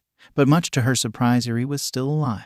What? Eri groaned in pain as she felt her stomach area. It hurts. Let me see, Uraka said, checking for any bullet wound. She didn't find a bullet, but instead found a round pellet. What is this? Holding the pellet up, she noticed that it had something red oozing out. A chemical reaction. The captain never intended to kill her. He wanted her out of danger. But that means... But as Uraka was thinking about what to do, Bakugo came rocketing towards them. Uravity, he yelled. Are you all right? Bakugo, what are you doing here? She asked, confused. We got a distress signal from an anonymous person who claimed to have seen you. Bakugo explained. No way. He planned this. He planned it all. Uraka then stood up. Bakugo, I need you to stay with her. Oh, and watch him. Don't let either of them out of your sight. She then looked at Eri. I'll be right back, Eri. Stay here. Give me your spare communicator. Bakugo quickly reached into his pocket and pulled out a spare, to which she quickly grabbed and put on. With that, Uraka took off after Izuku and Overhaul. Going deeper into the hideout, she heard gunshots. Please, Captain, wait. Turning a corner, Uraka stopped and froze as she saw the sight before her. Izuku was on top of Overhaul, just beating on him. With every punch Izuku delivered, blood would splatter onto his face. Captain, Uraka yelled. That's enough. He's down. It's over. Izuku took a break from punching Overhaul and looked at Uraka. His breathing was heavy, and not until he learns what it felt like to lose them. That's when Overhaul laughed, blood spilling out from his mouth. Tell me, soldier, do you think your wife died in pain? Izuku snapped and punched him again in the face. Don't mention my wife again. Why? Is it painful to think of her? Overhaul asked through his broken teeth. Her lifeless body, on the ground as you could do nothing but watch. Hate was the simplest way to describe what Izuku was about to do. With both hands, Izuku grabbed Overhaul's neck and began to choke him. Tell the devil who sent you, Overhaul. Gasping for air, the color on Overhaul's face began to fade. Stop. Uraka yelled out. You have to stop, Captain. But Izuku wouldn't. You still think he deserves to live? After everything. What about the girl? He tortured her. Uraka didn't answer him. Exactly. Squeezing even harder, Izuku slowly cut off Overhaul's oxygen. Overhaul managed to turn his head and look at Uraka. Hero. You save people, don't you? Save me. Uraka's eyes widened. Her duty as a hero demanded that she help Overhaul, even if he was a villain. But her heart told her to let him die. Conflicted, Uraka couldn't decide what to do. Overhaul felt his life slip from his grasp. His vision was blurry. The pain around his body only increased with time. But in the moment before he passed out due to lack of oxygen, he felt it. His quirk, it was back. Unable to lift his arms to touch Izuku, he opted for the next best thing. Touching the ground, he activated his quirk and reshaped the ground into spikes. Izuku's eyes widened as a spike impaled his shoulder. Quickly letting him go, Izuku jumped back as blood splattered onto the floor. The device, it's not working. Finally able to get an air, Overhaul gasped and began to cough. Effer, why won't you just die? Overhaul then slammed his hand onto the ground, causing even more spikes to appear. Izuku, in his wounded state, could do nothing as they approached.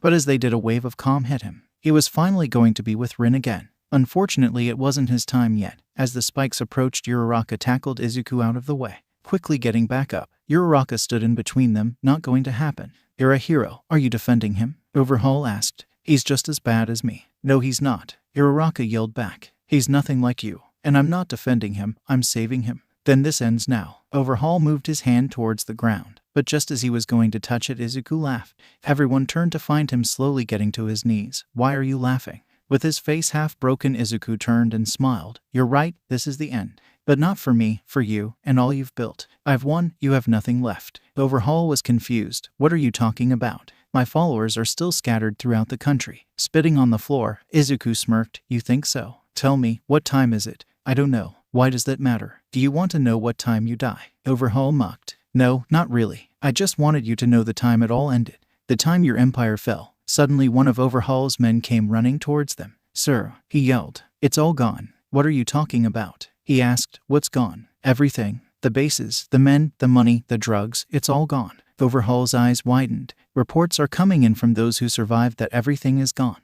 Overhaul turned to look at Izuku. What did you do? I told you before, Overhaul, that I would bring your world crumbling down around you. Then and only then I would kill you. Everything you had, I destroyed. Your empire, your friends, are all gone. Izuku looked at Uraka. You should be getting a report right about now. Just then Bakugo's voice was heard through the communicator. Uravity, we have a situation. What is it? Uraka asked, pressing the device in her ear. It's all for one. He's dead. Uraka's eyes widened. There was an explosion with the oxygen keeping him alive. The hero was shocked.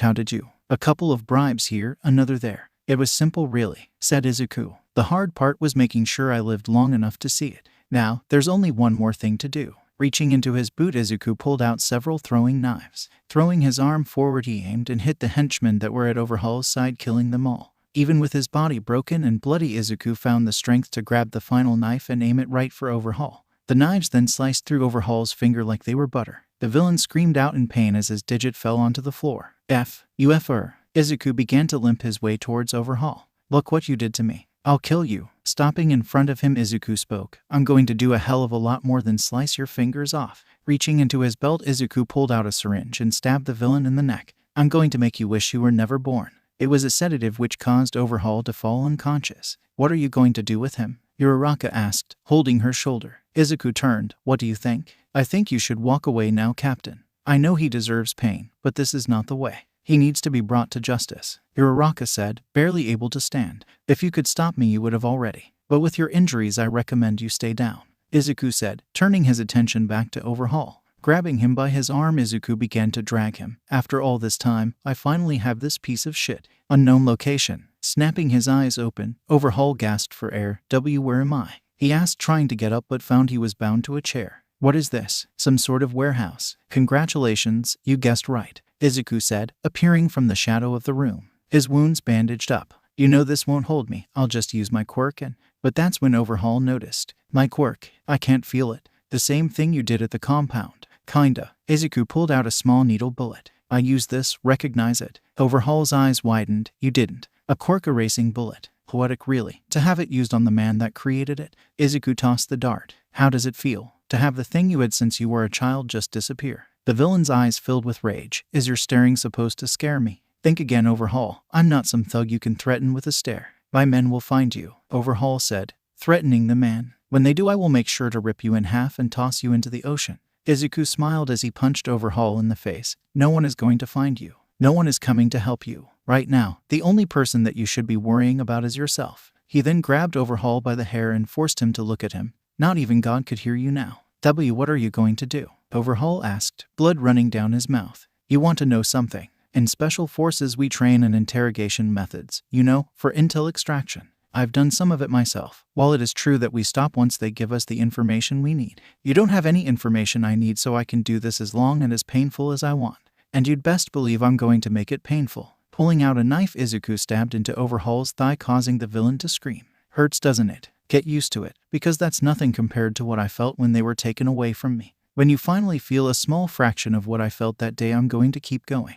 You are going to be begging me to kill you, but I won't. I'm going to watch you die, slowly, in pain, and yes, I am going to enjoy every second of it. Yue. Recovering at Yue, Uraka and Eri were together in a classroom. What is this place? Eri asked, looking throughout the room. It's a school, Uraka answered. This school is specially made for kids who want to become heroes in the future. Really? That's pretty cool. Eri then looked outside the window and saw other heroes walking in. They're here again. Is something going on? I don't know, I haven't heard anything. Uraka explained. I'm surprised, Eri, that you're up and about. After all these years, I'm finally out. There's no way I'm spending my time in another room. Eri then turned. Whatever happened to him? Overhaul is still missing. All we know is that Captain Midoriya took him. Uraka then noticed a smile on Eri's face. But we'll find him. He has to face justice. Death will suit him better, Eri said coldly. If anything, I hope this captain kills him. Eri, I already told you we can't think that way. If you are serious about coming here, then you have to stop thinking that way. Uraka then walked over to Eri. But I do hope the captain is safe. Just then Uraka got a message on her phone. Pulling it out, she looked at the message. When she read it, her eyes widened. No way. Eri, I have to go. Uraka then took off and ran out of the door before Eri could say anything. Making it to the teacher's lounge, she found Mina, Momo, and Todoroki all looking at the TV. You heard that right, folks. The villain known as Shigaraki is offering a 5 billion yen reward for the death of Captain Izuku Midoriya. This contract is open to the public, meaning anyone can find him if they wish. Where the hell did they get that kind of money? Mina asked, shocked by the amount. There's no way people are actually going to fall for this, right? Todoroki asked. They aren't targeting normal people, said Uraka. They want heroes to take this offer. Heroes? But wouldn't the Hero Commission just revoke the license of those participating? Questioned Momo. Another special report is coming in. The reporter said as they were handed another note. The Hero Commission has approved and given permission for heroes to pursue the captain. Uraka's eyes widened. What? This isn't good for the captain. Mina then turned to Uraka. What are you going to do now? Clenching her fist.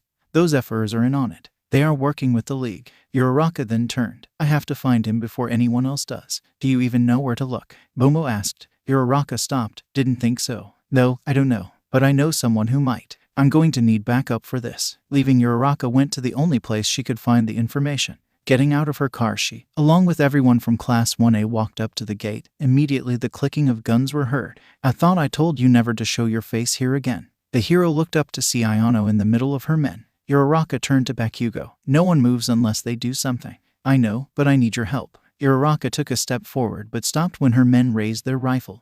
You don't deserve my help, not after labeling the captain as a villain. Ayano argued. You are the reason why there is a bounty on his head. What the captain is doing. But before Uraka could finish that sentence, Ayano cut her off. What he is doing is right. Overhaul wouldn't be on the streets if you heroes did your jobs. Rin would still be alive. And he wouldn't have gone to these lengths. Don't you see? This is all your fault, Ayano said, getting in Uraka's face. You more than anyone. You're such a patient excuse of a hero. In a fit of rage, Uraka punched the general in the face. Before she could recover, the hero swiped her legs. Falling to the ground, Uraka then grabbed her arm and pinned it behind Ayano's back. The soldiers quickly moved in and aimed their guns at Uraka and the others. One of the men walked up to Uraka and aimed the barrel at her head. Whatever happens next, it happens to you first. Think again, Bakugo said, pointing his hand at the soldier. General, say the word and we drop them all, the vice captain said. Ayano gritted her teeth. Hold your fire, she has something to say, don't you? Uraka let her grip on the general go, allowing her to get up. You're right, I had a major role to play in all this and I am a pathetic hero. If we captured Overhaul years ago, then this wouldn't have happened. If we arrived a couple of minutes earlier, we could have saved Rin. But we didn't. And now I'm going to live the rest of my life with that, knowing that I could have saved them but didn't. Right now the captain is being hunted by other heroes, some that can find him in a day. I don't want to see the captain dead. But that's what is going to happen if you don't help me. What makes you so sure that I know where he is? Ayano asked. Because you trained him, you know exactly what he's doing and where he is. You've been supplying him with weapons on his crusade. Now please, General, help me. Ayano raised her arm and held her hand open and in the air. The soldiers all lowered their weapons. If I tell you, you have to go alone. Uraka nodded. Of course. I just want to save him. Ayano motioned Uraka to step forward. Give me your forehead. The two then touched foreheads. This allowed Ayano to use her quirk. Her quirk allowed her to transfer knowledge she knew to others via forehead contact. It also allowed her to select certain information. Its name is mind transfer. Activating her quirk, Ayano passed the location to Uraka. It's done. How long do I have until he kills him? Uraka asked. Captain Midoriya won't kill him until he makes him suffer. He could be dead already for all I know. Ayano explained. But I do know this, whatever you find, however you find him, remember what he's lost. I know what he lost, and I sympathize, but that still doesn't give him the right to kill. I will bring the captain in, alive. With that, Uraka turned and motioned for the others to leave. She had only one thing on her mind, saving Izuku. But little did she know as they pulled away, Ayano pulled out a cell phone. Yeah, it's like you said, they showed up. She's headed your way now. On the other side, Izuku was seen, his bloody hand holding the cell phone to his ear. Let her come, everything's ready anyway. He turned and looked down at a broken and bloody Overhaul. Blood pooled underneath the once feared villain as he laid there like a dying animal. I want her to see this. Uraka, now knowing where the captain was located, was currently jumping from building to building. The other heroes wanted to go with her, but she had another job for them. She ordered them to stop any hero trying to reach the captain. Are you sure you don't want backup? Bakugo asked through the radio in her ear. Landing on the roof of a building, Uraka caught her breath. Yeah, I'm sure. He's still injured from his fight with Toga and Overhaul. Nothing else matters right now. I need to get to him before any other hero can. She then once again began jumping from roof to roof. A couple of miles later, she landed on the street in front of an abandoned office space near the outskirts of the city and beside a river. This is the place. Bakugo, if you don't hear from me in an hour, I'll activate my beacon. But she heard nothing in return. Bakugo. Still nothing. Bakugo. Come in. Only silence was heard. He must be blocking the comms. Guess I'm going in. Sneaking around the back, Uraka pushed the door open and went inside. It was dark, so she switched on the light on her helmet and walked deeper into the building. This place is huge. There's no telling where Midoriya took Overhaul. The building consisted of 2 floors, each with separate rooms and offices that all laid out like a maze. Checking every corner and every room, she would spend several minutes looking through the first floor. Once it was clear, she moved up to the second floor. She silently walked up the steps, but as she did, her sight suddenly turned black. It's time to wake up, a voice said as they placed a smelling salt under Uraka's nose. Inhaling the ammonia caused Uraka to snap her eyes open. Oh shit. Good, you're awake, Izuku said, standing in front of her. Captain. Uraka quickly got up and put up her guard. But before she could do anything, Izuku drew his pistol, but didn't point it at her. Instead, he pointed it at the side. I would stay where you are, Izuku said. You want him alive, right? He whistled, which caused the lights in the room to turn on. Uraka's eyes widened as she saw Overhaul. What did you do to him? Izuku looked at the villain, his face bloody and bruised, to the point that he was almost unrecognizable. His arms were tied, preventing him from moving. I'm giving him what he deserves. Overhaul smiled as he looked up. Some of his teeth were missing. And not bad. Now this is a party. You, me, the hero. I wonder what will happen next. Punching Overhaul in the face, Izuku knocked a few more teeth. Next time you talk, I take another finger. Got it. Captain, stop. Uraka yelled. It's over, you won. There's no need for this torture. No need. Did you really just say that? Izuku questioned. You know what he's done. You know what he could do. Yet you still say there's no need. Why don't you understand? He took everything from me. Why the hell should I stop now? Give me one good reason, just one. And don't give me that bullshit reason that it's the right thing to do. Because you're better than this. My parents died, so I understand what you're going through. I get the hatred, I get the anger, I get the feeling of frustration. I wanted to kill those responsible for my parents' death, and I almost did. Uraka clenched her fist. But that would have made me exactly like them. A killer. That's not what my parents would have wanted for me. And it sure as hell is not what Rin would want for you. Izuku turned to the gun on Uraka. Don't you dare say her name. You heroes are the reason why she died. And now some of you hunt me like I'm some sort of animal. While I don't agree with those heroes, you left them no choice, retorted Uraka. No choice. I thought you said there is always a choice. Izuku scoffed. Now it's time to make yours. Reaching behind his back, Izuku tossed Uraka a pistol. She caught it. This is where you decide what's more important.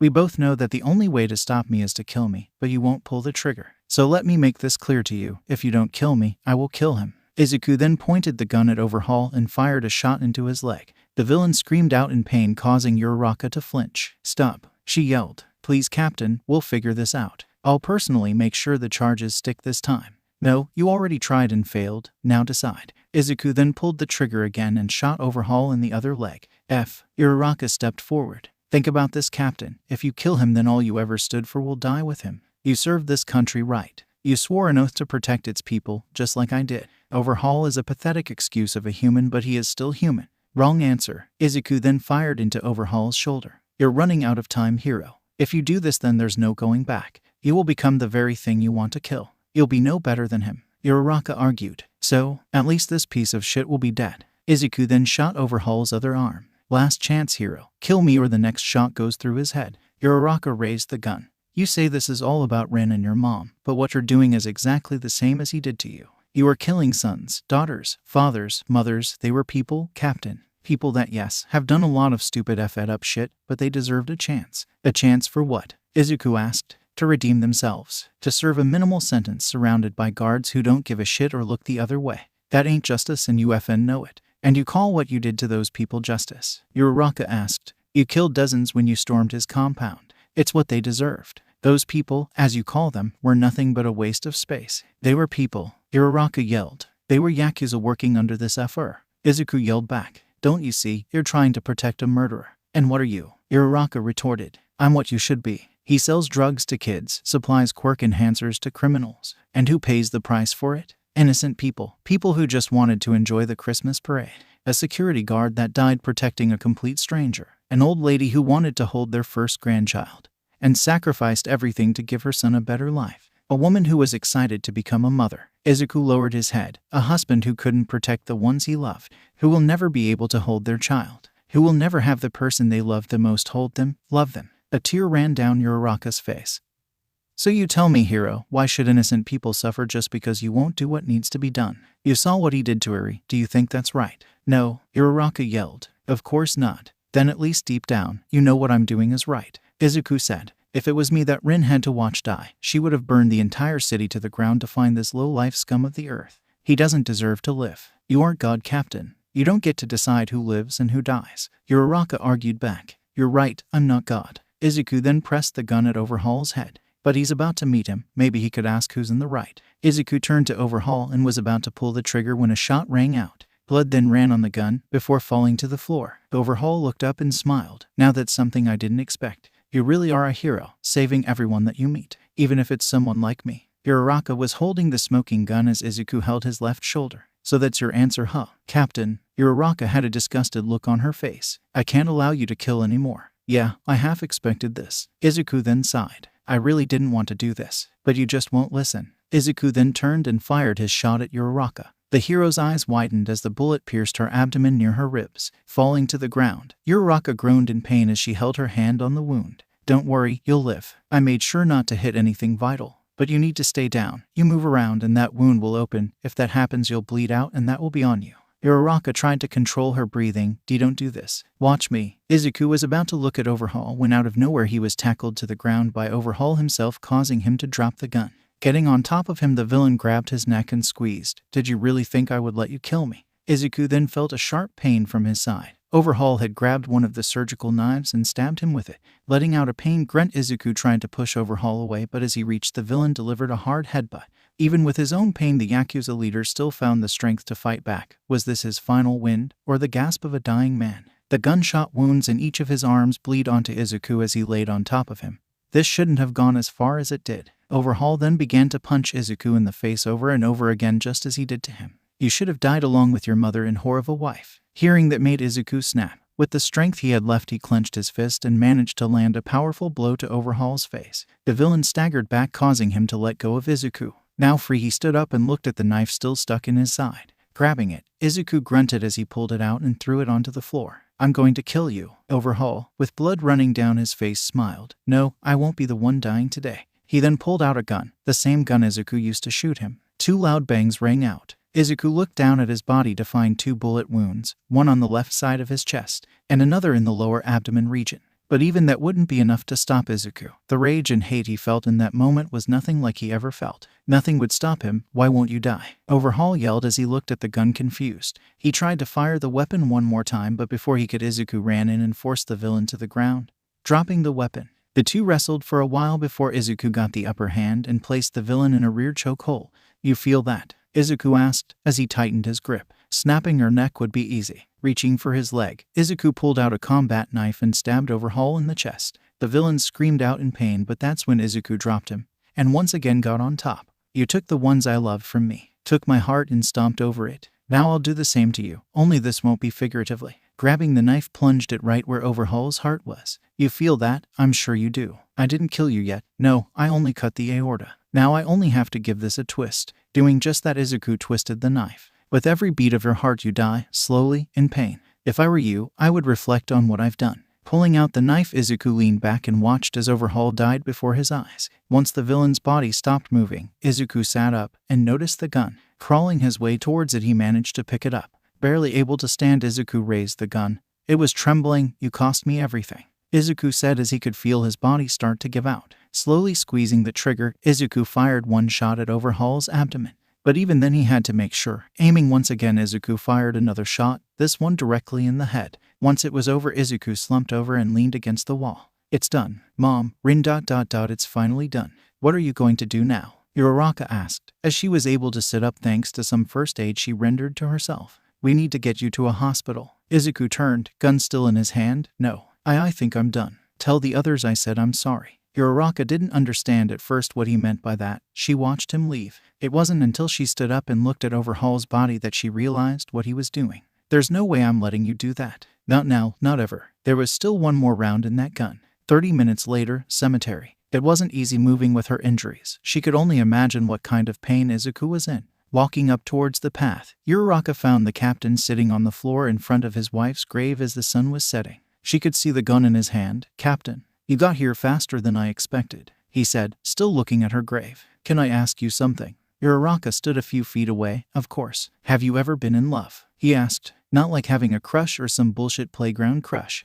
but really truly in love. No, I can't say I have, Uraka answered. Izuku chuckled. Really? No one? That's a bit surprising. You are attractive, just need to find the right person, I guess. How do I know when they're the one? She asked. Oh, you'll know, Izuku said, smiling. It's a strange feeling. I can't really describe it, but if I had to try, I would say it will seem as if the world around you doesn't matter. You think about that person, would do anything to be with them. For me, that person was Rin. She would tease me about how I was shy around women when I was younger. God, I used to be such a dork. Even when I went into the military, I was still shy. And when I met Rin, forget about it. I couldn't even look her in the eyes. Izuku laughed. Yet she talked to me. Imagine that. The most beautiful woman you ever met, talking to a dork like me. Uraka smiled. Rin could see things in other people. She was special. That she was. He sighed. Did I ever tell you why we bought that house? When we first got married, she wanted a place that was close enough to schools. She didn't want our kids to have a long commute time. We spent days and weeks looking for the perfect spot.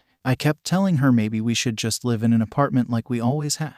But she was adamant about a house. Rin said she wanted to come home to the sound of kids running up to her and saying, "Welcome back, Mom." She didn't want that in an apartment. I knew she wanted kids. She once joked that she wanted a full basketball team. When she first told me that she was pregnant, I was scared. I've only been scared twice after getting into the military. Halfway through the story, Uraka sat on her knees and removed her helmet. Once was when we got ambushed on a mission. I was scared, not for myself, but if I died, Rin would be alone. The second time was that night. I was going to be a dad. I kept asking myself, would I be able to take care of a kid? I never knew my dad, so I was afraid that I would turn out like him. But I also knew that if Rin was there, I would be fine. Imagine that, a little version of me or Rin running around. Tears ran down Uraka's face. You two would have been amazing parents. You think so? Thanks for saying that. Izuku looked at the gun in his hands. And now that dream will never come true. He looked over to Uraka, noticed the bandages on her abdomen. Sorry about shooting you. And for everything. I've had worse, Uraka said, wiping away the tears. She then noticed the blood pooling underneath him. Captain, you need to go to the hospital. Your injuries. But Izuku raised his hand. It's fine. Can you do me a favor? After this is over, go to the house. There should be a small safe box under the tree. I put all the info you need to bring in some criminals. I'll warn you now, what you'll find won't be pretty. It could change how you view some of your hero friends. Uraka nodded. I'll make sure the information gets out, no matter who is on the list. Good, good. Izuku looked at the grave. I'm starting to feel cold. Well, the sun is setting, you know, Uraka said, slowly getting up. Izuku looked at the sun disappearing over the hills. Yeah, I guess it is. Let me give you one final piece of advice. Don't turn out like me, be better. You're already a respectable hero. Don't let the world change you like it did me. Come on, let's get you to a hospital and you can share your story to everyone. People can hear what really happened. This could be a chance to restart, to be happy again. Uraka said. Izuku scoffed. Happy? I was happy. Happy when I married Rin. I was happy when she said we were going to be parents, but that happiness is gone. Izuku looked at Uraka. It's too late for me, I already had my chance. But you can still experience it though.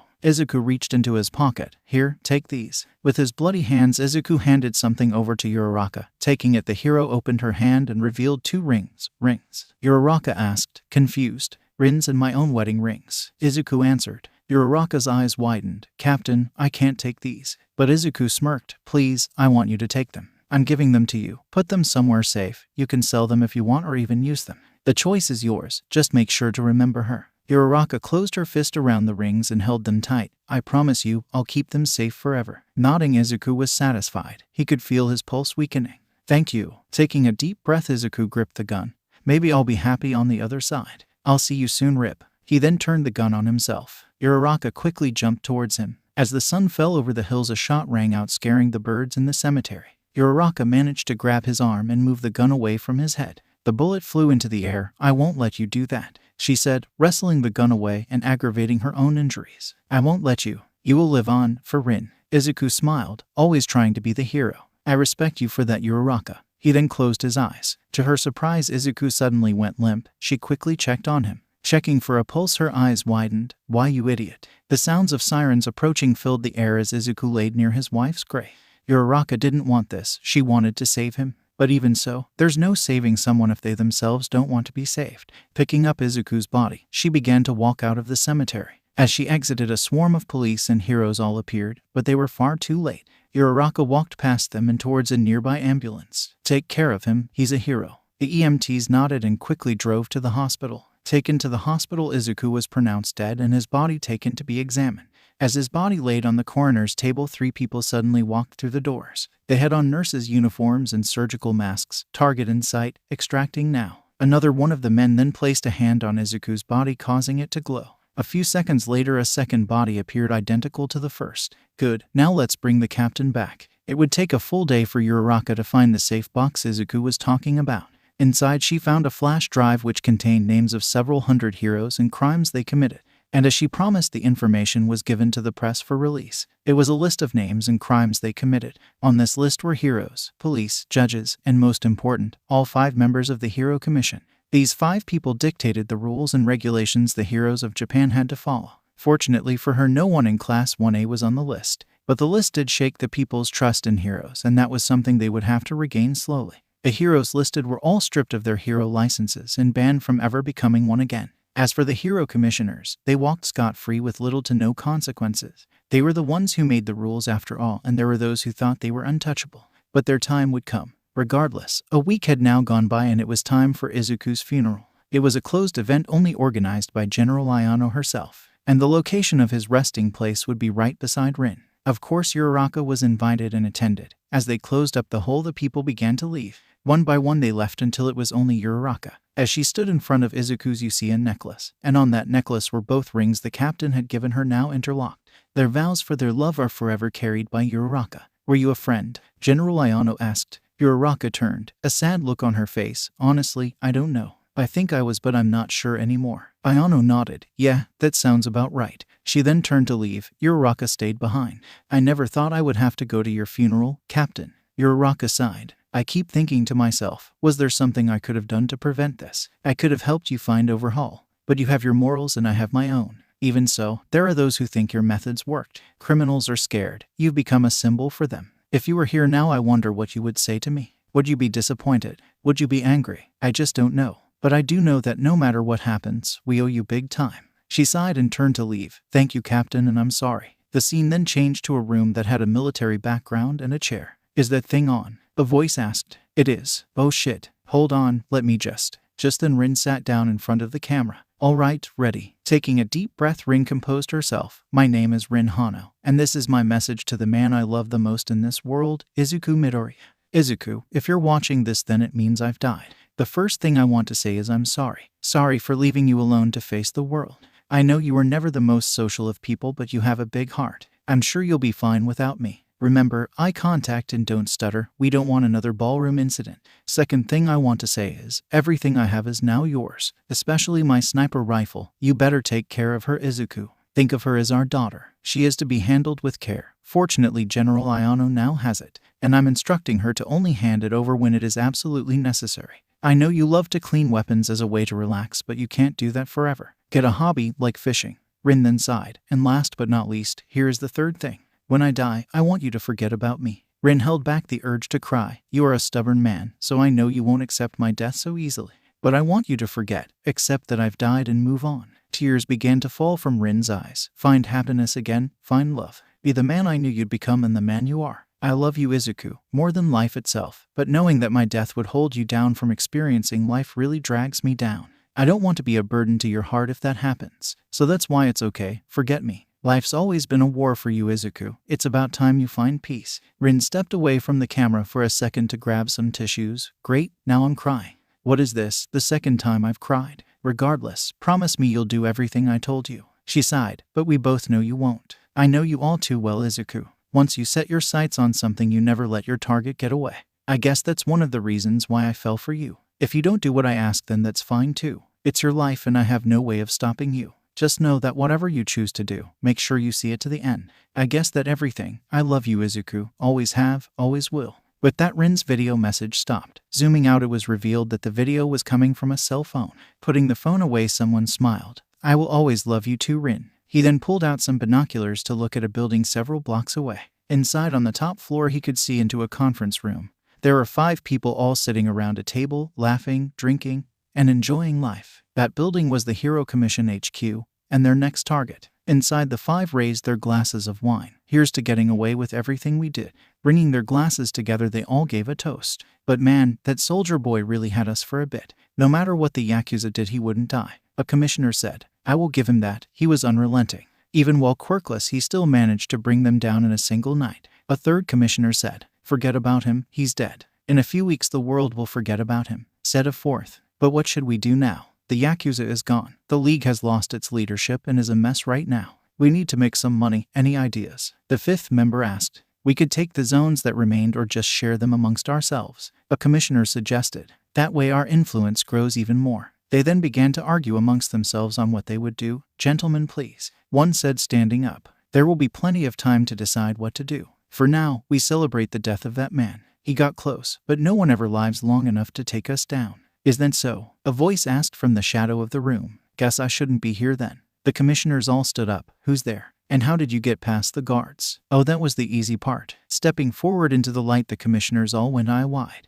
Hard part was making sure you were all together in one place. Who do you think you are? Coming in here and... But before the commissioner could finish speaking, a bullet pierced his head. What followed was 3 more flashes of light. 4 heads hit the table as 4 glasses of wine spilled and began to mix with the blood. The final commissioner froze in fear as his friends laid dead. Wait. Please, you can't do this. I am a hero commissioner. Exactly, the man said as he fired his final shot right into the man's skull. Walking over, he began to clean his prints from the gun and placed it in the hands of one of the commissioners. You're supposed to be better than the shitbags the heroes fight. With his job now done, the unknown man walked out of the building.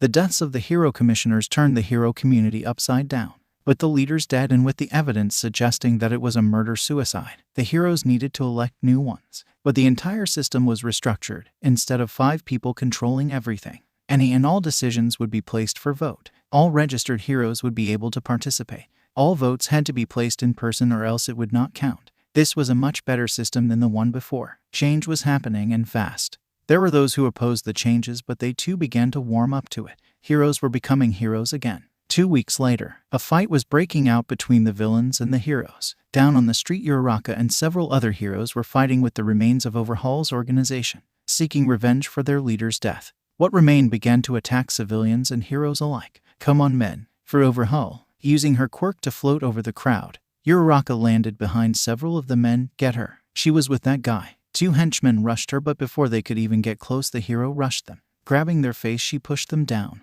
Their heads hit the ground so hard that they were knocked out before they could even react. Turning, she tilted her head to the side just as a spiked tendril passed by. Grabbing the tendril before it was retracted, she activated her quirk. This caused the user to be weightless. Yanking hard, Uraka forced the villain towards her, where she proceeded to clothesline them. Fighting them off one by one was easy for Uraka, but fighting multiple could prove challenging. As she was focused on 2 in front of her, 3 got behind her and were about to attack. But before they could reach her, a loud bang echoed through the streets. One man fell dead. The others looked around, but as they did, 2 more shots rang out, killing them instantly. With 3 now dead on the floor, Uraka quickly took care of the ones in front of her. Once they were secured, she scanned the nearby buildings and saw someone standing on the roof. Don't tell me it's another copycat. Using her grapple, she made her way towards the roof, just as the mystery man turned. Landing on the roof, she saw the man packing his rifle. While I appreciate the help, you just killed 3 people. I can't let you go. The person didn't even look back. I'm giving you one chance. Come with me peacefully. I don't want to resort to violence. If you knew the man you're trying to imitate, you would just give up. Zipping up his rifle case, the man stood up. That man was a coward and a fool. What? Uraka asked, clenching her fist. Captain Midoriya was many things, but was neither of those. That's it. You're coming with me. Uraka rushed the person in an attempt to use quirk, but as they approached, the man sidestepped and grabbed her wrist. Shifting their weight, the man threw her over his shoulder, causing the hero to slam onto the concrete roof. That move, this feeling, she felt it before. Laying on the ground, the person appeared in her vision. You need to work on your counters, ... hero. Uraka's eyes widened. See, Captain? The man didn't say anything. Instead, he ran to the edge of the building and jumped to the next roof. Uraka quickly got up and ran towards the edge. Wait. Stopping the man stood there. Is that you, Captain? Looking up, the man showed his face. Keep the rings safe. Uravity, I'm counting on you. But that the man continued to jump from roof to roof. Uraka let out a laugh as she watched the man disappear. Well, I'll be damned. This really was all part of his plan. She then looked up towards the sky. You have one hell of a husband, Rin. Landing in an alleyway, the man quickly removed the clothes he was wearing and put on a trench coat. He then walked into the crowd of people and disappeared in plain sight. A little while later, the man showed up to Rin's grave. Hey Rin, sorry I couldn't join you. I really wanted to, but I knew if you saw me get there earlier than I'm supposed to, you'd kick my ass. I miss you every day, you know. But I know no matter what I do, where I go, you'll always be watching over me. I love you, Rin. With that, Izuku turned and began to walk away from the grave. I lost my family due to crime. My mother, wife, and unborn child were taken from me by a man who thought he was untouchable. He got what he deserved, and my family can finally rest in peace. Now, I hunt down those who would do the same to others. I will honor them by living on, but not as Izuku Midoriya. He died the day his wife died, and the world thinks he's dead too. Many of the villains hide behind masks, scared of what would happen to them if people knew who they were. But I'm not like them. I won't wear masks or hide my face. Why? Because I want them to see who exactly killed them. So I say this to those who cause harm to others. The Yakuza, the League of Villains, the corrupt, the killers, the scum of the earth, they will know me by a new name, the Reaper. Okay, sadly the chapter is over. And if you enjoyed the video, just leave a like and subscribe with post notification. So when the next chapter is ready, you will be notified. Okay, see you in the next video. Bye.